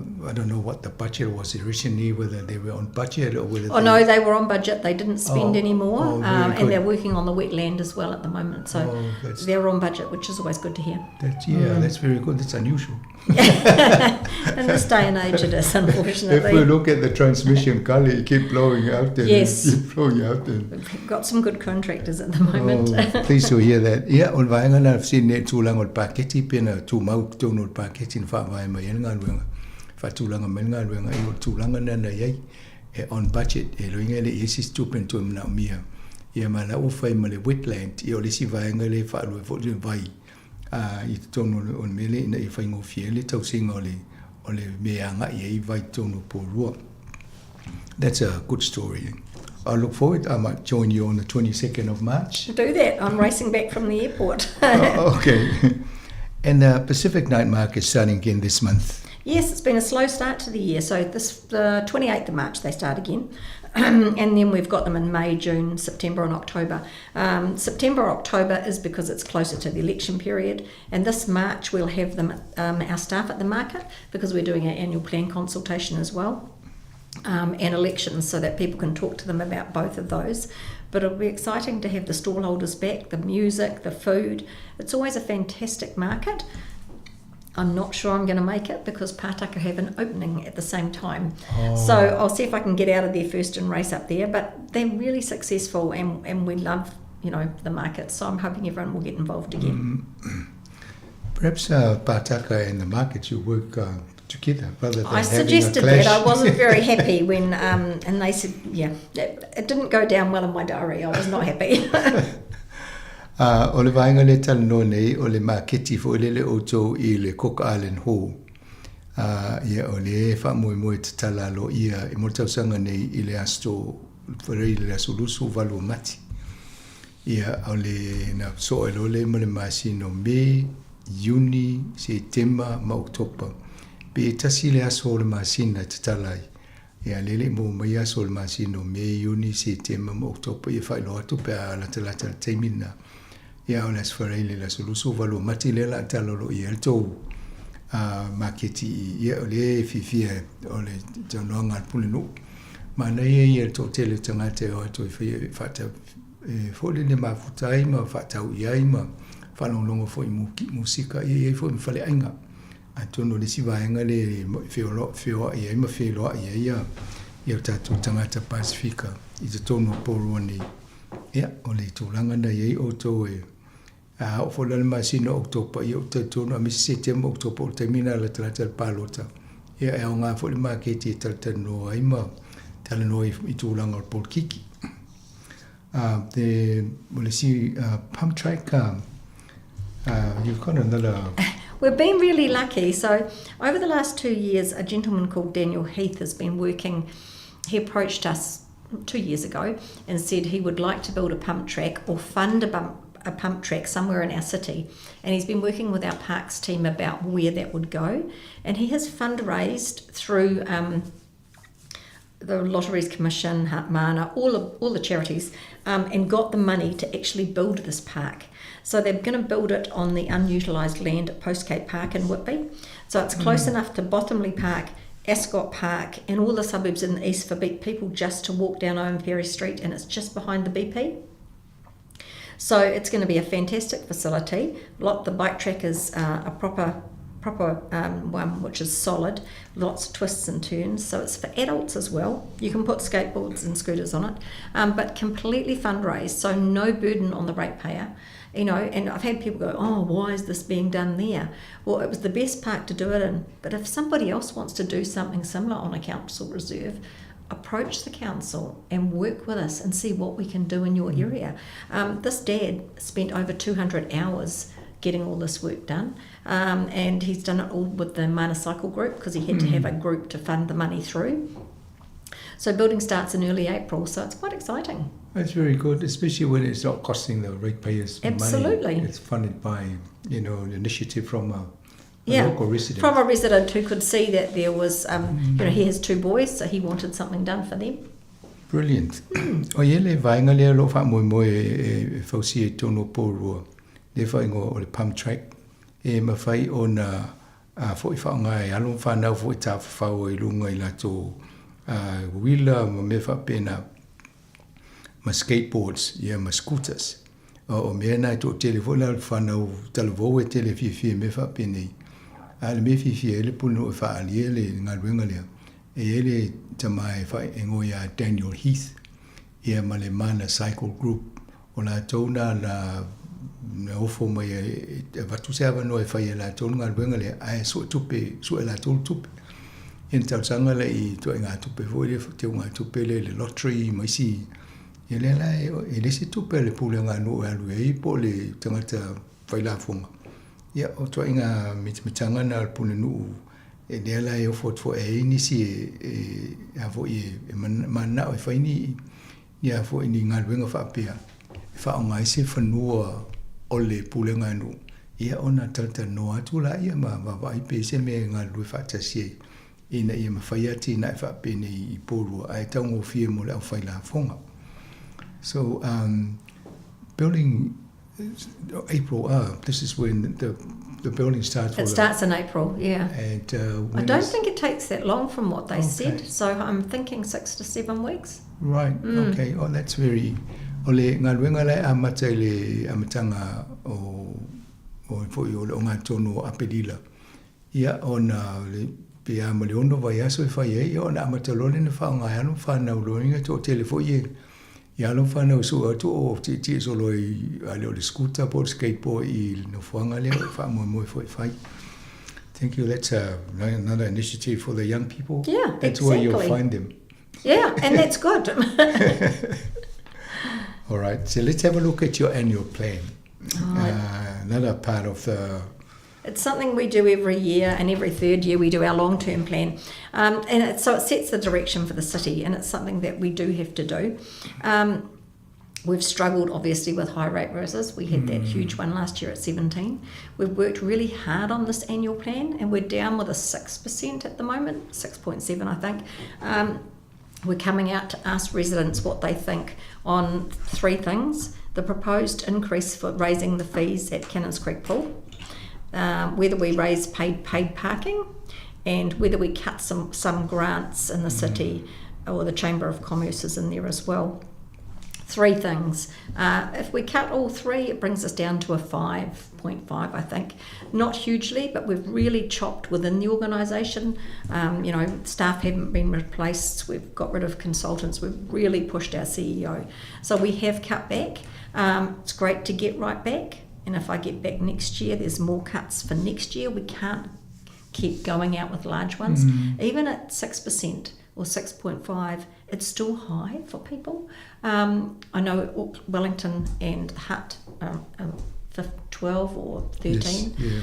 So we're trying every year to bring it back, and it's a matter of what we put into our water service as well. So we want people to participate, have their say, and come back to us. So that runs from the 20th of March to the 20th of April. They can do it, obviously at the night markets, they can have their say. You don't have to write something, you could send a video, drop it onto the council website, do it that way.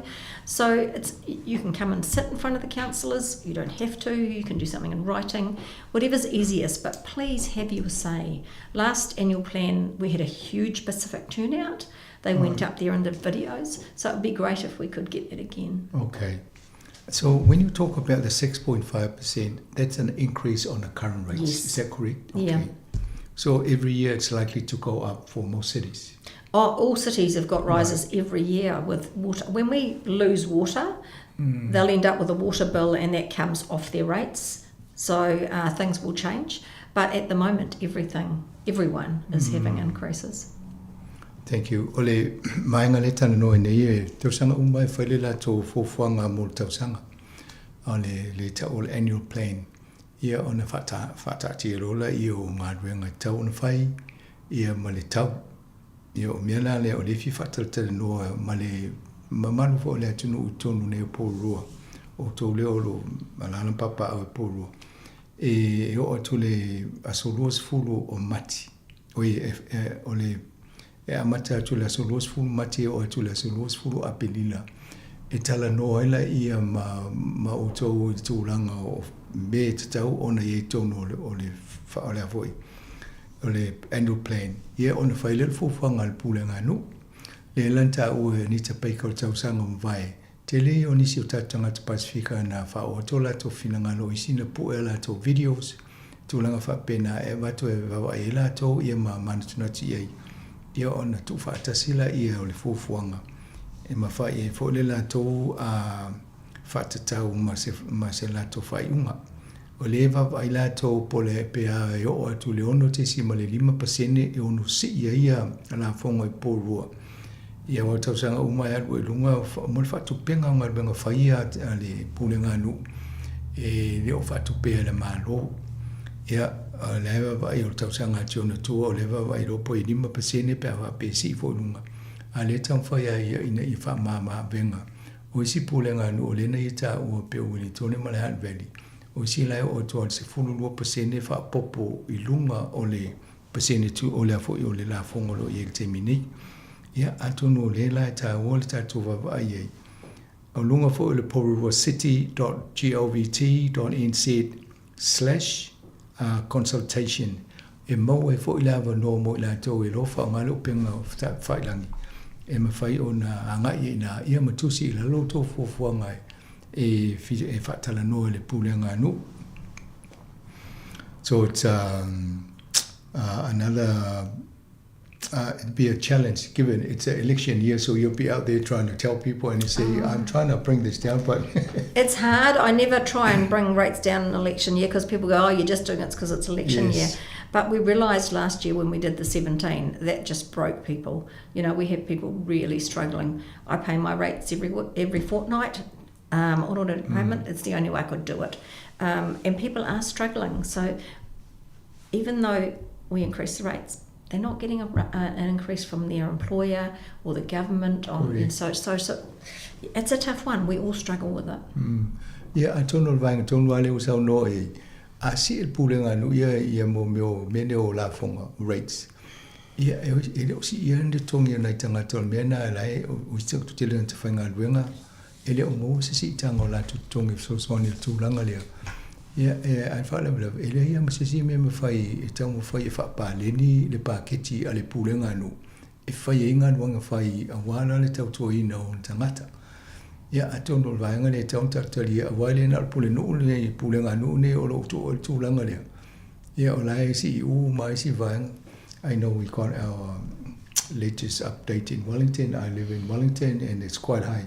Yes. You know, the rates to your household and all that. And you have a sludge component as well, another 2%. So it's tough. All councils are struggling. All right, we'll have a little break here. I'll ask the DJ to play us a piece of music and then we'll come back and continue.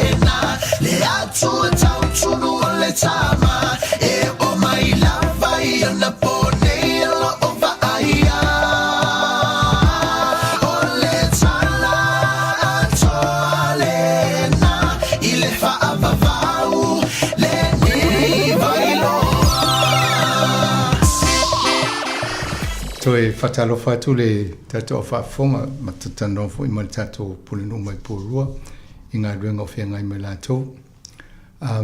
Anita, Purua, the Grand Traverse. Yes, another year has come around. Yes, yes. That's starting on the 6th of April. And I know because I start the fun run in the morning at 11 a.m. So that's for the social people. The serious people start off early in the morning, obviously. And it's a great way to get out there with friends and family just to do the fun one because it starts on the beach at the beach at Titahi Bay.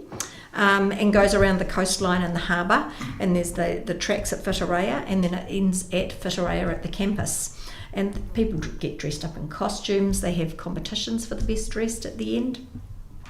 And it's a great family one, they can take dogs and just everyone enjoy it. The serious guys obviously do mountain biking, kayaking, and then the running. So it's a big event, but it's in its 20th year. And that's all done by locals and volunteers. So, you know, it's a huge job for these guys. So I really enjoy going along every year, and I start off at the 11 o'clock, and then I just go down to the campus and do the prize giving at the other end. But there's so many people that come from all over the country to participate in this. Right. So the volunteers... What's the average number? 100. They have hundreds of them. Well, probably more than hundreds, but I haven't got the actual number last year. But it's well organised, you know, the roads are all done by volunteers, it's set up really quickly, and it has so much support, so it brings a lot to our city. That's very good.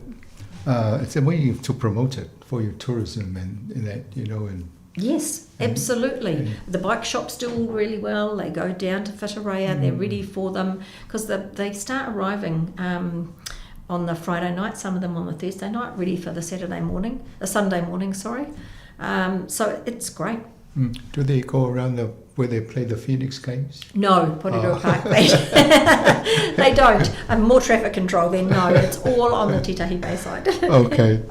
Ole vainga ole Purua Grand Traverse. Ole lua se fulu tausanga nei le la toi whaielinga adwenga nei ole la to whatsinga lea. E to o tele whai tau se lau, la whai o tangata o maisu mai vainga se ese o le atinu.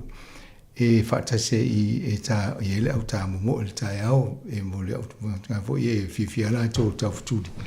Ia e fo la tō whatai tai. E whaanga e lau le multi-sport.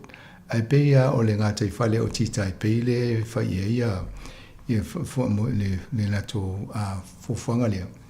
Ai mai pe o na tau e anita. Ia mane tele o tangata volunteer o lato ia so ni whatūranga ia tamu whainga nei. Ia mai le tō tele tangata o mai emwa ai e fo ia vaenga manei o tono Pōrua.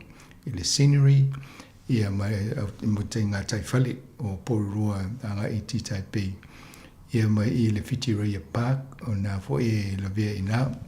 Ia mai, mena le fi la tō pe ona tāua. E le ava no e mā kite fo I pōrurua I tangata mai moa. Ia matanga te asia sima iei. Ia wa le o los full tausanga talu ona whataunu. Obviously, when you get an event that sort of continuously promoted every year, it's been successful. You know, if it's now on its 20th year. Absolutely, it's really successful. Yeah, so no, and thanks to volunteers, they're the ones that have done the whole thing. So the other event we had on Sunday was we had the Blacktown Mayor over from our sister city for the Sister City Cup against the Phoenix Women played the Western Sydney Wanderers. And we held the cup, and we won again this year. So it was great to go up there with Brad Bunting and present the trophy to the Phoenix Woman. Yes. I have to say the Wanderers were quite upset at the end of the game, but we had a really good turnout at the park on Sunday afternoon. It was beautiful and sunny. So the Mayor's gone back to Sydney without the trophy. She brought it with her. No, he didn't because we held it last time. All right. So we've won them. They hold the men's trophy. And we hold the women's. She might invite you next time and they'll probably keep the trophy. Hopefully. That's very good. Ole vainga le pe ona tano ai fo ia. Sa iri mo meo ta longa le isa inele pulendo ole si lato sister city le o I Australia.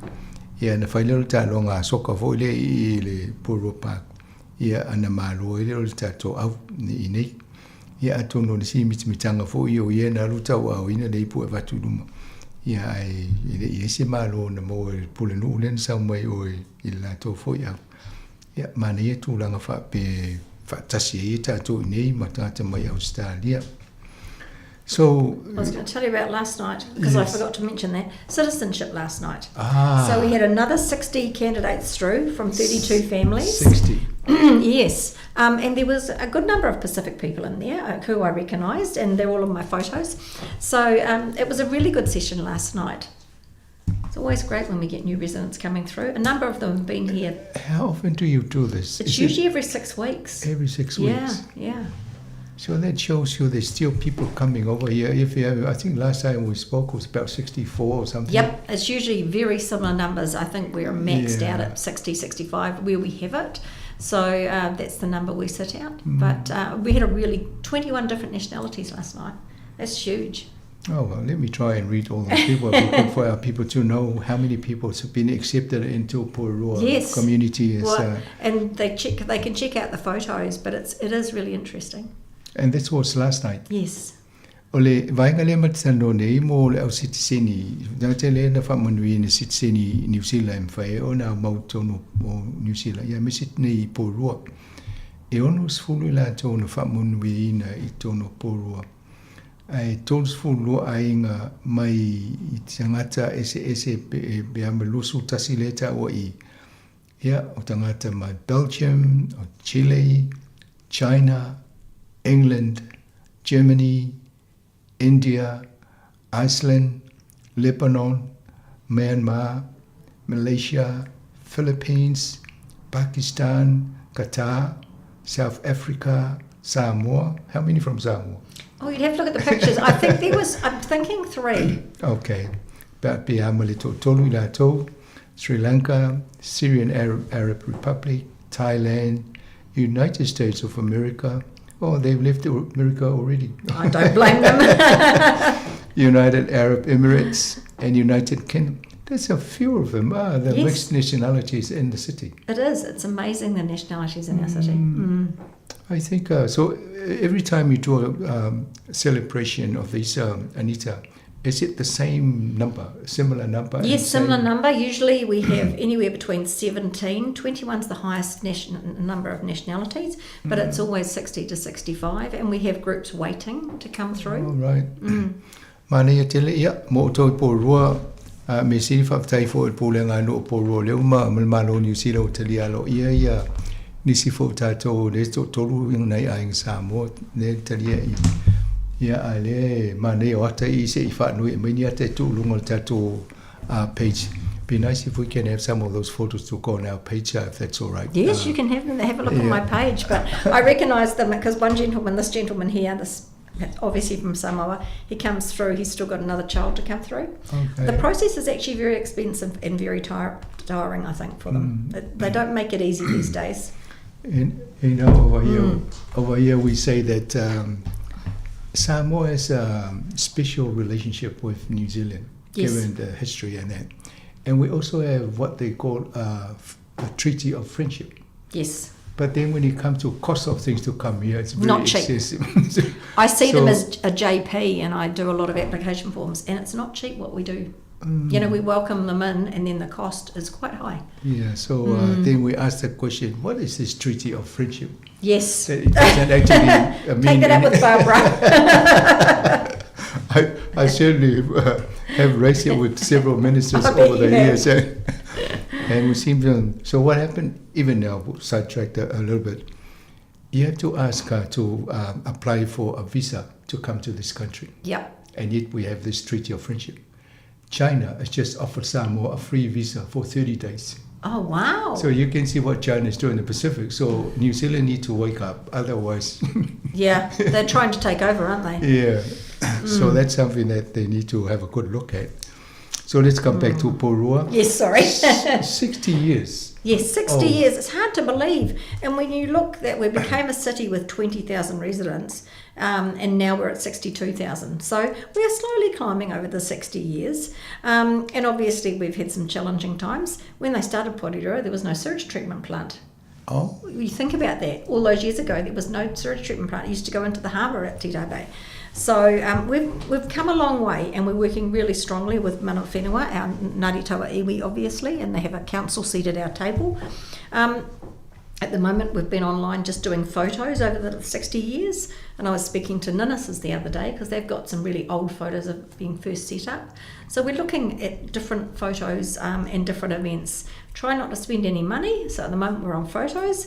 We will do something, we just haven't worked out what we're going to do. So it's actually October, which is election time, so it makes it a bit difficult. Good campaign for you. Oh, you got to be careful. Well, the business still have to go. We still have to proceed. do things. You just can't stop but we want to everything. do things that don't cost money. You don't want to add functions. Yeah. So we went on our trip, health and safety trip on Friday to Aotea Lagoon and the Link Road because we've had those shut. And both of those venues, the Aotea Lagoon is looking absolutely amazing. And the Link Road's looking at opening the first or second week in April. So because people have been chasing that. So it's the plan, Waitangarua Link Road. So the plan is to celebrate this in October. Well, we're doing bits all the way up to October. So we'll right. probably do it before, but we are just putting out these photos once a week so that every week there's a different photo with some stories of what's been happening in Porirua over those 60 years. There'll be different You might story. have something to share. Yes, there'll be different stories from different community groups. Absolutely there is, and they're trying to cover those. Yeah. So if you've got something, send it through to our comms team. Sure, well certainly we'll discuss that with our listeners too, because some of them will probably have a lot of stories and things to tell. Oh, and things were so different. Believe me, I was born here in 61. Oh well, so that's a very good 60. Do you think we discussed that Porua Grand Traverse, that's 20 years? 20 years, yeah. And so inside that 60, that started, after 40 years. That's true. Yeah, and then Samoa Capital Radio is 34 years old now, so... Wow. You're doing well. half the age of Porua. Yeah, exactly. And please join Porirua. Yeah, so it's very good. It must be meant to be. Yeah. Ole vaenga le matano nei atonu fo into whaafonga ta mo i tatou talafou le na vo le matua o Porua so vanga o le pulenga no a misi le aine o Porua e ono sful tausanga i le tausanga nei la ua a matau lato whaiela to fuanga mo meo o vaenga whaafifianga ese ma nisi o whaatisinga e sami me patpatia ma sami e fo ile onus fulu tau sanga o Porua e mai ne fsini mai fo ia e nisi o tatu tau ai o ainga nei Porua telini la to wata poni fam talanga ni me ni va ainga ese tono Porua ia sona mo i tono le onus fulu tau sanga le e po tuat fo mane e pe mai se ave fa ngai la to fa mo lo ye ni alo ye ia tau tu fatsia la to e mawhai ono mai mo lungo penga so ta inga i tato tapenanga ia mane wai a tonu se vaenga le fai fai sa to por kala me to live until ye tonu porua e fai se to tala saunanga foi lungo tato por kala me fa mtala ele tu po e o to tonu porua mo tu ango nei foi i fianga i tonu porua. I think it'll be nice for us we will invite some of your long-time residents to come and share their, how they grew up. Stories. Yeah, stories. It's a good idea. And they will capture them and then share it on your website. Yes, it would be great because I grew up in Parramatta and we used to come over the hill to the east because it was farmland then and, wander around, and as long as you were home by lunchtime, no one bothered. Everyone was safe and it was completely different back then, and we'd come over and Cannons Creek Pole. So it's all been going well. And the roadings would be very different now. Completely different, yeah. When I was growing up, Whitby wasn't there to start with anyway. Not many cars. No, we used to ride our bikes around the harbour every weekend. That was our thing to do, and you hardly saw cars. Well, now riding the harbour was quite dangerous. And no supermarkets, no fish and chip shop. Well, we did have fish and chip shop down at Parramatta, but the city centre was the place to go, and of course it wasn't open at the weekends, so it was it was pretty and totally different. We had the fountain down at Porirua in the middle. So, and the Windmill Bakery, all those things that you remember. So some of those photos will be up on your website. Yes. So they're doing them each week. They're doing a different one. So there's lots of change. Some for good, some people will think for bad, but we always have to have progress. And churches, not many churches in the early days. No, not that many. And now we've got so many churches in our city centre, which is really interesting. So also brought the people in. Yeah, which is not a bad thing. Ole maanga le matete no le tulanga na ia sola pe o famtala fo anita o le titutu po ene. Ia te le yo swinga le we e te le ni wala pe ona ye ne o ta vale o fale o loa me mo fa pena. Ia na ole wila vai te le no mai mana water fa solo i. E o fo ia tonu va inga tonu pulenga no po o le city. Ele taulanga ele I tele ni fale o loa pe ona ye nei pe on mele we nei aso ia e o foi tato e kalesia ele tele ni falsa ia ni temine ia o tele ia e kalesia se so ye tono por. Anita, that's very good. I don't know if there's any other things you want to share with our listeners this morning. I think we've just about covered everything. Yeah. There's obviously lots coming up. Daylight savings only 3 or 4 weeks away, which is sad now that we're sort of getting a bit colder in the mornings and the night. So just ask people to be a bit careful on the roads out there. Know your road rules. So I had a little accident last week. Yeah, and all the best for your effort, trying to keep your city going well, and despite all the politics happening around us in this time of our lives. And also the money. You also try and find money to do things, but then you ended up passing it on to the consumer or the ratepayers. You do. I saw this morning an article on the online gambling going offline. Did you see that? Yes, I just don't understand that. Well, it's appalling because it means the money that people... I don't agree with gambling, but if people want to do it, the money needs to come back to our community groups. Yes. I'm really concerned about this. So, I just don't know what the government is getting out of it by having it out. Well, they're not getting anything out of it. That's what I just don't get what they're doing. But they probably get something out of the license when they sell the license to operate in this country. Surely, if that's what they're after, that's a wrong way to... Yeah, but that's wrong because the residents want the money that comes back to the local rugby, soccer, football, netball, whatever. Those groups apply for funds and they're drying up. And if you're sending the money offshore, where's it going? Exactly. And the other thing is they actually pay for services to try and prevent gambling. That's right. And this is not helping. They're promoting this on... Yeah, it's a wrong it's policy. A really silly bill, and it's probably not something I should get involved with, but I think I'm going to put my head up and slam this one because actually it's wrong on so many levels. Yeah, perhaps we can ban it from Poro. Yeah, well, maybe I can. I need to talk to Barbara. I think I've got a meeting with her next week, but it is something it's not good for our society. Yeah, thank you. Olivainga le matano nei. Is tono Poro le fo tana no I tato fo le molo saunga le muto no Poro.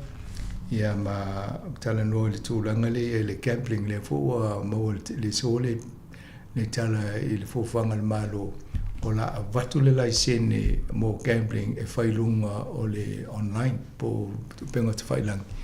Ai e mawhai ona mawai a laisene i la tō mai whafo. Ia e de o ngā fōle le no fōle le na ma le wawa ai le pulinu. I leo se mele tau no o tātou e whai nā le me ti ngai nei tangata. Ai meisi, o tupe ia la mo e company mai whafole o mai whai le le mo le talonga tupe lunga o masini computers. Ia o la toila e vere tupe alu whafo e le nofo tonu nei New Zealand. Ia tonu sa pule whatal no e fo i mo nisi o Paul Kalame angai luma. Ia tātou Paul Kalame. And thank you very much for coming in and Anita, all the best for the rest of this month. Thank you. It's lovely to be back. It feels like I haven't been here for a while, so it's awesome to catch up. And then we'll catch up again next month. We will. Yes, we're on countdown now. Yes. Ia o tātou Paul Kalame na i tai au nei, mo se am noto tata no malpunu ia te minei tō whā soifua. Thank you.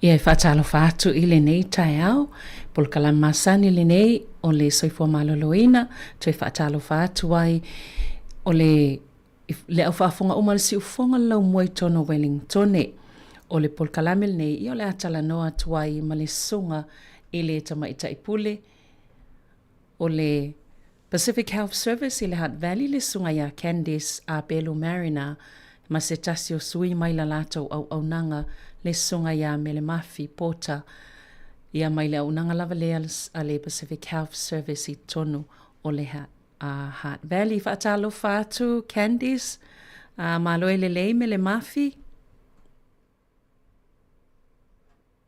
Ia malo lava soifua Savelina ia whaapea fo le malu la tunu o lo whaafonga mai le nei tai au.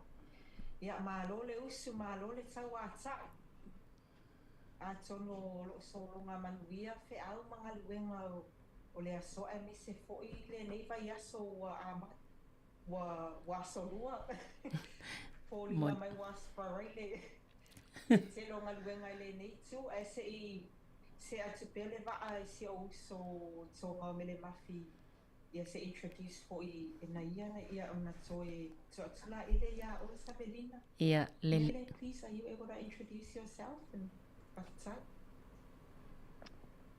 Malolele, talofalava. Can you hear me okay? Yes, talofalava. Thank you so much for having me on the show today, Savelina, and for the introduction, Candice. My name is Mele Mafi Porter. I am a junior research fellow at the Medical Research Institute of New Zealand, based here in Wellington Hospital on the Clinical Services block, and I'm also a PhD student at the Victoria University of Wellington, currently working on my PhD that's focusing on clinical research. I am of Tongan background, but do wish I was Samoan, and I come from the villages of Whaleloa Ha'apai and Kanopo Tongatapo. Malo, Faftai Mele Mafi for the introduction. I'm glad to host you for today's health program on Samoa Capital Radio. Mele Mafi, I will come, I'll probably start with Candice and then get back to you. Ia o te loa Candice ua whai fo isi liwa futa atatu to e tala noa lea. E mawhai na whailole to whinga leo lo e tau avena le taimine il Pacific Health Service. Ia mo nisi fo ia leo sila fia ina wha mole mole. Ia tai Savelina. Ele I whaamatala tu fo'i la ngaluenga I mangaluenga fo'i ale Pacific Health ma au nanga le Pacific Health Service Hat Valley. E saolero saunoanga wa leva fo'i tatele I toe mafuta I lunga le Samoa Capital Radio. O lea e momoli atu ai fo'i le whaafetai le awhionga ia afmasanga whaapea tau au whaingaluenga. Ia vanua le au maua whaapea. E mese lava le tau longolongo ma whaamanatu o ia o messages ale e mese lava I le tātou soifua malolo ina. Ia mangaluenga o lo whaia pea au whaingaluenga po o matangaluenga pe o mātou. Ia e fsasoani I tātou tangata awa fo I le ia le leile soifua malolo ina. E mese lava le amatanga o tausanga. Ia o atu whai ungo le tausanga. Ia o loo malolosi pea tamā tina ia a inga atoa. Ia o loo ingoa o Candace Apelu Marina o a o le sui pule po le General Manager I le Pacific Health Service Hat Valley. Ia o le momoli atu fo ia lo whaanga a le polisili po le CEO ia na nai mua au. Ia whaapea le matou au whangaluenga atoa. Pea o le tali atu lea ia maloa whaafitai se I tanga I mōmua I vaenga ia e tatele I fo e whaatalanoa fo le sunga ia me le lana suenga. Ai longa mo sau malolonga le piso to o nanga le nei tausanga le vava ai atu tau te le malolo ia le fo weta ua le amatanga. Ai le ngata I lea. O le tula I mai fo I nei fo I vai tau whai ngā malo ia iai ma ni swinga fo I o tātou wa ia pe o le whaititinga leo o vai ngā tupe mai mtanga luenga taitasi tono nei malo po nei atu nuu. O iei ne a fiangal tau au nanga mai Yesu inga nei vai tau.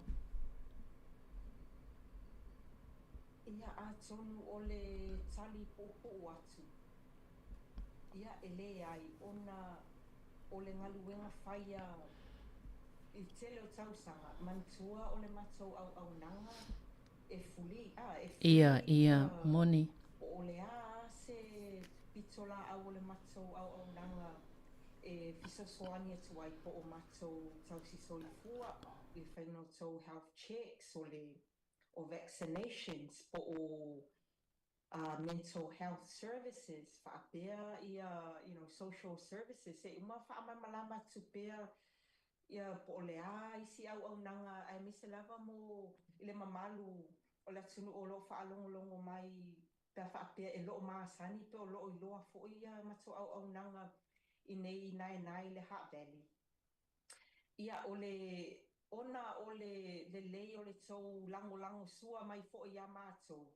Ia o le loo afia tele ai e tau o le matanga luenga po o le Pacific Health Service Hat Valley. E tele afianga I le system lau tele. O le winga o le tala le system lau tele. Mantua ele na o mātou le Pacific Provider e fo isi Pacific Providers. E ese o mai tu o le system e ngalulue ai pe focus ai. O le tele fo ila o tātou tangata Pasifika I to tonu o le matanga luenga o soifua maloloina po le Ministry of Health. Po tau whaalongo fo I le Health New Zealand. O le esenga o matanga luenga lua. O le Ministry of Health. O la tole pe vaia policies pe regulatinga ia tula fono tau soifua malolo ina. Ai o le Health New Zealand po te fatuora. Ia o la tole panga I tonua ma te eleni po o tupe e whandai ia pale mai o providers te o mātou o tau fō mai.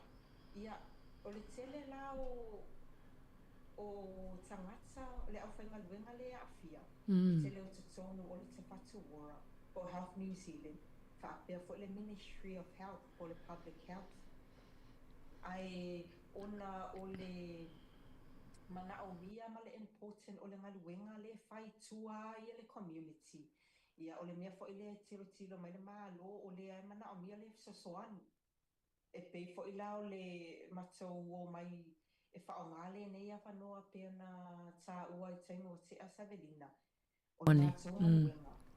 Ia whaamalosi ma to lay whaamanatu taurongolongo. Make sure you are well in your home. O te tono o le mele te whainga luenga ai se tu lo. O te tono au lotu, you are well i tua community. E le lei fo ina awa o le whale mai.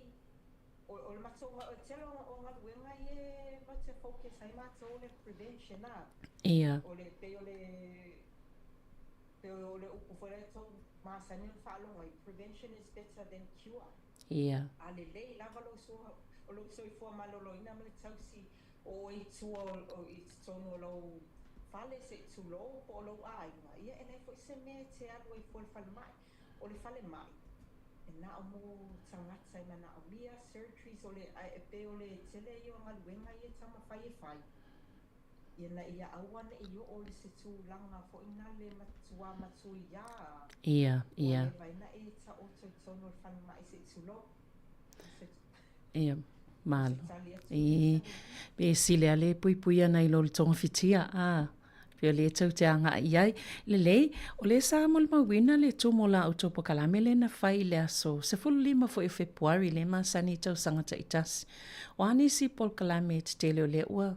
Fo iai ia manisi fo I o ngā luenga o lo o anga iai ia le au o nangal nei fo I tau sanga. Saunua iai lau sunga.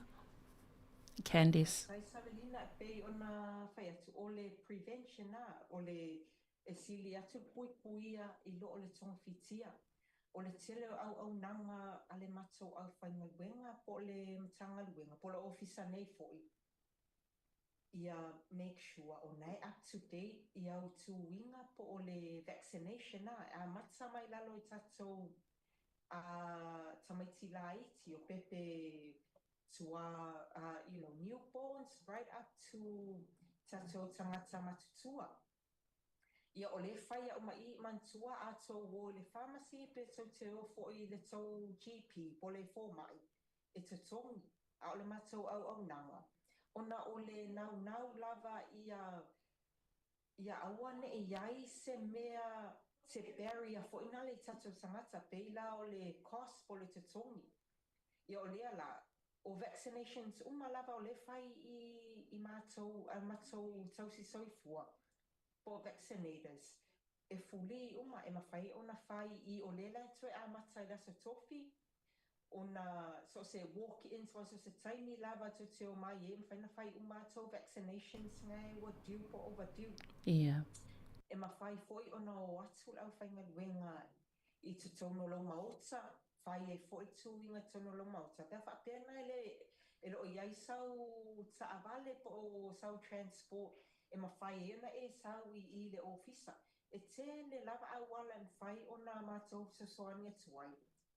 Ina ia e mawaina au nanga ia. O lesi mea mantua ia tu maupe a mese lava tātou tina tama ia a ouseo fo I matua ngane o lo o maua I mai tu mau o tātou long-term conditions. A mese lava ia le au mai suka, se tu low o high blood pressure. O mea mana e mawhai ona pui ia episodes fo ina le ia awane mai ati le petitinga ina e mawhai ona whai uma e whai siaki. E mawhai ona e sisu mai I nae pe o atu fo I matou nurses. Ia. Tau te tata noa mawhai o health check I lo maota. E leia le whai ngofie, po o fia se me whai ngofie ia ona o le naunga lava lea. Mantua e umli tau sanga. O le foi e sauni atu le winter, le vai tau malulu. Ia o le tele foi o tatu tangata wana o tuna whale mai. Ia o meo asthma, respiratory, o le fulu. Ia whai matou tui puia o tau health checks. Ia ma tele foi isi au nanga pe o matou social services. Ia ma e mo I lava e le Savelina se tu lopo la fo sa mo le stigma I le mele ta o le mental health ai mantua o le mental health tau te maua o mai ia o na le popole le tele o le mau ma le velave po le tele fo I o o tatou responsibilities ai o le I think o le most important message o le fia tu atu le taimi nei. E tatu mana o mia uma se sosoani, from time to time. I o le mental health la, o le matu au nanga, o le to walk alongside you pena le sosoani atu fo i e whaatatano. O a nisi mea, whaamama a venga ia te oi, po le ase matu sosoani ina ia mawhai. O na whaamama a venga ia te oi. O na e focus ala ia le lo soifua malolo ina. Awa a e manuia ma e malusi. Ia o le lei fo ina o lo tautua i lo a inga. O lo ia o le aurotu. Ia e nese fo ia mea whai a le a inga lau tele o lau ngaluenga. Moni, malo, whawhtai ia leo manino o la uta o unangal nei lava lo o whaawau pia. Mai amu ia fo i tātou tangata o le mawhai o nao o atu lava le au nanga i le whale pe a whapea. So o se toa inga se o mangolo i ele tangata le te tau ona ave i ele soani ma le ngā luenga le tau o nangal Pacific Health Service i le Hutt Valley. O le mawhai o na maua ia pe a fua i isi tu langai te tau mawhai sa ilile ia e whainga tā o na maua. Ia e te tau lava la ia tātou na wha o ngā ia vahenga tā ua pe o na tau sauno iei a Candice. O se fesili fo ilea wai maasani anta tala noa le DNA po tangatai e leo atu i lato appointments pe a wha pe vala o atu whainis. Ni siaki po ntulanga fo i o atu te peila o vahenga ie vai fo i tau si soifua. O to anga tātou tangata Pasifika e wha o ngale ia vahenga o tau tual Pacific Health Service. O le tali vavea e to a tele al au whaafita uli. Ia. Pe ele le ia le tau. Te i whamatala tu pea e ia le whaamamalama atu le ese o le DNA po le did not attend the appointments. Ia. A whaapea la o appointments le whai i Yamato, whaataita ingo le Pacific Health Service Hutt Valley, ona ele eise ta tonu. Ia e a tonu o le taimi a le mātou tau si soifua ma le taimi o le admin fo inga le o a whaapea e te le sau e a te lo appointment. Ia o la sa iai le si tangata ele imwhai o na maua se appointment. Ona o le na abatu le wha mua ia te oi. A tonu o le winganga o le did not attend maona ia inga tuitua atu. Ko ngale a whaapea e te le susu mai ona misi la ia leo le apanoa a le isi tangata le whaapea ele i maua le apanoa ona o le na e mua mai a te le saulo appointment. O le did not attend la i tua. O le in a way o le okay fo ngale awa o le cost o le cost ya mato. Ai a whaapea o le mea pitosili ona taua. O le did not attend i te tono o whale mai. Ia. Pete awai, pete le awai. E te tongi, e te le tupe le cost i le system. Ono lo le awai. O le tele fo lau tangata ia le did not attend i lato appointment e misa lato tono whale mai. A whaapea e alwalua ona pio la whanale ona umalola ia le o le tūlanga e toi fo i mai ua admit ona o le pa ai o le tau sisi i whala au ma ta care, le care plan na whata atia. Mai appointments ia ele i awai e tuai pe o manmalama le. Ia.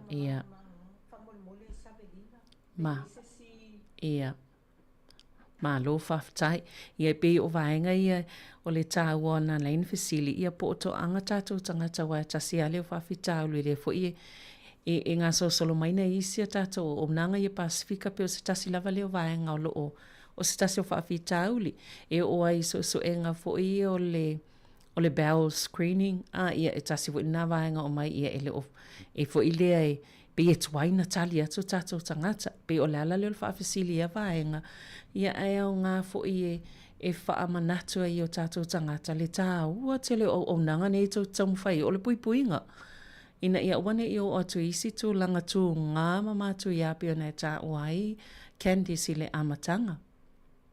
Ia, mana tua o le si I believe Savelina again o le tau longolongo lava Yeah. manatu ia ma le reassure fo.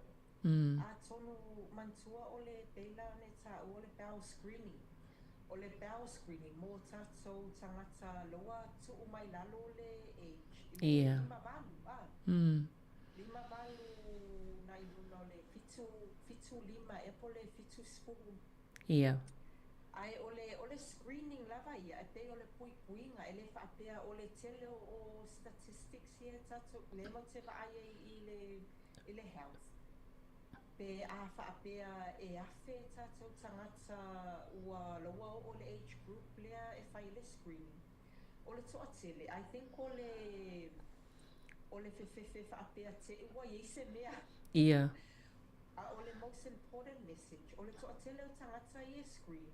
Ele e healthy o Yeah. ona ole mantua o lo tupu a ele matua o le sui fo ina o lo tino a ile tu pau tina fa apea fo ile i tu pau tama o le fo ila o me ia wala ona fai screening programs ia ona o le sui mo tato tino se tulo ia ma e vave o le totela tatangata ele se me ele okay e a whaapea e ise popo lenga e maua mai le screening.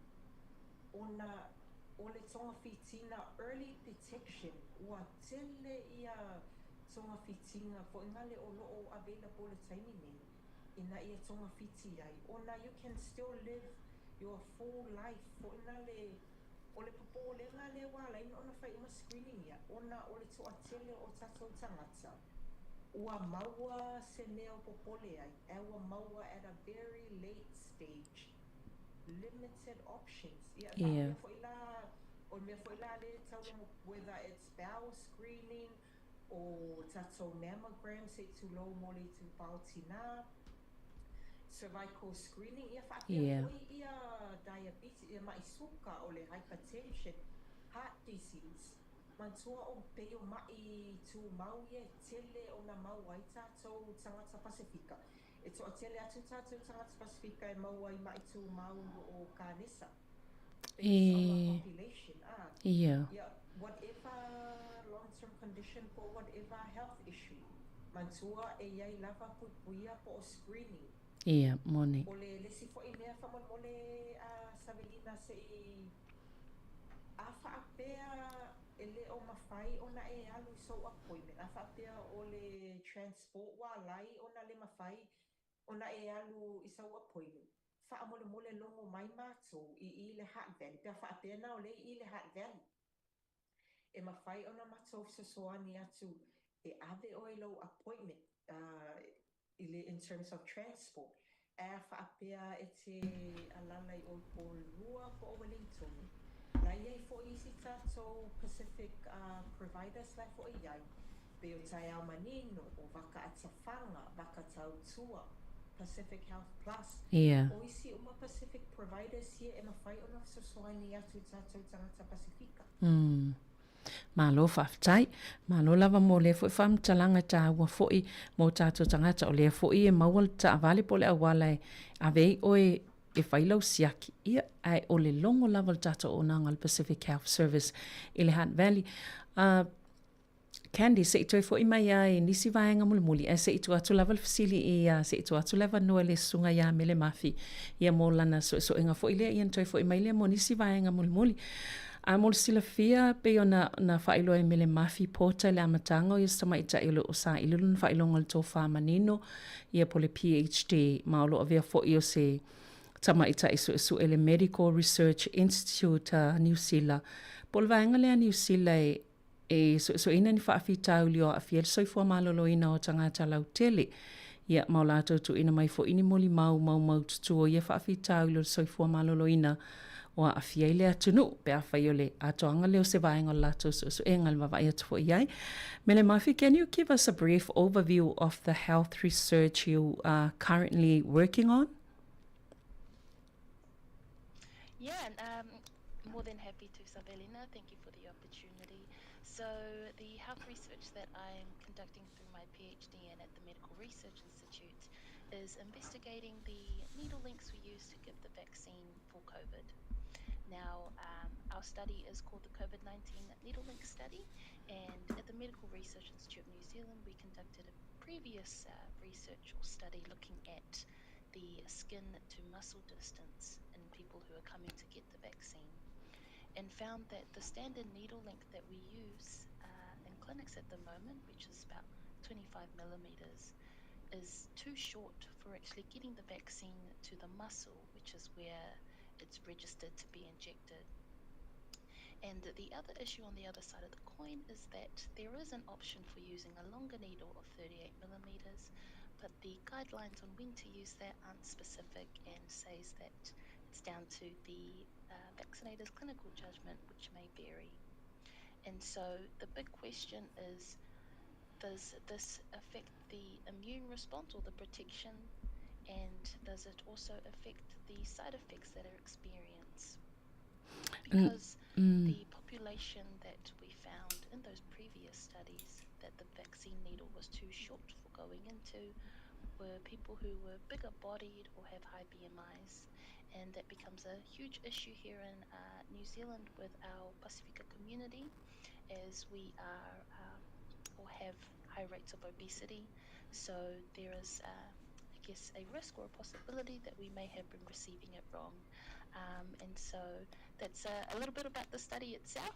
Our study is running through our pharmacy research network, which is a way in which our study allows us to have multi-sites across Aotearoa New Zealand, and decentralizes the traditional model of the way you usually run a randomized controlled trial, but it's also community-centric and allows us to employ different pharmacies around to reach those communities that we may not reach specifically from where we're based. Why did you choose to focus on individuals with larger body sizes, particularly with our people and Maori? I'm so sorry, Sabelina, could you repeat that? Yeah, The sound went off a bit. I mean, why did you choose to focus on individuals with larger body sizes, particularly within Maori and Pacific people? Yeah, no, great question. So, because in the previous research that we did, we found that the 25 millimeter, which is the needle that is deposited to be used on majority of those coming in to get the vaccine, it's too short. And we found that it was too short in those who are bigger bodied or have high BMIs. And with our study, we're looking at specific BMIs which are within the obesity range. And so that's why that's our specific population that we're looking at. So the study itself is reaching out to anyone, so not biased on ethnicity or demographic, but it highlights the need for this, especially for our Pacific and Māori, just because we experience poorer health outcomes in Aotearoa, New Zealand. But I hope that answers your question. Yeah, thank you. So could you explain the methodology behind your study? How do you gather and analyze your data? Yeah. So as mentioned before, the framework we're using is the Pharmacy Research Network. Yeah. So we identify participants through our online screening survey, which asks them some simple questions around their eligibility, the key eligibility being the BMI and if they're eligible for a COVID vaccination. And then we conduct remote screening with them over the phone or video call or in person if it's achievable. And then they go into the pharmacy for their vaccine. We train up these pharmacists to give the vaccination according to the study protocol, but it's just like your typical vaccination that you go in to get for COVID. And then they're randomized to receive the vaccine either with the short or the long needle. And then post vaccination visit, we send out surveys or online diaries just to ask them about the symptoms that they receive. And then we have 2 blood tests that we ask them to get day 28 and day 105. Okay. And I forgot to mention that we also ask them to get a blood test before they go in for the vaccine. And those blood tests are to help us measure the immune response before vaccine and after the vaccine to see if there is a difference in the protection when we administer it, either into the fat versus the muscle. Okay, thank you. And how many participants are you seeking for this research, and how do you ensure the research remains ethical and considers the well-being of participants? Thank you for that question, Savelina. So the number of participants we're looking for in the study is 400 in total. We have Pacific and Maori? recruited of that number, but we are trying to look at replicating or reflecting the demographic of our recruited populations to the demographic and population of Aotearoa New Zealand. Because with any clinical study you conduct, since you are measuring the efficacy or how well a medication or medical device works, you want to make sure that the recruited population you're using for your study is reflection of the country that you're running it in, just to make sure that you have that equal spread of the demographics and cultural groups, to make sure that the efficacy is represented within them as well.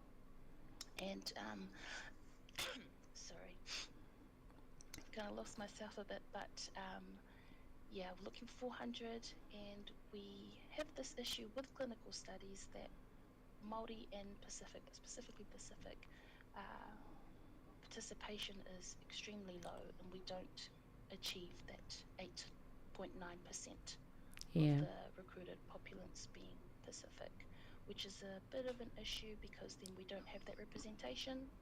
And there's also, as we know, our people trust results when we see our people involved in them. But yeah. Did that stop? Sorry, my screen's kind of Yep, lagging. we can still hear you, Mele. No, I can hear you. Yeah. Oh, okay. Yeah. Yes. But can you also talk about the numbers for Pacific, specifically the Pacific number and the Koha? Thank you. Yeah, no, 100%.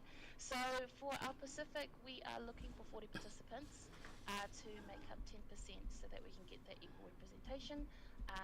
And we currently need about 24 to 30 participants. So if you're interested, please come along. You can sign up through our survey, which I can provide the link for, but we give koha as well at the end to make sure that we are compensating and reimbursing you for your time and participation of $235 once you've completed the study. And how can the participants get in touch with you?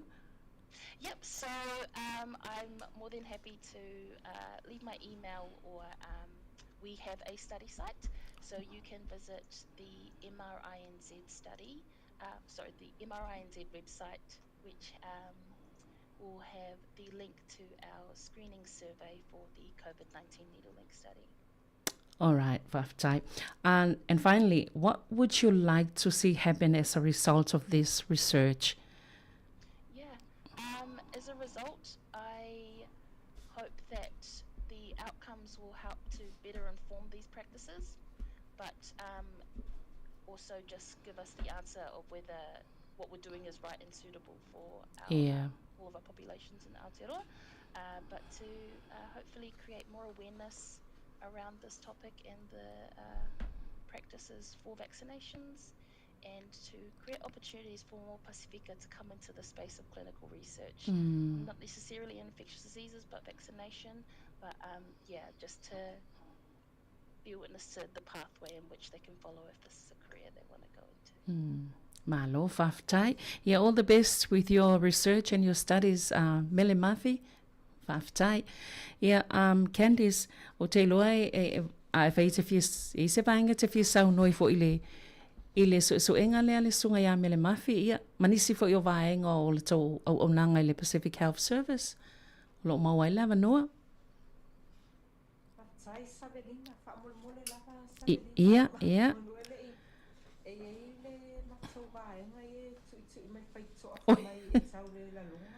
Oh. Te lei loa po o whamai le ola lunga na o lo si ufonga matango fie le.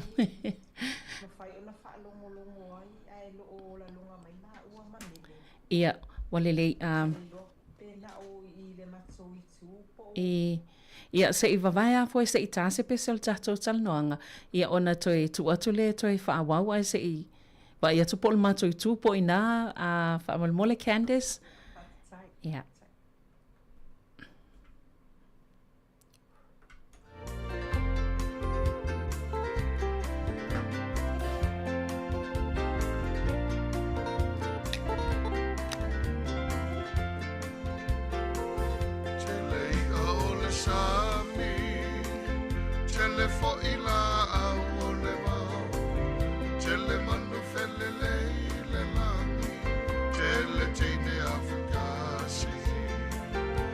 Sili ai oela upene Lalele o Samoa Mate mai ala tupua Pete loa leilua Let me hear you whisper Let me hear you sigh Let me put my arms around you Let me hold you tight To my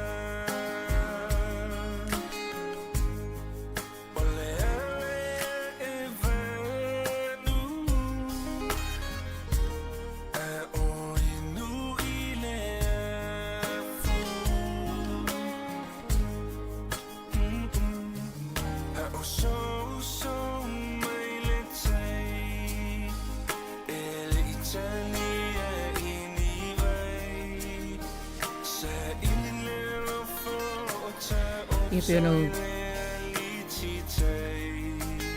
peno tō whaafonga mai nei vaenga o tai ao lo whaawau atu le pol kalame peno nei le tale noanga ia masui o le vaenga o le soifua malaloina le au nanga a le Pacific Health Service i le Heart Valley taltanoa i nisi o vaenga tā ua lava i tatono le lātou fui au nanga peno iai i le nei fui vai tā ua le soifuanga le peno taltanoa tuai ma le sunga ia Candice a Belu Marina ia whapea fo i malisunga ia mele ia o le vaenga leo le au nanga le soifua malolo ina Mele Mafi Porter le peona autou whaafonga mai lo taltanoa i lana saililinga po le suenga leo lo o whaia ma o ia fo i sama itai o lo ittono le vaenga so elani sile saililia ni whaafitau lia a fia le soifua malolo ina tangata lau tele matu ina mai fo ini moli mau tua ia whaafitau le soifua malolo ina Candice ia o leo mau atu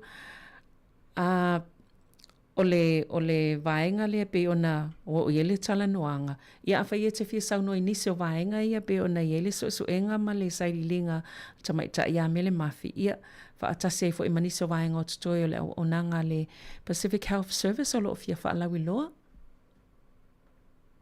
Tai lava Savelina whaamalia tu foi pia hapea e le i la longa mai ia ma o leo light ia just to say to whaamatala to e lua ava enga i e whiman ai mese lava le suenga le whai e mele ia ona mantua o le nido po le tui o le ao ngā i tātou tangata Pasifika ona pe ona tā ua e mele o le mele sue langa e ese ia i tu ai ngā tui e whaonga ia e mantua o tātou Pasifika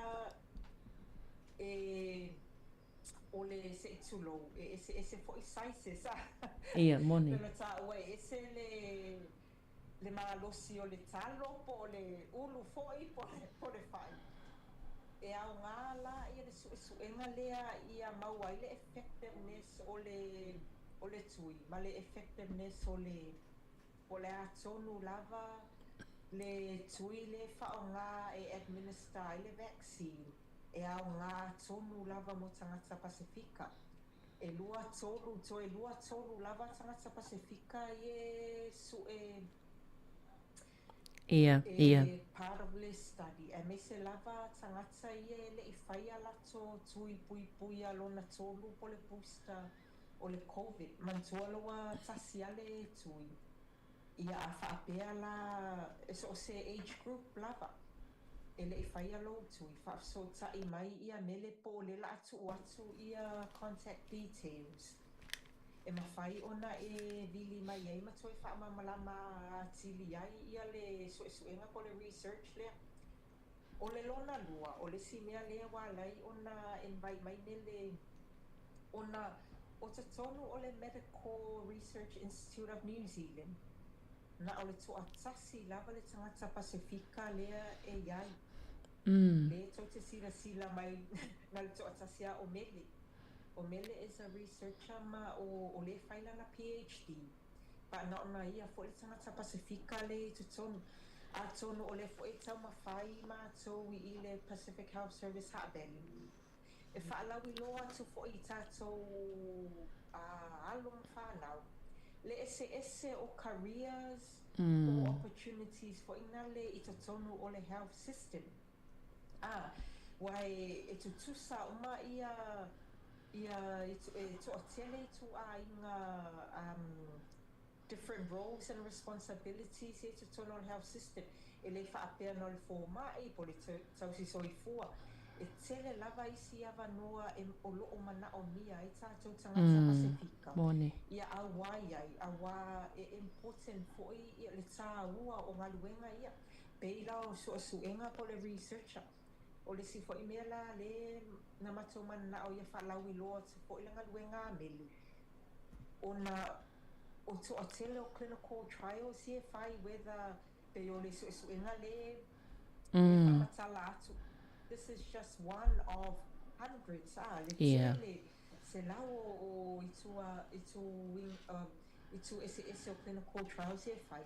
Matua mana au mia ya tātou tangata Pasifika. Ona mantua o le tu atele o le tele o clinical trials, e tu atele le au pālangi. Ia, Mana moni. o mia tātou Pasifika, ona o le au ngā o whaamau maunga e maua mai. Ia soi ai fo'i, ia au nanga, ma enhance ai services mo tātou tangata. Ia male tama fai e encourage fo'i tātou alam whanau. Matua mana o mia o tō as researchers. Yeah. I tō tōno o le tātou health system, a wai ise ngaluenga. Ia ma se whaamtalanga muli whaamole Savelina. Ia.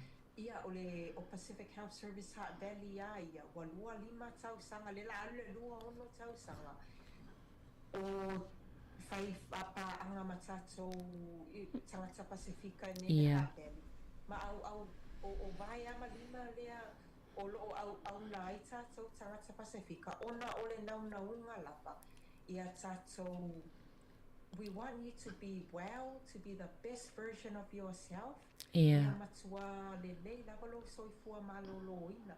Ia ole mea fo'i na walai ona tausanga uma o tamawhai ia sui misi au wala ina ia watu ai pele au nanga ma tato whai paanga foi nale ma tato communities ia misa fo'i isi tato providers. Ia ai misa fo'i Samoa Capital Radio. O lunga lava o le nau ina ia whaalelea soifua malolo ina a tātou tangata lau ai tele. Ai misi lava tātou inga.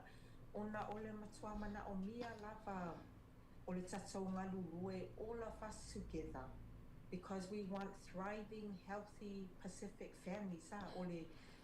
Ole vision na po le paai mamau. Wellington is the best place to raise a family and to live. Yeah. To aya au kilani ia, to aya isi. Monile. So onisila a Wellington ia. Ole tatou vision lawa itele po tatou ole mea lea. We are all partners in here. We want Wellington to be the healthiest and the best place to raise families.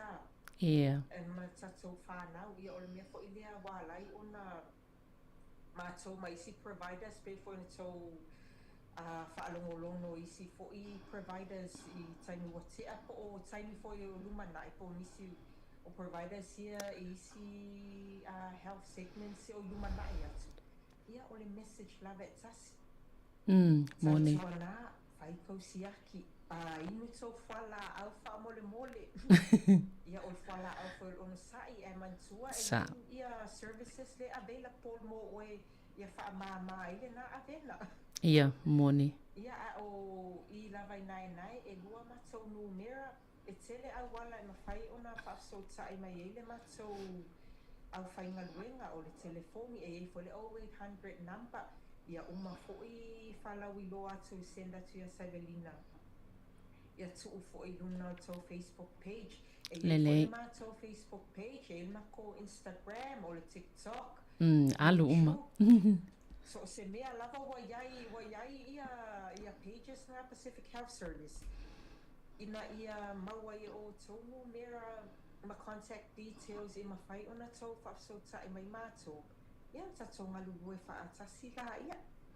Ma fisosoani atu fo'i po o ase mea o mana o mia. O le tualalo lea ia e whaftai lava mo le avanoa. Malo. Ia lofa lea liki ia avatu pea le soifua malolo ina o le mahalosi. A wā fo'i ngaluenga whai o le nei vai aso ma le nei tausanga e me se fo'i le sunga ia afmasanga. Savelina o le tau au whai ngaluenga. Ia mali mamalo Samoa lawa I tele na only I nei New Zealand a o I tu ese o kalai o pe lo wha longolono mai fo.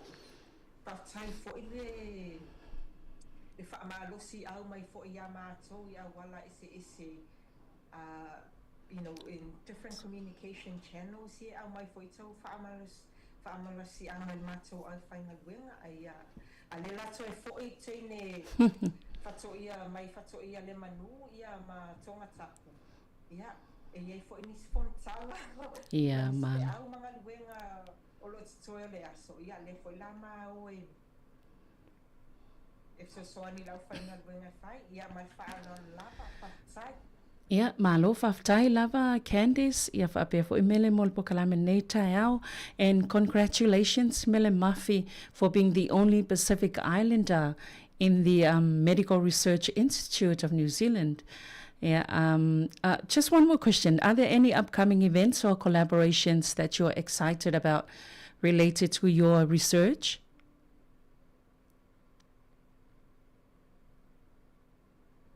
Yeah. Hi, Savelina, thank you for that.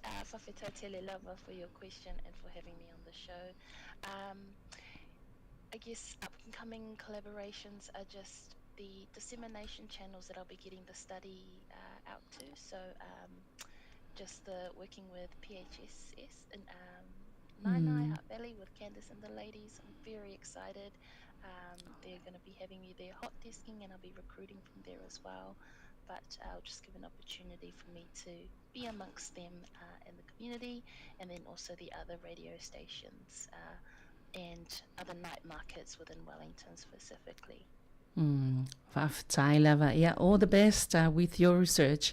Mele Mafi, ia manua fo inga luenga o whenga iai le sunga Candice, whapia fo lau whenga luenga, ia tono e toi mau fo isa isi tanoanga lumana, ia mai se fo isa isi tanoanga malisunga ia Mele Mafi. Ia mai se lava ila na saililinga fo i wha awaulo whaia. Ia mole malo lau wha afonga tato pakalame na alsoi fua malo loina, toi mau fo ile isi wha upoponga ile vai as fo en mole taiminei mātou te wha ato wha asoi fua.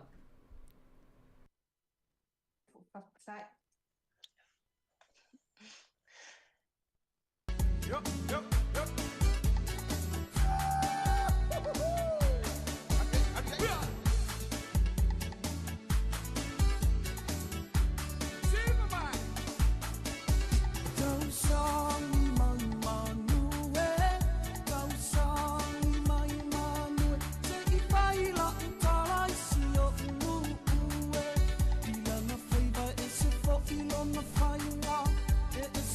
Ilona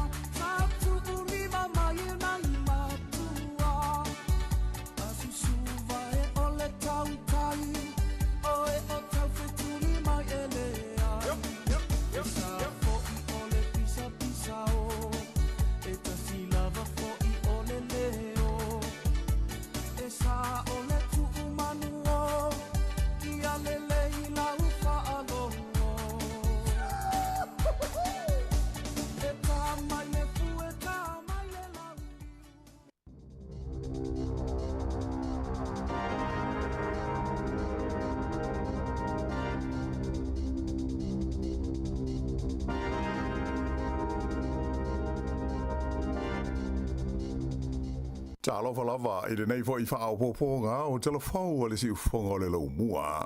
O le tala mua, o toi tau ma whaile le tupe au pito I te le I tonu o New Zealand, e pui I lana polofiti mawae au whenga iai masua suenga le palemene ma o lātou whaadia mai o le neitulanga e atangi ai le te le o le lātou pis nisi le tonu o le tunu. O le asanga fuana nafi sa o ne ai I luma o le komiti filifilia le palemene ia pulenga o le tupe umai le tonu o New Zealand mo se suenga o lo whanga solo e tu sai o whainga whaatau wanga I le vā o le tupe tau whaatau wa inga I le tonu o le tunu. O le whale tupe o le ANZ sa wha mawina le lātou polofiti mo le tausanga na tenei e lata I le lua tesi ma le tasi piliona tā la. Mai na whaalia ai le te maita I pule ia Antonia Watson e malamalama o ia I manatu malangona o tangata e tusa o lea polofiti te le. Na ia tā wai o le tūlanga le lei o lātou tupe mama e mafo mai I le tele o tupe maseleni o lo whaanga yo iai le lātou pisnisi I le tonu o New Zealand. Mai o lona tā ofi o le tupe mama po o le polofiti e pei o na whaai lo mai o se tūlanga whetaui matāla whengai. Mai na te iloa le leifo I le mafo anga o le manatu hai o tangata o se fuainu mera mawa e ma le tele ia lea tupe mama. E manatu le te maita I pule le ANZ e tāua mo New Zealand le iai o ni whale tupe te tele mo le whaangai o ia o nā tina e atoa malona te mao a inga. O le vai aso a sau e tu wa atu ai ia le palemia ia Christopher Luxon ma se au malanga o pito I to tele mai New Zealand nei mo le atunuu o initia. O se vaenga o tau mwhainga le malo e wha le leia ia le tu tau fe wha tau inga ato ai mo le pui nga I le vāo malo e lua. E pei ona sila fia o initia o stasio o tunu tele o le lalolangi ua mai tau ina le sawa o lona ati nae I le nei vai tau. E wha aso le umi o le ai le pāremi o New Zealand malana au malanga I le ai o Delhi, wha pe ai mo Mumbai, ma e malanga ese ma New Zealand I le asto na inei. O lo wha moe o le a whailo I ai Luxon ma le pāremi o initia o Narendra Modi, mai o le a whaiaisa na tautalanga I le whono tele tau le pui ngā le mano initia, le e ta ua o le Raisina Dialogue. O initia e au pito I to tele le whaitau a whai o na tangata I lalangi a toa. Mai o lo valo ia e o atu I le tausanga I lua awhe tauru se fulu ua tūlanga tolu I le te le o lona te mao a inga I le whaasolonga o atu nuu o le kia lope. E tā ua le malanga le nei a Christopher Luxon o ana whorfolanga I le taimi o whaatou sina o le pālota I le lua awhe lua sfutolu le sa ia polomisi ai o le taimi a tu lai mai ai le taita inga o le whainga malo o le a tau mwhailoa e na whaia se whenga inga e sa o loto ai fe whaataua inga I le vā o New Zealand ma initia. O le stofi nei fo I le malanga ai le sui palemia mai o ia fo I le minsta le vai fafo wa wasa mana ia Winston Peters I Amerika mo tala noa ngalo ia mo le whailau tusi a wao le United States o le li o Marco Rubio. Ua whiaunga lea malanga le li minsta I New York ma Washington ma le taimi ua mata umai le laulangi le li Palestine o le mano Amerika ia Donald Trump ma na ngaio inga ma whaai unga whai. Au iai o iai Washington o le a whailo I atu I sui o le whainga mano Donald Trump whaapea mo isi sui o le whono whaitu la whono a le United States. I le ai o New York o le a whailo ai I Peters ma sui si ni o le whalapo tonga o malo o whatasi. Na ia whaali mai whaapea o le malanga le nei o le a mauai le a vanoa e tala noa tu sao ai ma sui o le pulenga malo Donald Trump e tu sai o nisi o mata upu e au fi ai le taua I Ukraine whaapea le Gaza ai mai se o le ngāru lue whelangolo mai mata upu tau I le pui inga. Ua whaia nei malanga ai le 11 nei taro na fo I mai saina ia wawasa mana ia Winston Peters sa ia fo I moni talo ngalo ia ma le minsta le vai fafua lea malo tele o le li ingo ia Wang Yi. O le lipoti tu to tasi lea sa whala o I tele nafi e le whala tonga o le Pharmac ua atangi ai o nisi o ngase atoa fo i whalapo tonga tangata lautele e manatu o lea whalapo tonga ale malo e le ngata ina tuwai o na tari mai i mana onga o le tino u ai matele ina tau mawhai e pui pui i la taulawa ma whaaria mai ai mani winga le ma fau. E pei ona sila fia o le whamak o le whaalapo tonga lea e whea ngai ma le whaatauina mai o vai la au a toa mawhua la au e mana umia mō tonga fitinga o le soifua maloloina o tangata o New Zealand. Ai o le lipoti tu maoti e pei ona ta ua, sa ta pena ina mai ni maaftanga whaalea o onga na whaatonuina le komiti whaafoe o le whamak i le whaai unga o le tausanga na te anei. Sa whailo mai ai le te whono le komiti whaafoe o Paula Bennett, sa manina mai i nei polo kalame le te leo le whaale tonu i le tūlanga te li tonuina o le whamak i le whaatinoina o la tau ngā luenga whai.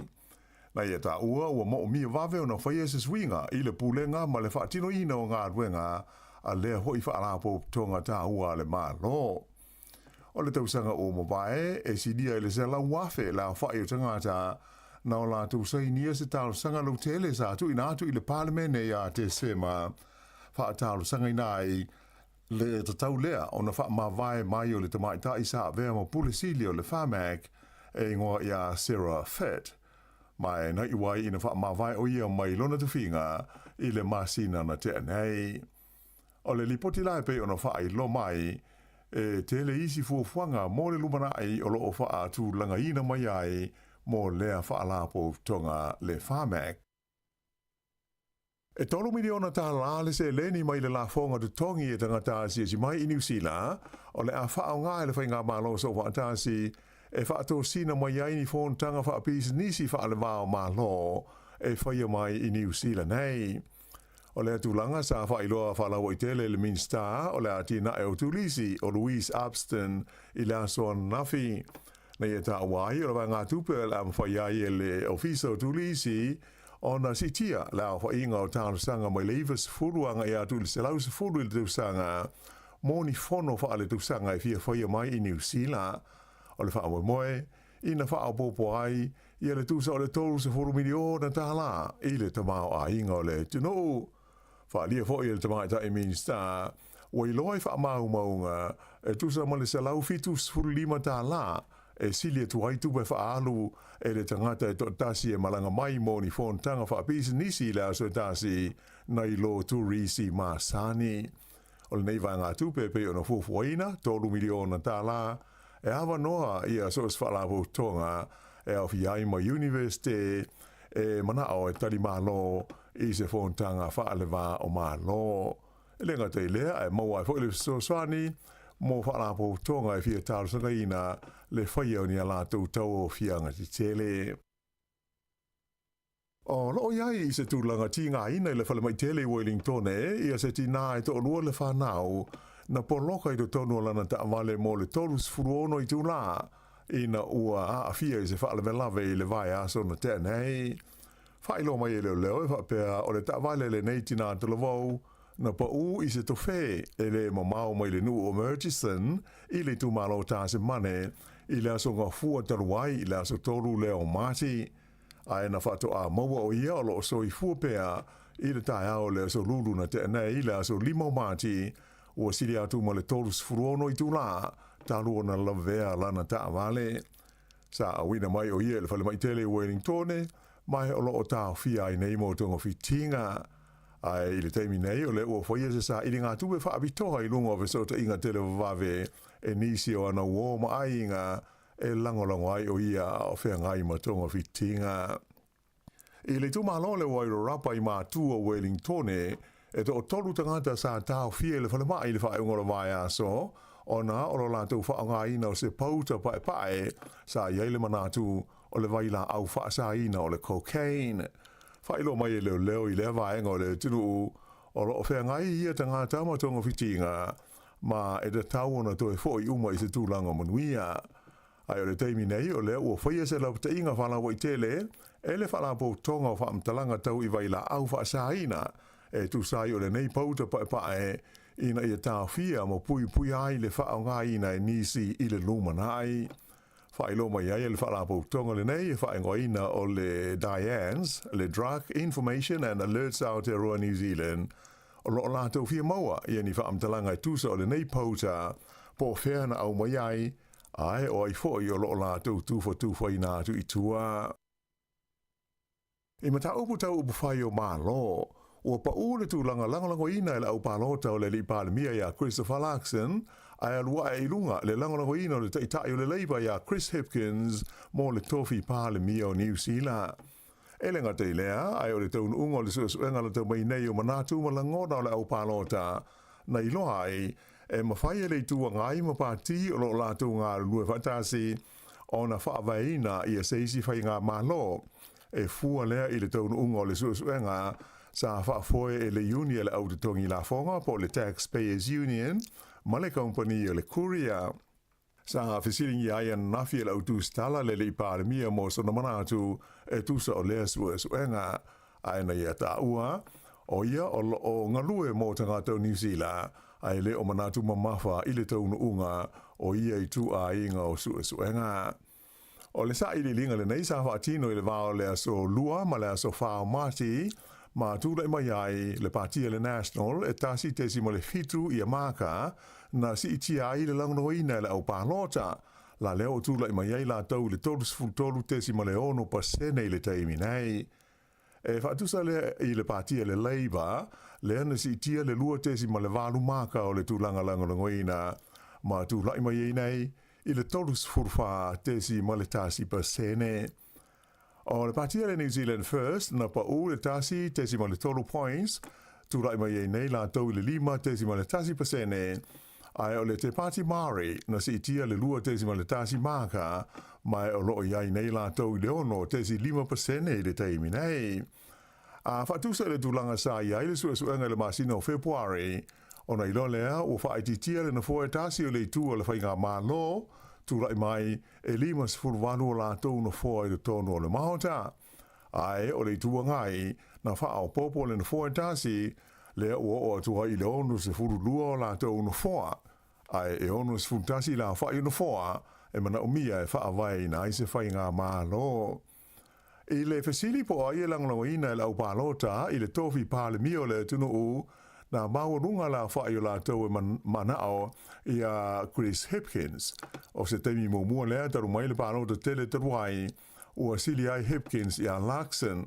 Na pa u le tu langoina Christopher Larkson, tu lai mai o ia i le luas furu tesi tolu pasene, ai o Hipkins, na si tia le tolu tesi ma le tasi pasene, tu lai mai ai o ia i la whainga e luas furu tesi ma le fitu pasene. Ua sa o ia wha le tonu o le tu langoina o le pālemia ma le whainga malo, ma le mauswinga a toa ma whai unga whai, ia ua tele i nguru ai le tunu.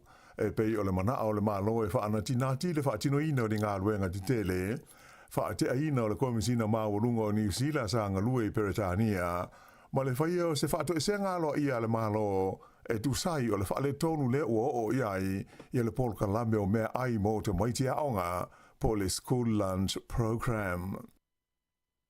Sa motu sia le swawai tau mawhai le pitanu o maan koki Wellington e mo se teimi umi le songa fuan nafi. O se lipoti lunga le upenga visota inga le pulenga le swawai le Wellington Water, na taua e whapea o le afo le sifurulua i le wauia le songa fua, le ana amataio na motu sia le swawai tau mawha i lea pitanu o le lau mua. Mai sa whaia tau mawhainga ina ia mawhai na toi whaola i le swawai i lea fia na nafi.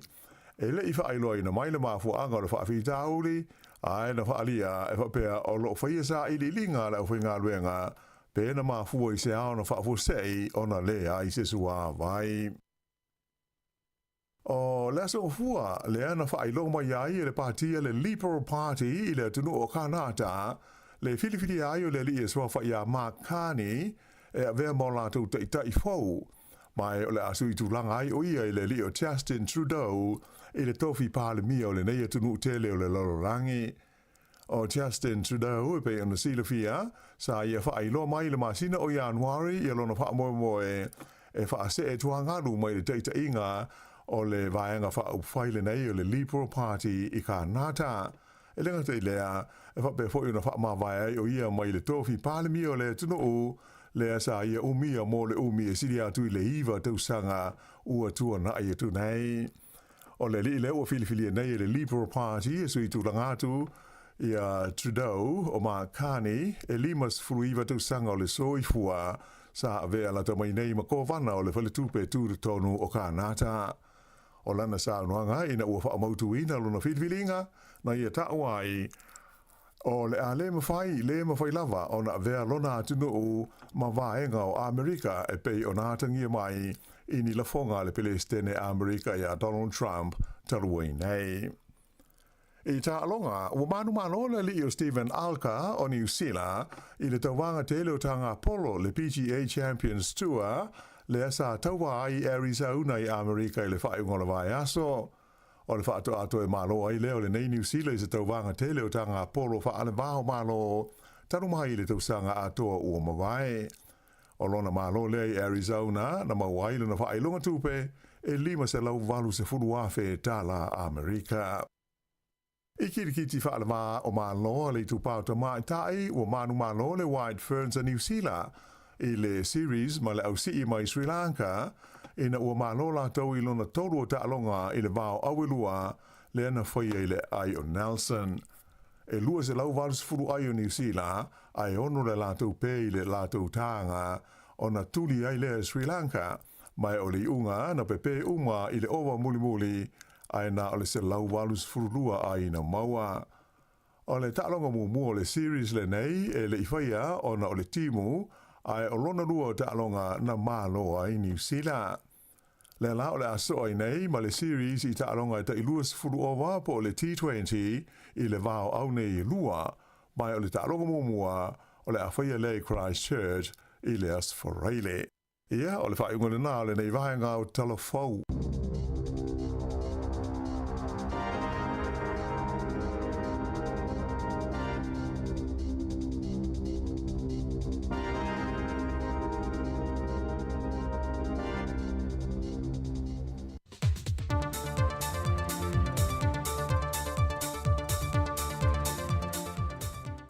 Fatalafatu lo tātu o tunu o leisi wha o poponga le neo talafau mai Samoa o se mai ele whaafonga. Au ta oto ele whete ina inga matalia se whaai unga ale fionga le whong whitalai e se aso e toi taua o fia ele whontanga le pālemene e toi lo te ele lafo le whatu wina le tofa a olo a whawhiti wha ai o le whatu atua ina lea o le fionga le whong whitalai fantase ma le sui whong whitalai e lo lātou mātai tu wina o ai a white na i whātou tainga o le whontanga. E lo lātou mai tau, e le toi solonga le lei le whātala no ina o ngā ruenga o lo ta oto le pālemene, e pidi e tolu o lo whātala no ina na teu te unga.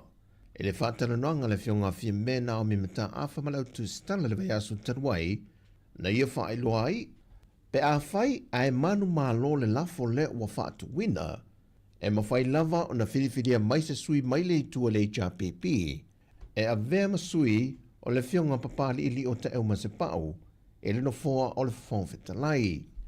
Pei tai wa whaamaunia mai e se sui whaamoemoina mai le tua le HRPP, wa mai a le whiriwhiringa le lātou whaafalitui, ma wo lātou au tase le whionga lo au sola malmalo ke ne te sio, e whaase e le tūlanga pe a whai, o le a le tūlanga o le ai u iai, fe lafo inga le pālemene e lona toe te liu mai ai se isi whontanga.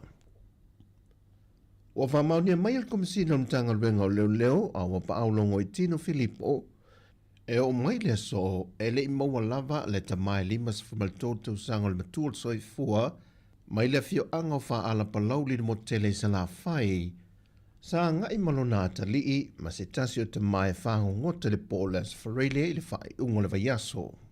Mai na lei loa mai ai, ai o loo saonga le mu leisi to tolu. Pe o da sila fia sa i ei whautuanga mai le ofisa le wa ai tau de whai unga le vaiaso, ona o le lo wā le tau lea na wa aia mai lungo le atunu. Mai wa mai ta wina e mtanga ruenga, e iei lava nisi a la tute le o usita ia, e pe o ne iei le wha lave le ua tula i mai.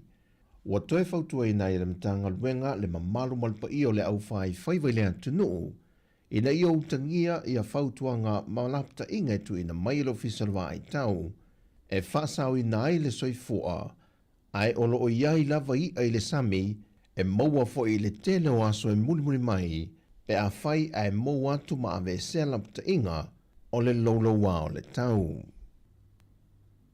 O lo whatau teia niso semina o a onga ma vaenga o kole ninga, e siti ai le to mai maleanga wa o leo whainga ruenga, ale pulenga o whalawelawe te tupu whafua sei. O lo ngā lue whatasi ai le malo sa moa ma le malo Amerika, e whainga whapa anga, le foi o fesosoani mai ei le vaenga le pui pui ngā le malo Amerika, le Nevada National Guard. E toi wha wawisi vaenga o seminama o onga, sa whatau teia le masino Februari tu sanga o mawai. O ia o onga e a ngai pe wha pe wheo na lavia ina se tangata mua a fia mai wha lave tup wha fua sei, o le sa i lia o se tasi o le iloa mai le vau wha pe fo i le sami, le whatau teia o ngā ruenga i lunga o le tula fono, a to ai mal wha o ngā ina o me whai ngā ruenga e wha tino i le ngā ruenga. O le whanau nongo neia o onga, o na o le maita wina o le tele o wha lave wha fitau le tupu mai e maise o malafa ale natura, e a fia ai i atu nuu o le Pasifika ma le laralangi o fausia ai au onga ma to mai wha apitoa nei e mawhai o na tali atu ai fesoasoani mo o mia mo i lato wa a fia. Au lei malanga e se atu le fionga le pāle mia malo tātua te nuu ma le au malanga e whatau nuina o na tiu te whatek te fono o le fontanga malo le taupulenga o lo o swia i Peritania. Awa mai o ne e whaelo mai le autu stala le ngā yoi ngā ale malo le o le a whaatino, e tusa le te ena le fionga le whonwhetalai o le maota, papali ili o te euma se pau, le lafo na whaatu wina e le malo o le te ena le o lanata i ta inga, o le whaatinonga o na tiute i le maota fono le pāle mene. Ma uai loa se finangalo o le maota, o le a whaamaro lo le fono se iai se aso. Ma o le a tuliloa, e le malo le mataupuli nei i auala o le tula fono. Pei tai i le whilo inga le autu stala, ma le tai o le whatua tui le tua sa mo o tasi, le fionga la auli le o templa te Valforce Schmidt, na ia tā ua, o se mea o te tū whatasi ei le malo, ma le tua ngai, ma o lana sila, o se mea ua whau. O tala fawia mai sa momo le nei fo i aso lua, manuia ngā ruengol ni aso, whasai foia.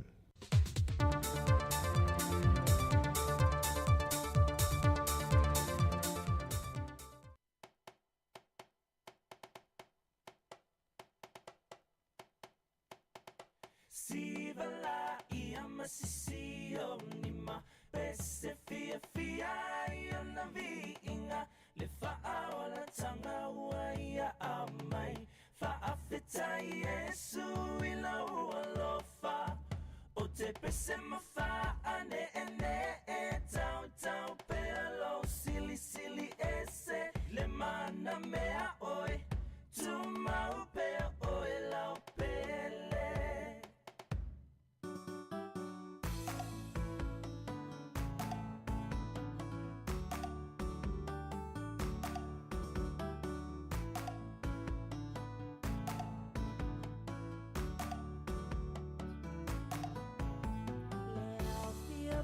Poto mai tato si ilefa afetai mua mule vinga ya Yesu lo tato matai awa o ya ua mafuai le mafutanga le nei ua fai tato fia ya Yesu wa faatasi mai ia patili mama ese e mai lau siva e matango fiela to faolaina ua suia nei ole olanga ua siva nei faale manga ua fia Yesu i lau faolatanga masisio ma pese fia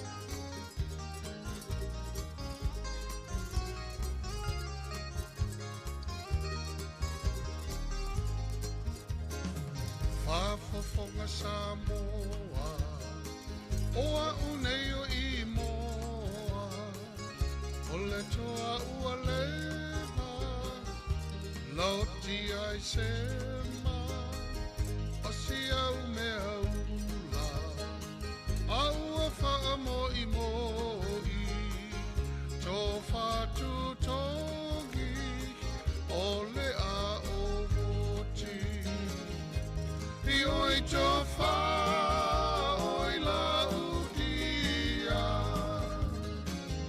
Ole a mawai nei taua Toi lili ulo ma whau whau Sa ili se tasi e tawanga whau Ole a se ulo ma ai anga I le au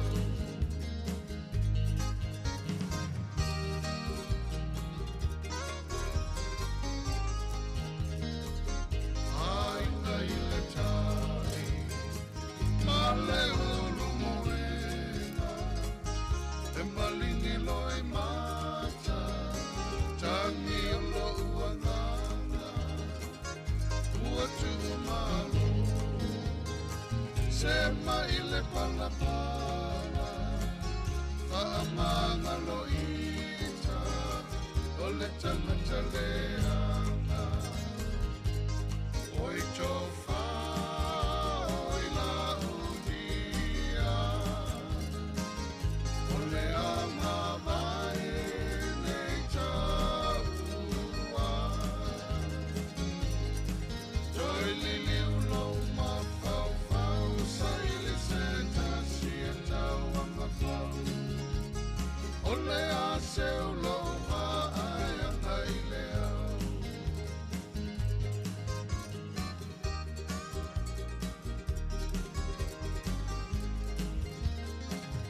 Whanau pele Pele I lo uangana Ele whaia so uloto I le tula fono Tātou tupea I le sili sili ese E pule I le whaaola Pule I le ave ese I oi tō whā oi la udia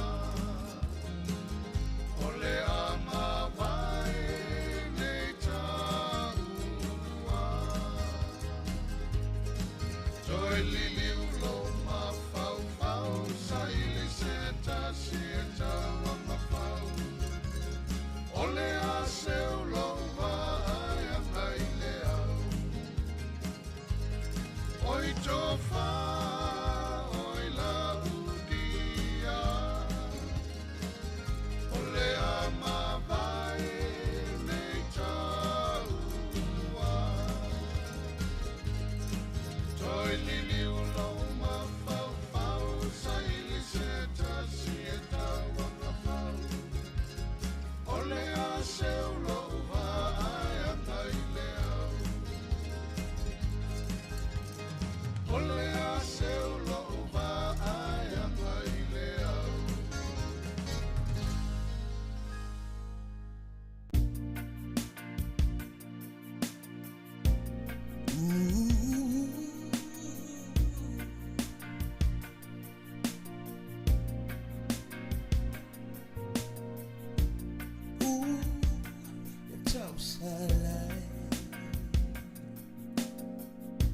Solo muli no alofa Dia ina tu aola Dia alofa moni ua masofa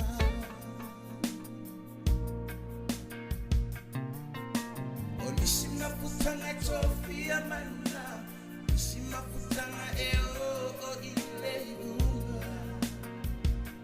Ayatabu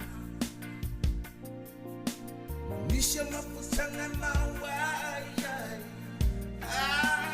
Nishima kutanga Ile mfani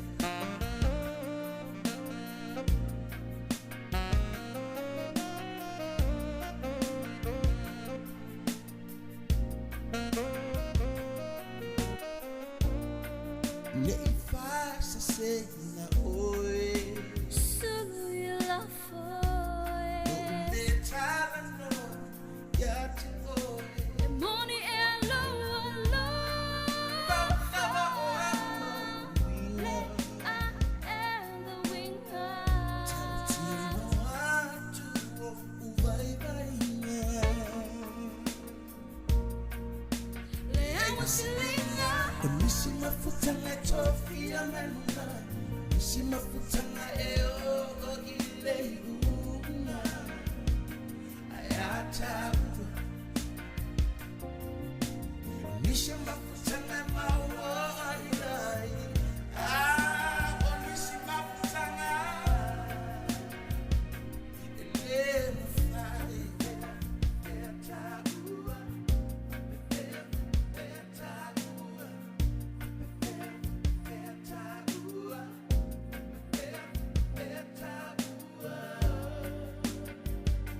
Etapa e alo finangalo, se sunatia I do masano salo.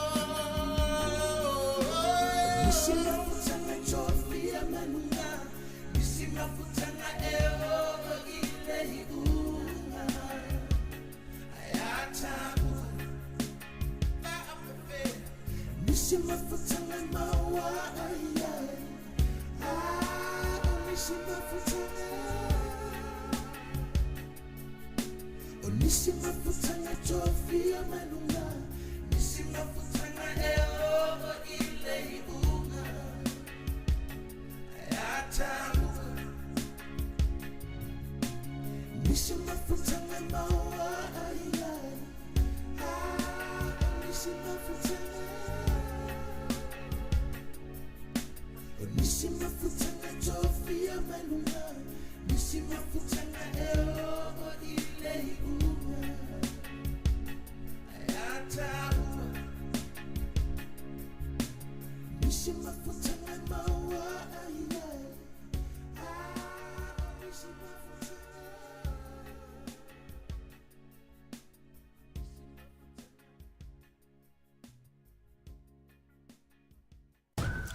Talofa, si ufofonga o le lau mua.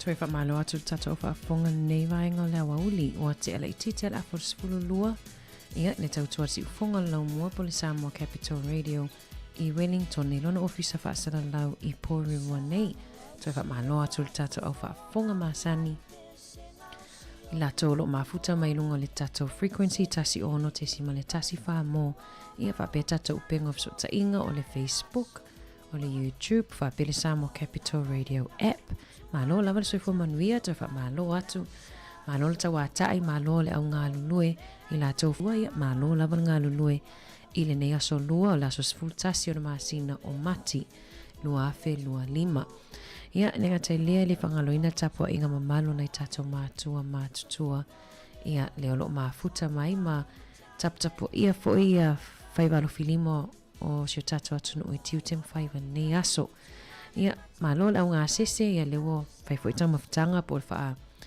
malo stino wha siringa malo si foi o lau auli ia au wha whewhianga sui whewhiloi tu ina atu le tautua si ufonga lau mua I le nei au auli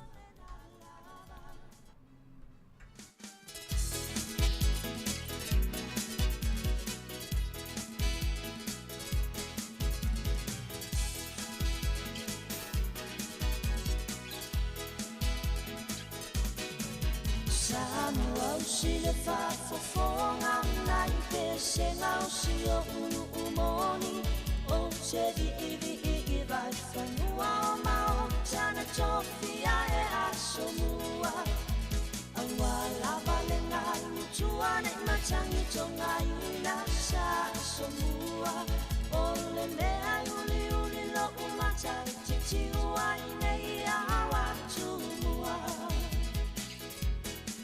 Ole a pui le tu mane fane lua o tu la fane Fofonga ole a la taua utai le uo mane fane tonu Awa la vaninga lutua ne matangi tonga I la sa somua Ole mea uli uli lo uma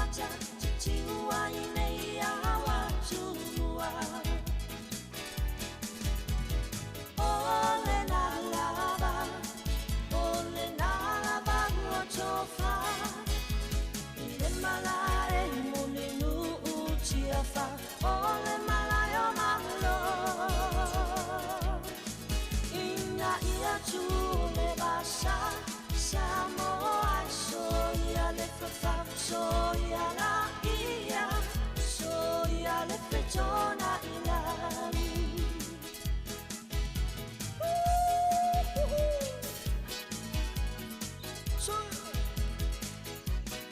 Sio umai le ama changa sama no pui pui na iona tulanga Pa solo mai tau sanga suya pa avai ele poto tangata Sini ona fata mo e ile ala se ivalo ia ele tele tangata male malo maloa Uata apele ala la fanga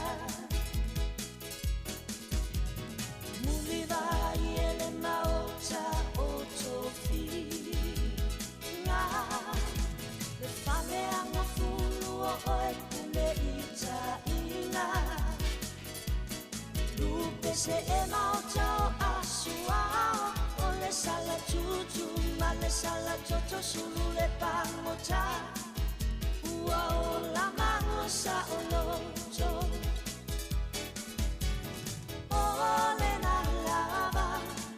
Ole na lava ua tofa Le malai mulinu utia fa Ole malai o mahlo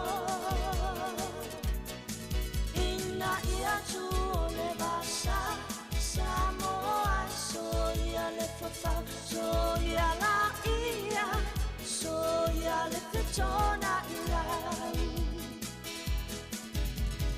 Ole na lava ua tofa Le malai mulinu utia fa Ole malai o mahlo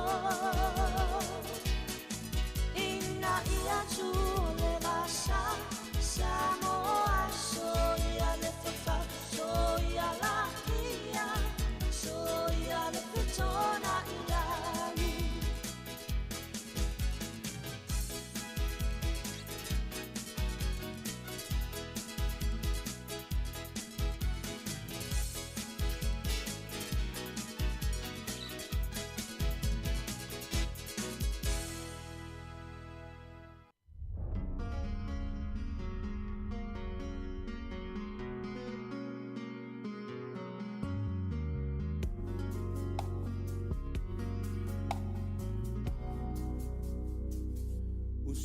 Fa'afofonga ai se io utala o toina leo langa o le tama tamua iso se aina ua tele o la ua mama ona o lele amana ia ina ziona si ule utaule langona ufitia ifa au sosonga Fofola nelo fala tala tala uma fauna e mala mala mai ala uma mole savalina o ala mani fai na tape taya po I o ele matangi maua alo fa atua tua alu e male fa amao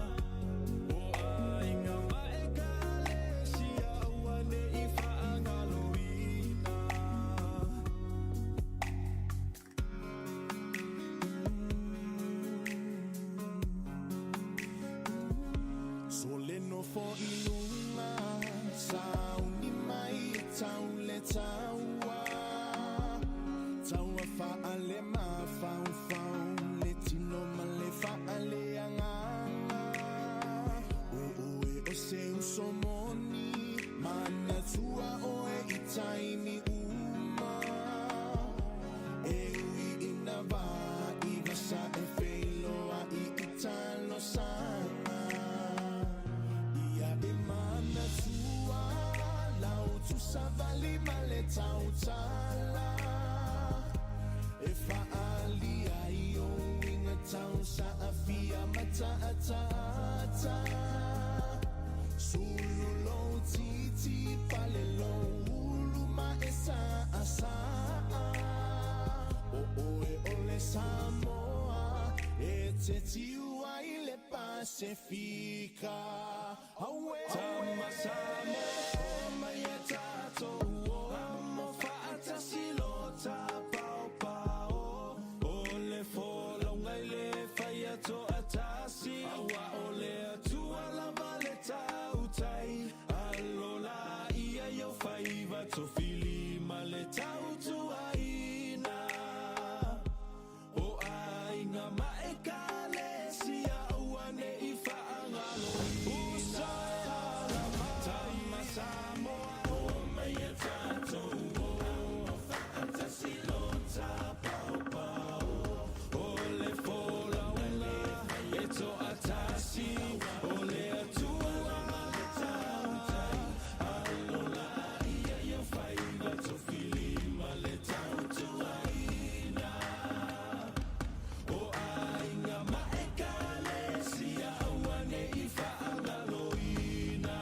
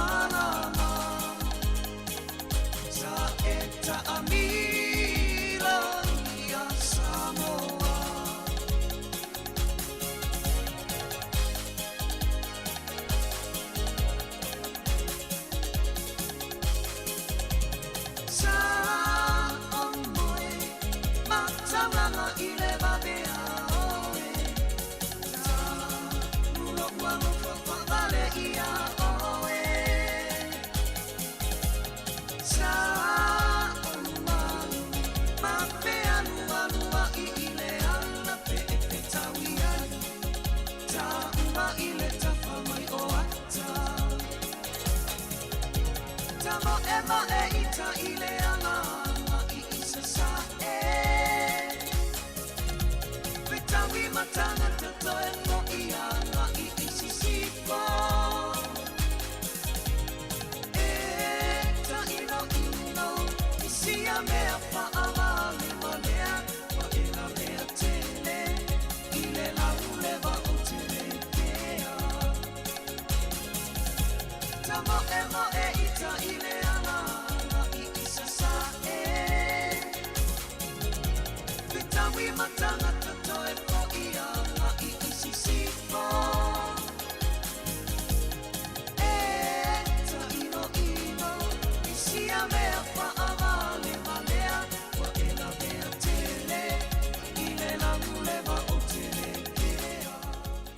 Whawhiwhianga wha Samoa ia e te sa mai ai pe whapele umon whailau wha malostino li nei awa uli. Mana i olwa inga le sa tatanoa atua ila whionga ila li pule ma le pule nu o Porirua ia Anita Baker.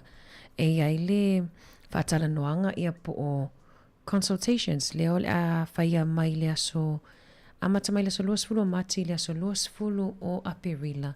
Ia e mawhaiona tuina i o sofina ngalo whaalia i lunga o leo penga te whailangi le Porirua City Council.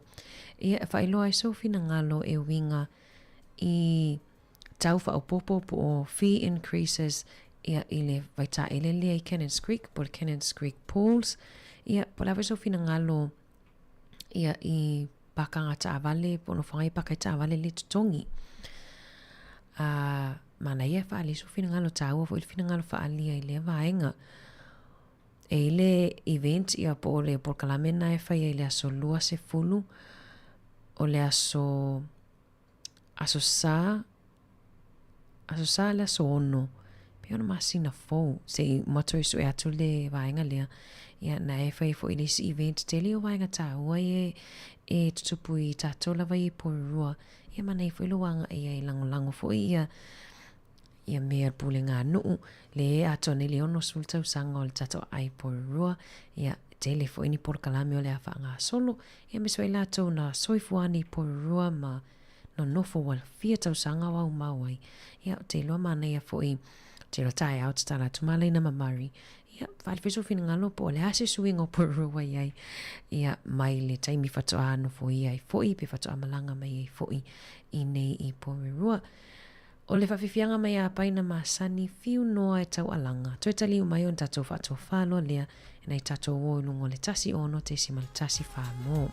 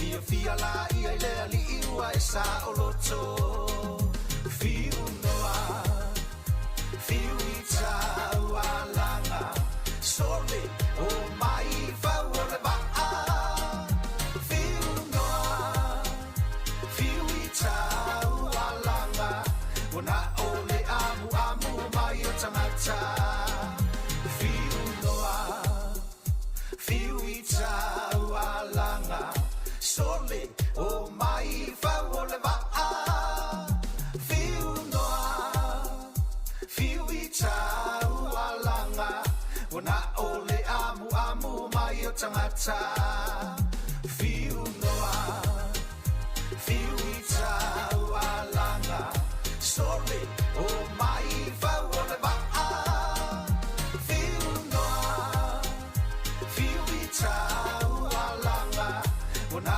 o le amu amu mai o tangata o na o le amu amu mai o tangata o na o le amu amu mai o tangata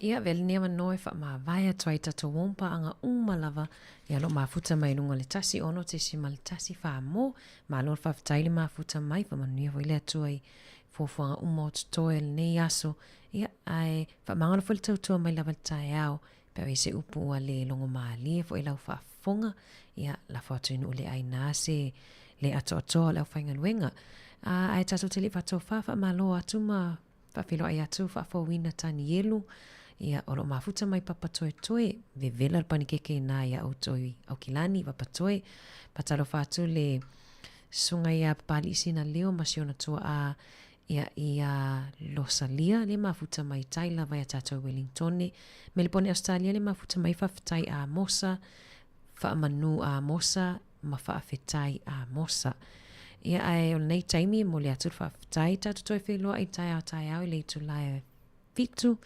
mata ngalua to ono to maltuanga ne a Murray Faivalu fa au tau tu si fonga lo mua ia mo taimi nei ia ole itulai tasi to ina tu tato telefon fa au to tato tau tua i lungo tato upinga of so ta inga alo fa le na tia mai a moto tasi fa mai ato tato tau tua lo fa to mo to lungo tato tasi ono te si mal tasi fa mo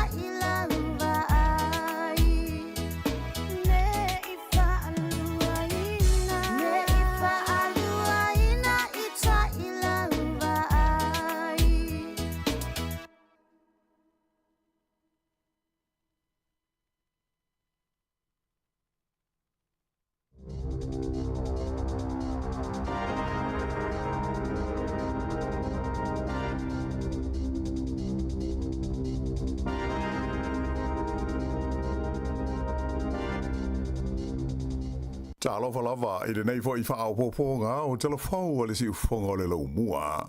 O le tala mua, o toi tau mawhaile le tupe au pito I te le I le tono o New Zealand, e pui I lana polofiti mawae au whenga iai masuenga le parlemene ma o lātou whaalia mai o le nei tūlanga e atangi ai le te le o le lātou pis nisi le tonu o le tunu.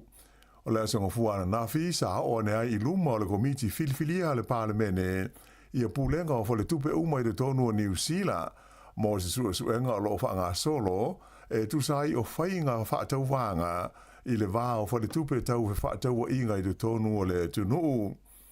O le whale tupe o le ANZ sa wha mawina le lātou polofiti mo le tausanga na tenei e lata I le lua tesi ma le tasi piliona tā la. Mai na whaalia ai le te maita I pule ia Antonia Watson e malamalama o ia I manatu malangona o tangata e tusa o lea polofiti te le. Na ia tā wai o le tūlanga le lei o lātou tupe mama e mafu mai I le tele o tupe maseleni o lo whaanga I o iai le lātou pisinisi I le tonu o New Zealand. Mai o lona tā ofi o le tupe mama po o le polofiti e pei o na whaai lo mai o se tūlanga whetaui matala whengai. Mai na te iloa le leifo I le mafu anga o le manatu hai o tangata o se fuai numera mawa e ma le tele ia lea tupe mama. E manatu le te maita I pule le ANZ e tā ua mo New Zealand le iai ni whale tupe te tele mo le whaangai o ia o nā tina e atoa malona te mao a inga. O le vai aso a sau e tu wa atuai ia le palemia ia Christopher Luxon ma se au malanga o pito I to tele mai New Zealand nei mo le atunu o initia. O se vaenga o tau mwhainga le malo e wha leia ia le tu tau fe wha tau inga atoa ai mo le pui nga I le vāo malo e lua. E pei ona si le fia o initia o stasio o tunu tele o le lalolangi ua mai tau ina le sawa o lona ati nae I le nei vai tau.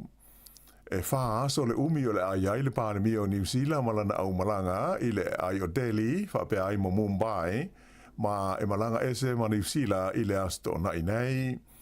O lo wha moe o le a whailo I ai Luxon ma le pāremi o initia o Narendra Modi, mai o le a whaiaisa na tautalanga I le whono tele tau le pui ngā le mano initia, le ta ua o le Raisina Dialogue. O initia e au bito I to tele le whaitau a whai o na tangata I lalolangi a toa. Mai o lo valo ia, e o atu I le tausanga lua awhe tolu se fulu, ua tūlanga tolu I le te leo lona te mao a inga, I le whaasolonga o atu nu o le kia lope. E tā ua le malanga le nei a Christopher Luxon o ana wholofolanga I le taimi o whaatosina o le pālota I le lua awhe luas fultolu le sa ia polomisi ai, o le taimi a tu lai mai ai le taita inga o le whainga malo o le a tau mwhailoa e na whaia se whenga inga e sa o loto ai fe whaataua inga I le wā o New Zealand ma initia.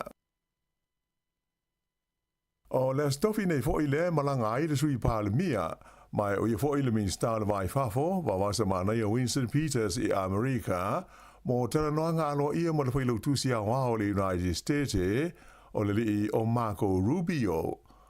Ua whiaunga lea malanga le li minister I New York ma Washington ma le taimi ua mata umai le laulangi le li pelestene o le mano a Amerika ia Donald Trump ma na ngayo inga ma whaai unga whai.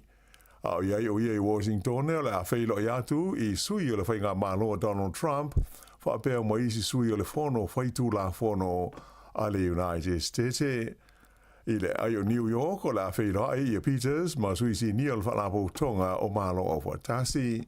Na ia whaali mai I whapea o le malanga le nei o le a maua ai le a vanoa e tala noa tu sao ai ma sui o le pulenga malo a Donald Trump e tu sai o nisi o mata upu e au fi ai le taua I Ukraine whapea le Gaza ai mai se o le ngaru lue whelangano mai mata upu tau I le pui inga.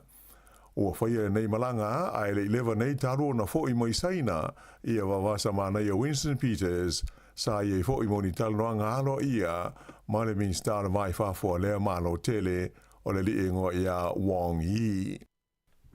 O le lipoti tu to tasi lea sa whala o I tele a nafi e le whala boptonga o le Pharmac ua atangi ai o nisi o ngase atoa fo in whalapo tonga tangata lautele e manatu o lea whalapo tonga ale malo e le ngata ina tuwai o na tari mai I mana onga o le tunu u ai matele ina tau mawhai e pui pui I la taulawa ma whaaria mai ai mani winga le ma fau.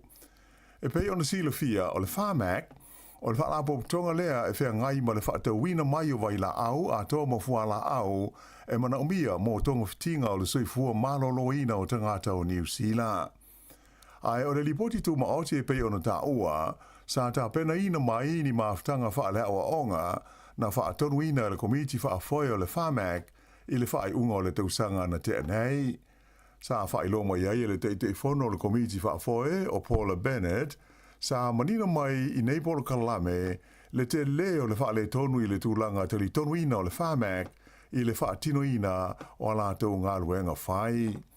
Na ia ta ua mo mia vave o na whaia se swinga I le pulenga ma le whaatino ina o ngā luenga a lea hoi whaalapo tonga ta ua le malo. O le tausanga o mawae e si dia I le sela wafe la whaia tangata na o la tausai nia se talo sanga lo tele sa tu ina atu I le parlemene ia te sema wha talo sanga inai le tatau lea o na wha mawae mai o le tamaita isa vea mo pulisili o le whamak e ngoa ia Sarah Fett. Mai na iwai ina wha mawae o ia mai lona tuwhinga I le masina na te anei. O le lipoti lai pe o na wha I lo mai e tele isi fuafuanga mo le lumana ai o lo o wha atu langa ina mai ai mo lea whaalapo tonga le whamak. E tolu miliona tā lāle se leni mai le la fonga tu tongi e tangata si mai I New Zealand o le a whao ngā le whainga malo so whaatasi e whaato sina mai ai ni fōn tanga whaapis nisi whaale wao malo e whaia mai I New Zealand nei. O le atulanga sa whailoa whalawa I tele le Minster o le atina e o tulisi o Louise Abston I le asoan nafi. Na ia ta wai o le ngā tupe le am whaiai e le ofisa o tulisi o na sitia le au whainga o tānu sanga mai leivas furuanga I atu le selau se furu le tausanga mōni whono whaale tausanga I fia whaia mai I New Zealand. O le whaamoe moe, ina whaao popo ai, ia le tūsa o le tolu se furu miliona tā la, I le tamao a inga o le tino. Whaalia fo I le tamao I Minster, wai loi whaamau maunga, e tūsa ma le selau fitu se furu lima tā la, e silia tuai tupe whaalu, e le tangata e tasi e malanga mai mo ni whontanga whaapisi nisi le aso tasi, nei lo turisi masani. O le nei vanga tupe pe o na fufuaina, tolu miliona tā la, e awa noa ia so whaalapo tonga e au fiai ma university e manao e tari malo I se whontanga whaalewa o malo. E lenga te lea e maua e whaile so swani mo whaalapo tonga e fia tāru sanga ina le whaia o ni ala tau tau o fianga ti tele. O loo iai I se tūlanga ti ngā ina I le whale mai tele Wellington ia se ti nā e to lua le whanau na poloka I to tonu lana ta vale mo le tolus furuono I tu la ina ua a fia I se whaale velave I le vai aso na tenei. Whailo mai e leo e whapea o le ta vale le nei tina te lavou na pa u I se tofe e le mamau mai le nu o Murchison I le tu malo ta se mane I le aso ngā fua taruai I le aso tolu leo mati. Ai na whato a maua o ia o lo so I fua pea I le tae ao le aso lulu na tenei I le aso limo mati ua siri atu ma le tolu sfuruono I tu la, talu ona lavea lana ta vale. Sa awina mai o ia le whale mai tele Wellington, mai o loo tā fia I nei mo tonga fitinga. Ai I le teimi nei o le ua whaia se sa ili ngā tuwe whaabitoha I lunga o vesota inga tele vave e nisi o ana uoma ai inga e langolango ai o ia o whea ngai ma tonga fitinga. I le tumalo le wairo rapa I mātua Wellington e to tolu tangata sa tau fie le whale mai le whae ungora vai aso, o na oro la tau whaanga ina o se pauta pae sa iei le manatu o le vaila au whaasa ina o le cocaine. Whaelo mai e leo I le vaenga o le tunu o lo whea ngai ia tangata ma tonga fitinga, ma e da tau ona to e fo I uma I se tūlanga manuia. Ai o le teimi nei o le ua whaia se lau te inga whala wai tele, e le whala po tonga o whaamtalanga tau I vaila au whaasa ina, e tu sai o le nei pauta pae ina ia tāwhia mo pui ai le whaonga ina e nisi I le lumanai. whailo mai ai le whalapo tonga le nei, whaingoina o le Diane's, le Drug Information and Alerts Aotearoa New Zealand, o lo lātou fia maua, ia ni whaamtalanga i tūsa o le nei pauta, po whea na au mai ai o ai fōi o lo lātou tūwha i nātu i tua. I mata upu tau upu whai o mālo, o pa ule tū lango ina e la au pālota o le li pālemia ia Christopher Larkson, ai alua e ilunga le lango ina o le taitai o le leiba ia Chris Hipkins mo le tofi pālemia o New Zealand. E le ngata i lea, ai o le taunu unga o le suenga le tau mai nei o manatu ma langona o le au pālota, na iloa ai, e mawhai e le tua ngai ma pāti o lo lātou ngā lue whatasi, o na whaavaina i a seisi whai ngā mālo, e fua lea i le taunu unga o le suenga, sa whaafoe e le uni e le auditongi la fonga po le Taxpayers Union, ma le company o le Courier. Sa whisiringi ai an nafi e le autustala le li pālemia mo sona manatu e tusa o lea suenga aina i a tāua, o ia o ngalue mo tangata o New Zealand, ai le o manatu mamafa i le taunu unga o ia i tu a inga o suenga. O le sa i li linga le nei sa whaatino i le vāo lea so lua ma lea so whao mati, ma tūlai mai ai le Partia le National e tasi tesi mo le fitu i a maka na si iti ai le langoina le au pālota, la leo tūlai mai ai la tau le tolu tesi mo le ono pasene i le taimi nei. E whaatusa le i le Partia le Labour, le ana si itia le lua tesi mo le valu maka o le tūlanga langoina, ma tūlai mai ai nei, i le tolus furfa tesi mo le tasi pasene. O le Partia le New Zealand First, na pa u le tasi tesi mo le tolu points, tūlai mai ai nei la tau le 5 tesi mo le tasi pasene, ai o le te Party Māori, na si itia le lua tesi mo le tasi maka, mai o loo iai nei la tau le ono tesi 5% i le taimi nei. A whatusa le tūlanga sa iai le suenga le masina o Februari, o na ilo lea o whaititia le na fōe tasi o le itu o le whainga mālo, tūlai mai e 5.4 o la tau na fōe le tono o le mahota. Ai o le itua ngai, na whao popo le na fōe tasi, lea o atua i le onu se furu lua o la tau na fōa. Ai e onu se furu tasi la whai na fōa, e mana umia e whaawai na i se whainga mālo. I le fesili po ai e langlangoina e lau pālota, i le tofi pālemia o le tunu u, na maurunga la whai o la tau e manao i a Chris Hipkins. O se teimi mua lea taru mai le pālota tele taruai, ua sili ai Hipkins i a Larkson. Na pa u le tu langlangoina Christopher Larkson, tu lai mai o ia i le luas furu tesi tolu pasene, ai o Hipkins, na si tia le tolu tesi ma le tasi pasene, tu lai mai ai o ia i la whainga e lua se fulu tesi ma le fitu pasene. Ua sa so o ia wha le tonu o le tu langoina o le pālemia ma le whainga malo, ma le mauswinga a toa ma whai unga whai, ia ua tele i nguru ai le tunu, e pei o le mana o le malo e wha anatinati le wha tino ina o di ngā luenga ti tele, wha te aina o le komisina māwarunga o New Zealand sa ngalue i Peretania, ma le whaia o se whaato e se ngalo ia le malo, e tu sai o le wha le tonu le ua o iai, ia le Paul Kalame o mea ai mo te maiti aonga, po le School Lunch Program. Sa motu sia le suawai tau mawhai le pitanu o maan koki Wellington e, mo se teimi umi le songa fuan nafi. O se lipoti lunga le upenga visota inga le pulenga le suawai le Wellington Water, na tawai e whapea, o le afo le se furulua i la wauia le songa fua, le ana amataio na motu sia le suawai tau mawha i lea pitanu o le lau mua. Mai sa whaia tau mwhainga ina ia mwhai na toi whaola i le suawai i lea fia na nafi.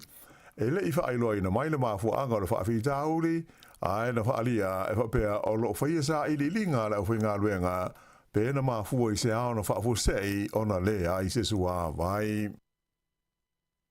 O le aso fua, le ana whaailoa mai ai le Partia le Liberal Party i le tunu o Kanata, le filifili ai o le li e sua whaia Mark Carney, e a vea mo lātou tai fau. Mai o le asu i tūlanga ai o ia i le li o Justin Trudeau i le tofi pālemia o le nei tunu tele o le lororangi.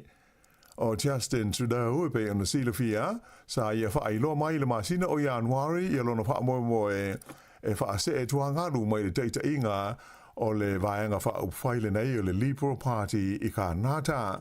e lenga te lea e fa pe fo ina fa ma vai o ia mai le tofi pale mi o le tuno o le sa ia umi mo le umi e siria tu le iva te sanga ua tua na ia tu nei o le li le o fili nei le Liberal Party e sui tu langatu ia Trudeau o Makani e limas fruiva tu sanga o le soifua sa avea la tamai nei ma ko vana o le fale tupe tu tonu o kanata o lana sa unuanga ina ua wha mautu ina luna whitwilinga na ia tauai o le a le mawhai lava o na vea lona atunu o ma vaenga o Amerika e pei o nātangia mai ini la fonga le Palestine Amerika ia Donald Trump talui nei. I ta alonga, ua manu le li o Stephen Alka o New Zealand i le tauanga te leotanga Apollo le PGA Champions Tour le asa taua ai Arizona i Amerika i le whaiungola vai aso. O le whaato ato e malo ai leo le nei New Zealand i se tauanga te leotanga Apollo wha ale vao malo tanu mai i le tausanga atoa ua mawai.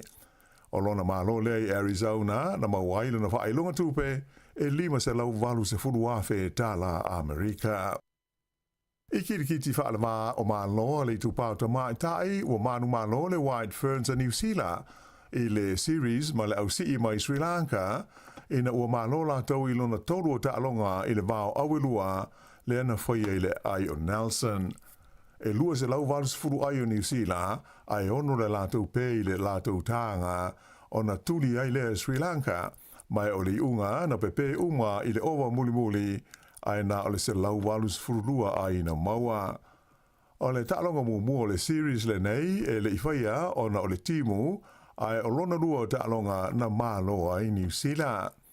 Le la o le aso ai nei ma le series i ta'alonga ta iluas furu owa po le T20 i le vao au nei lua mai o le ta'alonga mua o le awhaia le Christchurch i le Asforeile. Ia o le whaiunga le nā le nei vahenga o talafau.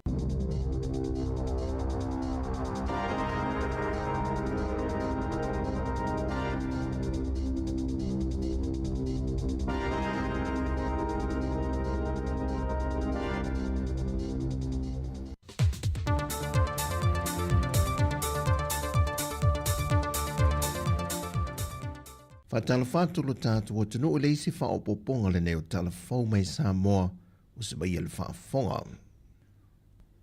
Ao ta oto ele whete ina inga matalia se whaai unga ale fionga le whonga whetalai e se aso e toi tau ao fia ele whontanga le pālemene e toi lo te ele lafo le whatu wina ele tofa a olo a whofiti wha ai o le whatu atua ina lea o le fionga le whonga whetalai whantase ma le sui whonga whetalai e lo lātou māta i tuwina o ai a whete na i whātou tainga o le whontanga.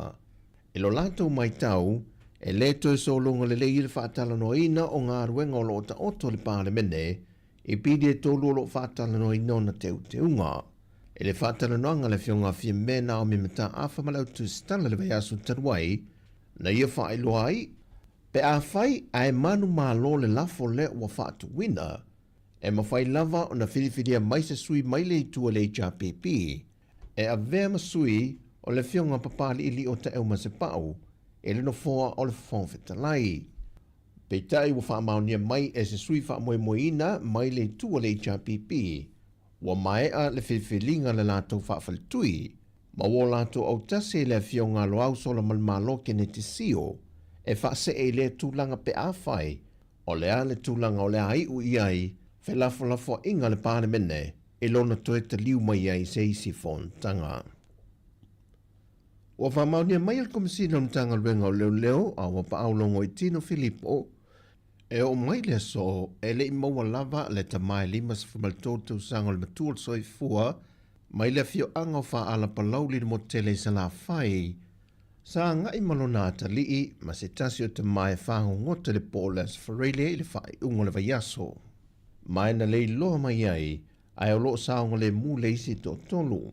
Pe o da sila fia sa i ei whautuanga mai le ofiso le wa ai tau de whai unga le vaiaso, ona o le lo wā le tau lea na wa aia mai lungo le atunu. Mai wa mai ta wina e mtanga ruenga, e iei lava nisi a la tute le o sita ia, e pe o na iei le wha la lave le ua tula i mai.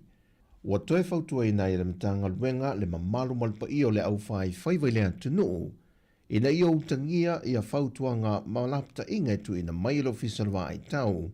E whasau ina ai le soifua.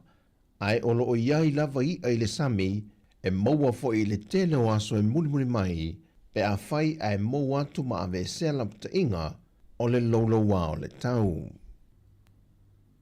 O lo whatau teia niso semina o a onga ma vaenga o kole ninga e siti ai le to mai maleanga wa o leo whainga ruenga al pulenga o whalawelawe te tupu whafua sei.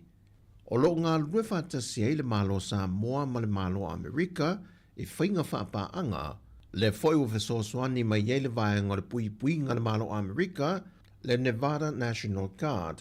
E toi wha wawisi vaenga o seminama o onga sa whatau teia le masino Februari tu sanga o mawai. O ia o onga e a ngai pe wha pe wheo na lavia ina se tangata mua a fia mai wha lave tup wha fua sei. O le sa i lia o se tasi o le iloa mai le vau wha pe fo i le sami. Le whatau teia o ngā ruenga i lunga o le tula fono. A to ai mal wha o ngā ina o me whai ngā ruenga e wha tino i le ngā ruenga. O le whanau nongo neia o onga o na o le maita wina o le tele o wha lave wha fitau le tupu mai e maise o malafa ale natura e a fia ai i atu nuu o le Pasifika ma le Larangi o fausia ai au onga ma to mai wha apitoa nei e mawhai o na tali e tuaife soaswani mo o mia mo i lato wa a fia. Au lei malanga e se atu le fionga le pāle mia malo tātua te nuu ma le au malanga e whatau nuina o na tiu te whatek te fono o le fontanga malo le taupulenga o le o Suia i Peritania. Awa mai o ne e whaelo mai le autu stala le ngā yoi ngā ale malo le o le a whaatino. E tusa le te ena le fionga le whongwhitalai o le maota, papali ili o te euma se pau. Le lafona whaatu wina e le malo o le te ena le o lanata i ta inga, o le whaatinonga o na tiute i le maota fono le pāle mene. Ma uai loa se finangalo o le maota, o le a whaamalo lo le fono se iai se aso. Ma o le a tuliloa e le malo le mataupuli nei i auala o le tula fono. Pei tai i le whilo inga le autu stala, ma le tai o le whaatua tue le tua sa mo o tasi, le fionga la auli le o templa te Valfosse Schmidt, na ia tā ua, o se mea o te tū whaatasi ai le malo, ma le tua ngai, ma o lana sila, o se mea o whau. O tala fawia mai sa momo le nei fo i aso lua, manuia ngā ruengo le nei aso, whasai foia.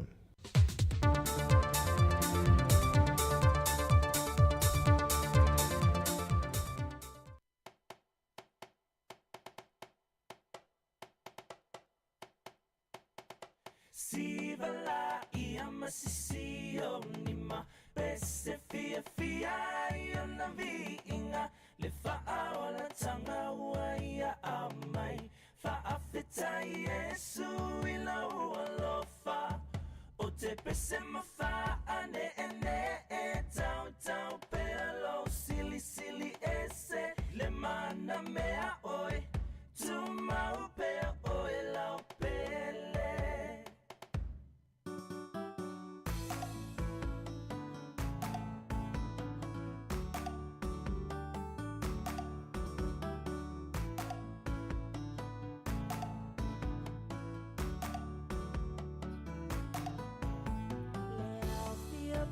Poto mai tato si ilefa afetai mua mule vinga ya Yesu lo tato metai awa o ya ua mafuai le mafutanga le nei ua fai tato fia ya Yesu fa atasi mai ia patili mama ese e mai lau siva e matango fiela to faolaina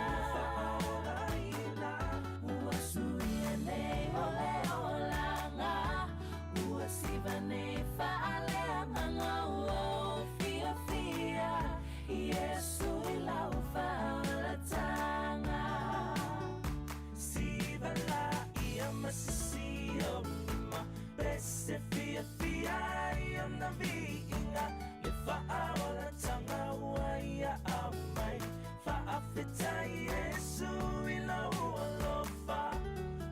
Bese mafa ane ene tau tau pelo silly silly ese le mana mea oi tuma pe oi la pele Sawia Sivala ia masisio lima Bese fia fia ia na vinga le fa aula tamaua ia au mai fa afeta Yesu ila ualofa O te pese mo fa ane ene tau tau pelo silly silly ese le mana mea oi tu mau pe oi lau pele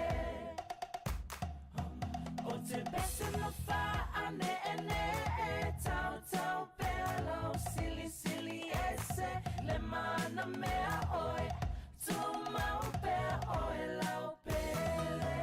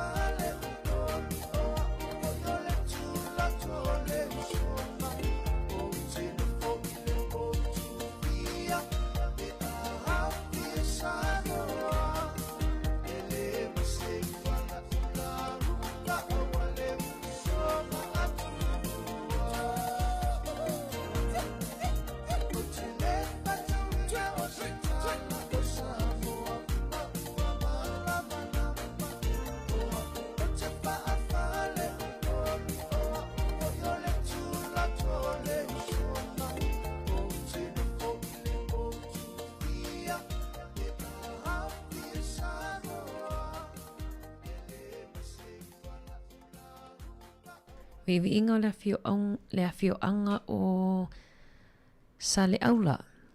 Ia pe ona pespese atuai le lava boys ia ile ne awa uli to e lua sful fa minute ona tale o le tu lai lua tale lua ona fa mai a foile o tato tautua inunga o tato upinga officer ta inga ia to fa malo atu amata foi ona sauni ia nai tato matua ia e piki na ia lum whanau mai a onga ia o le fautuanga maa sani lava ale si ufonga lau mua tautua nale saunga le mu wa aina i tato whanau la iti foi le o ia onga ia tamana le maa sani au na fia e tawhawhao ma ta alo i driveways ia siaki lau ta avali fa ta amilo lau ta avali ia e siaki po ta alo ai lalo po tua ia on fatu alu ese lau ta avali o te lona wala wasila fia fo isi o tato atunu i lea vaenga ia ai au se fautuanga masani ma se fa manatu ia o whaide ngalo ia whala awa nei tatu ta mama tina mātutua ia wha peta to appointment o lea wauli wha asolo atu lea fia nā nei ia ai malo lava malo le tau hata ai malo foi ia la to leo whaingaluenga leo toi foi atu ia e toi amatalia ngaluenga o lea wauli ia lea toi titi foi mānawa i la to foi le sifi po ia lewa watu lungo la wala i watu foi ngaluenga i amata lea fia nā nei ia manuia tau whaiva matiu te o nei aso tato nom tato eva pesa ia pa ia le tu lai lua ia ona tato fa mai lo la ia 5 stars ma le pese e lua ele ai ele lua ele lua sunga ni au ioe ai le tau fai atu e lua au ioe ele lua sunga ni au ioe mai le 5 stars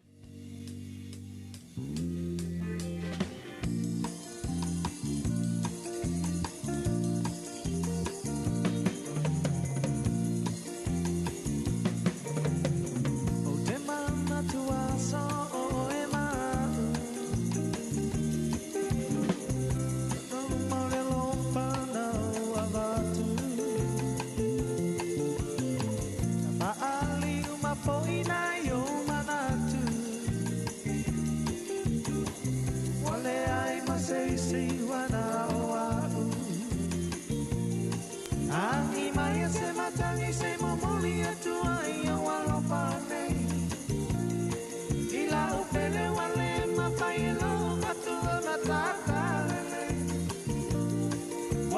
misia oi tawaina matelo whaamamon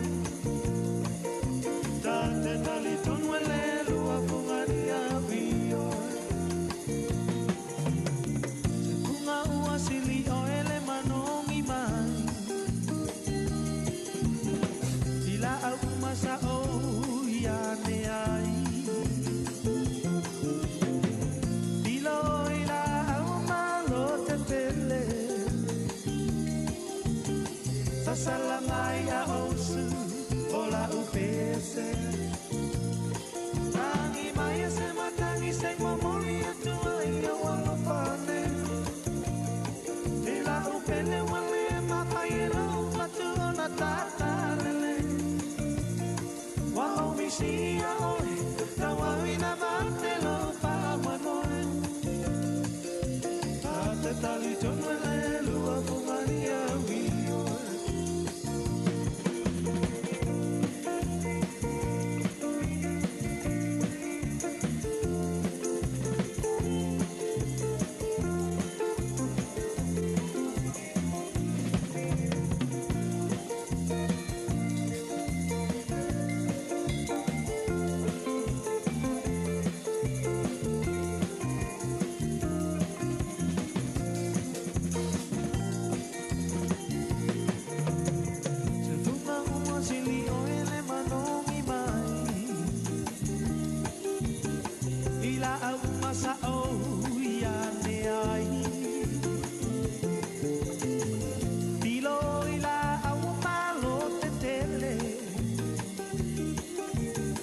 Sasalamaya osu ola upese Angi maya se matangi se momoli atua ia wala pane Ila upele wale mapaila upatu na tatalele Wa omisia oi tawawina matelo pamanoe Tate tali tonwele lua kuania vioe Angi maya se matangi se momoli atua ia wala pane Ila upele wale mapaila upatu na tatalele Wa omisia oi tawawina matelo pamanoe Tate tali tonwele lua kumania vioe Tate tali tonwele lua kumania vioe Tate tali tonwele lua kumania vioe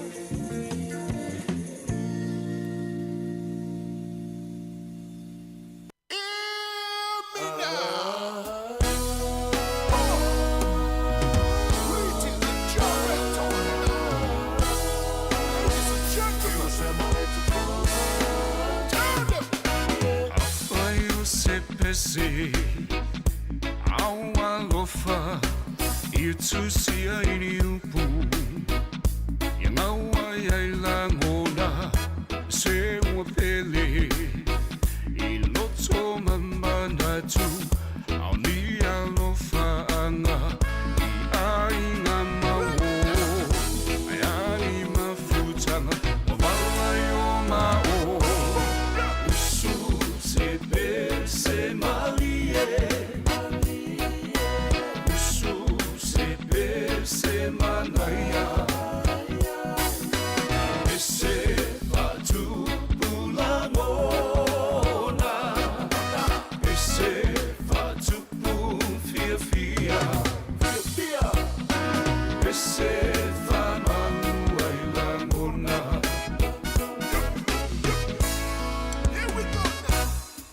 Afaio se pese Faamalosi au Ia tusia ini upu Faala e au Fai mai fofo Faamalosi ai E ua mafatia Ile tino male mafaufau Au e ua mafatia Matua le taulau Usu se pe se malie Usu se pe se manaya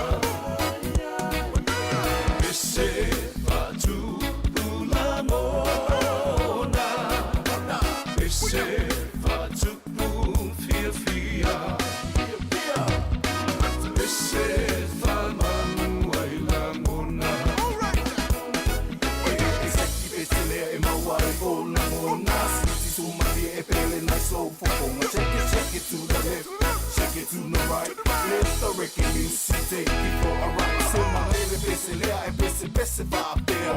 Lua mawhangwhanga e wha a lele lungo lea. Put your hands up in the air and say, oh yeah, oh yeah. Usu se bese marie.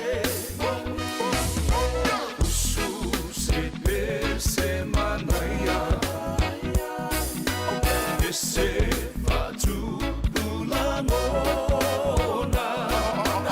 Ese fatu fia fia. Ese famanu ailangona. Usu se bese marie. Usu se bese manaya. Ese fatu ulangona. Ese fatu fia fia. Ese famanu ailangona. Ese famanu ailangona.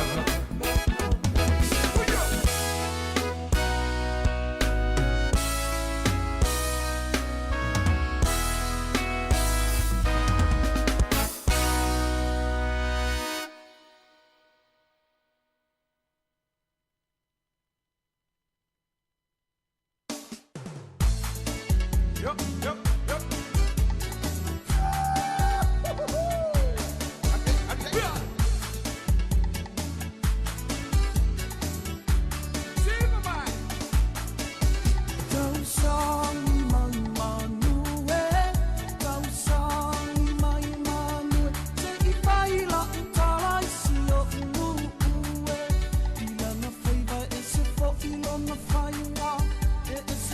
Ilona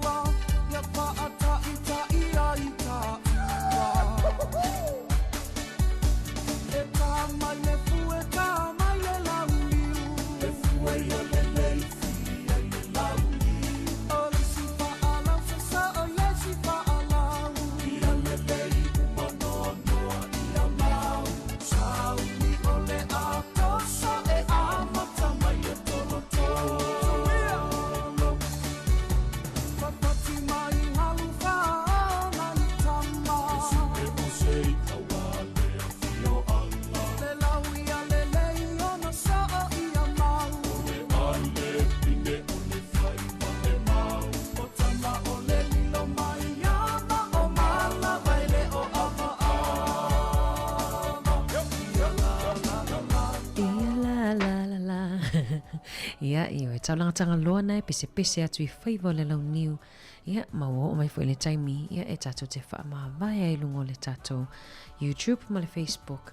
Tatou Sambo Capital Radio app e luas fulfaf a I tu la fitu aso le vai aso. I tu salava pe umal tatou tau tua I lungo penga so ta inga. Ia ai wha awawa tu lava wha fifianga su I whiwhiloi. Ia toi awina atu fwoi Pol Kalame o le aso I le fiafia nane. I pewa pelena e misiani Pol Kalame le pule ngā nuu. Pol Kalame le soifo malolo ina. Ia ma le atal tae au le sa tau tua toi tu fue. Ia e toi whaafonga I nungol tatou app I le fiafia nane. Ai mo le tami nei ia. Ave au fai masui lau fai ngaluenga mo le toi leanga ngā whaaftai e latou malava mafuta mai lava le tae au. Ia whamanuia le atua. Ia e le ato fo le tautua nei. Ia whamangalo fo sio mātou se. Pea I se upua. Pa o papa fo lau whaafonga. Ai alo fatele atu tae au I le itu lai fitu. Tato toi wheloa ai ia matautua toi ma le tuanga nei a Mari fai malu. Ia e mo le taimi nei ma le afionga le lipule. Ma leo whaingaruenga, mātou te whātou whaasoifu atu, mō le nei taimi. Tawalunga atu ia I le pesea Mr. Cowboy, ia, po le pese lea o le sawhatuina e Suliveta Kurene, leo toi usuina mai e Mr. Cowboy. Daddy toi sau, mana vadu sa alfale.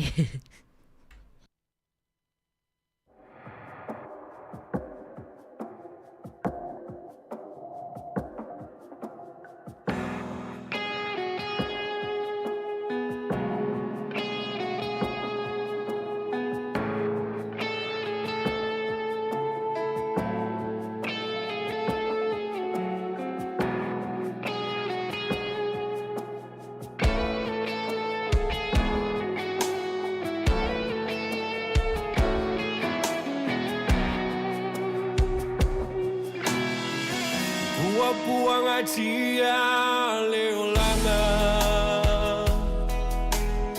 e mana o mi se fautuana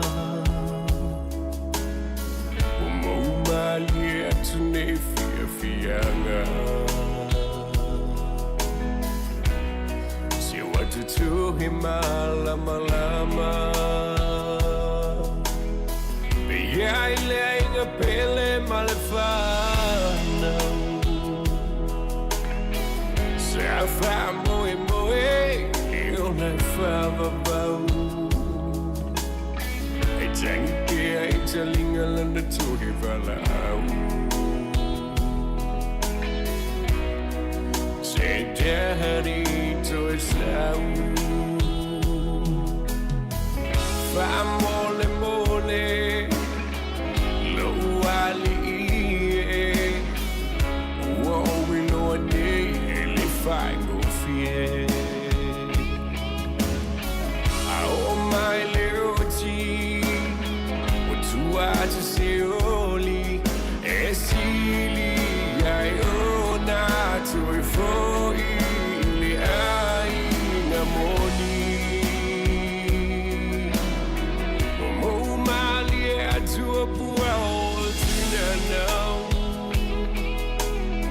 le I so sao le fama vau ai tangi pe ai talinga na tohe vala say daddy to sau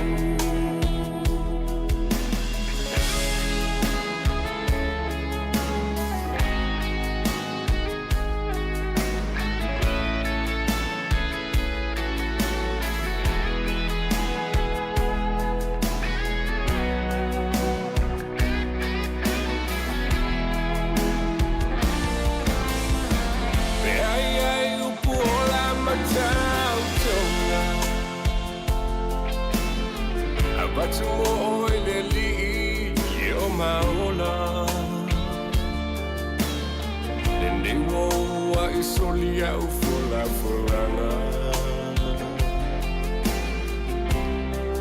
I am ia o e mama Yesu ele matai o le maina o toi sinava noa o i Fiaba aya mama masia na fanau Ile ola e fava vam Fa mole mole Lo ali Wa we lo ne ele fai no fear Oh my leoti What you are to say early Esili I earn a joy for in the morning Mo mali at to pull out now Le I so fear It's all if I Tangi pea italinga lana tue vala Say daddy to a sound Tangi pea italinga lana tue vala Say daddy to a sound Tangi pea italinga lana tue vala Say daddy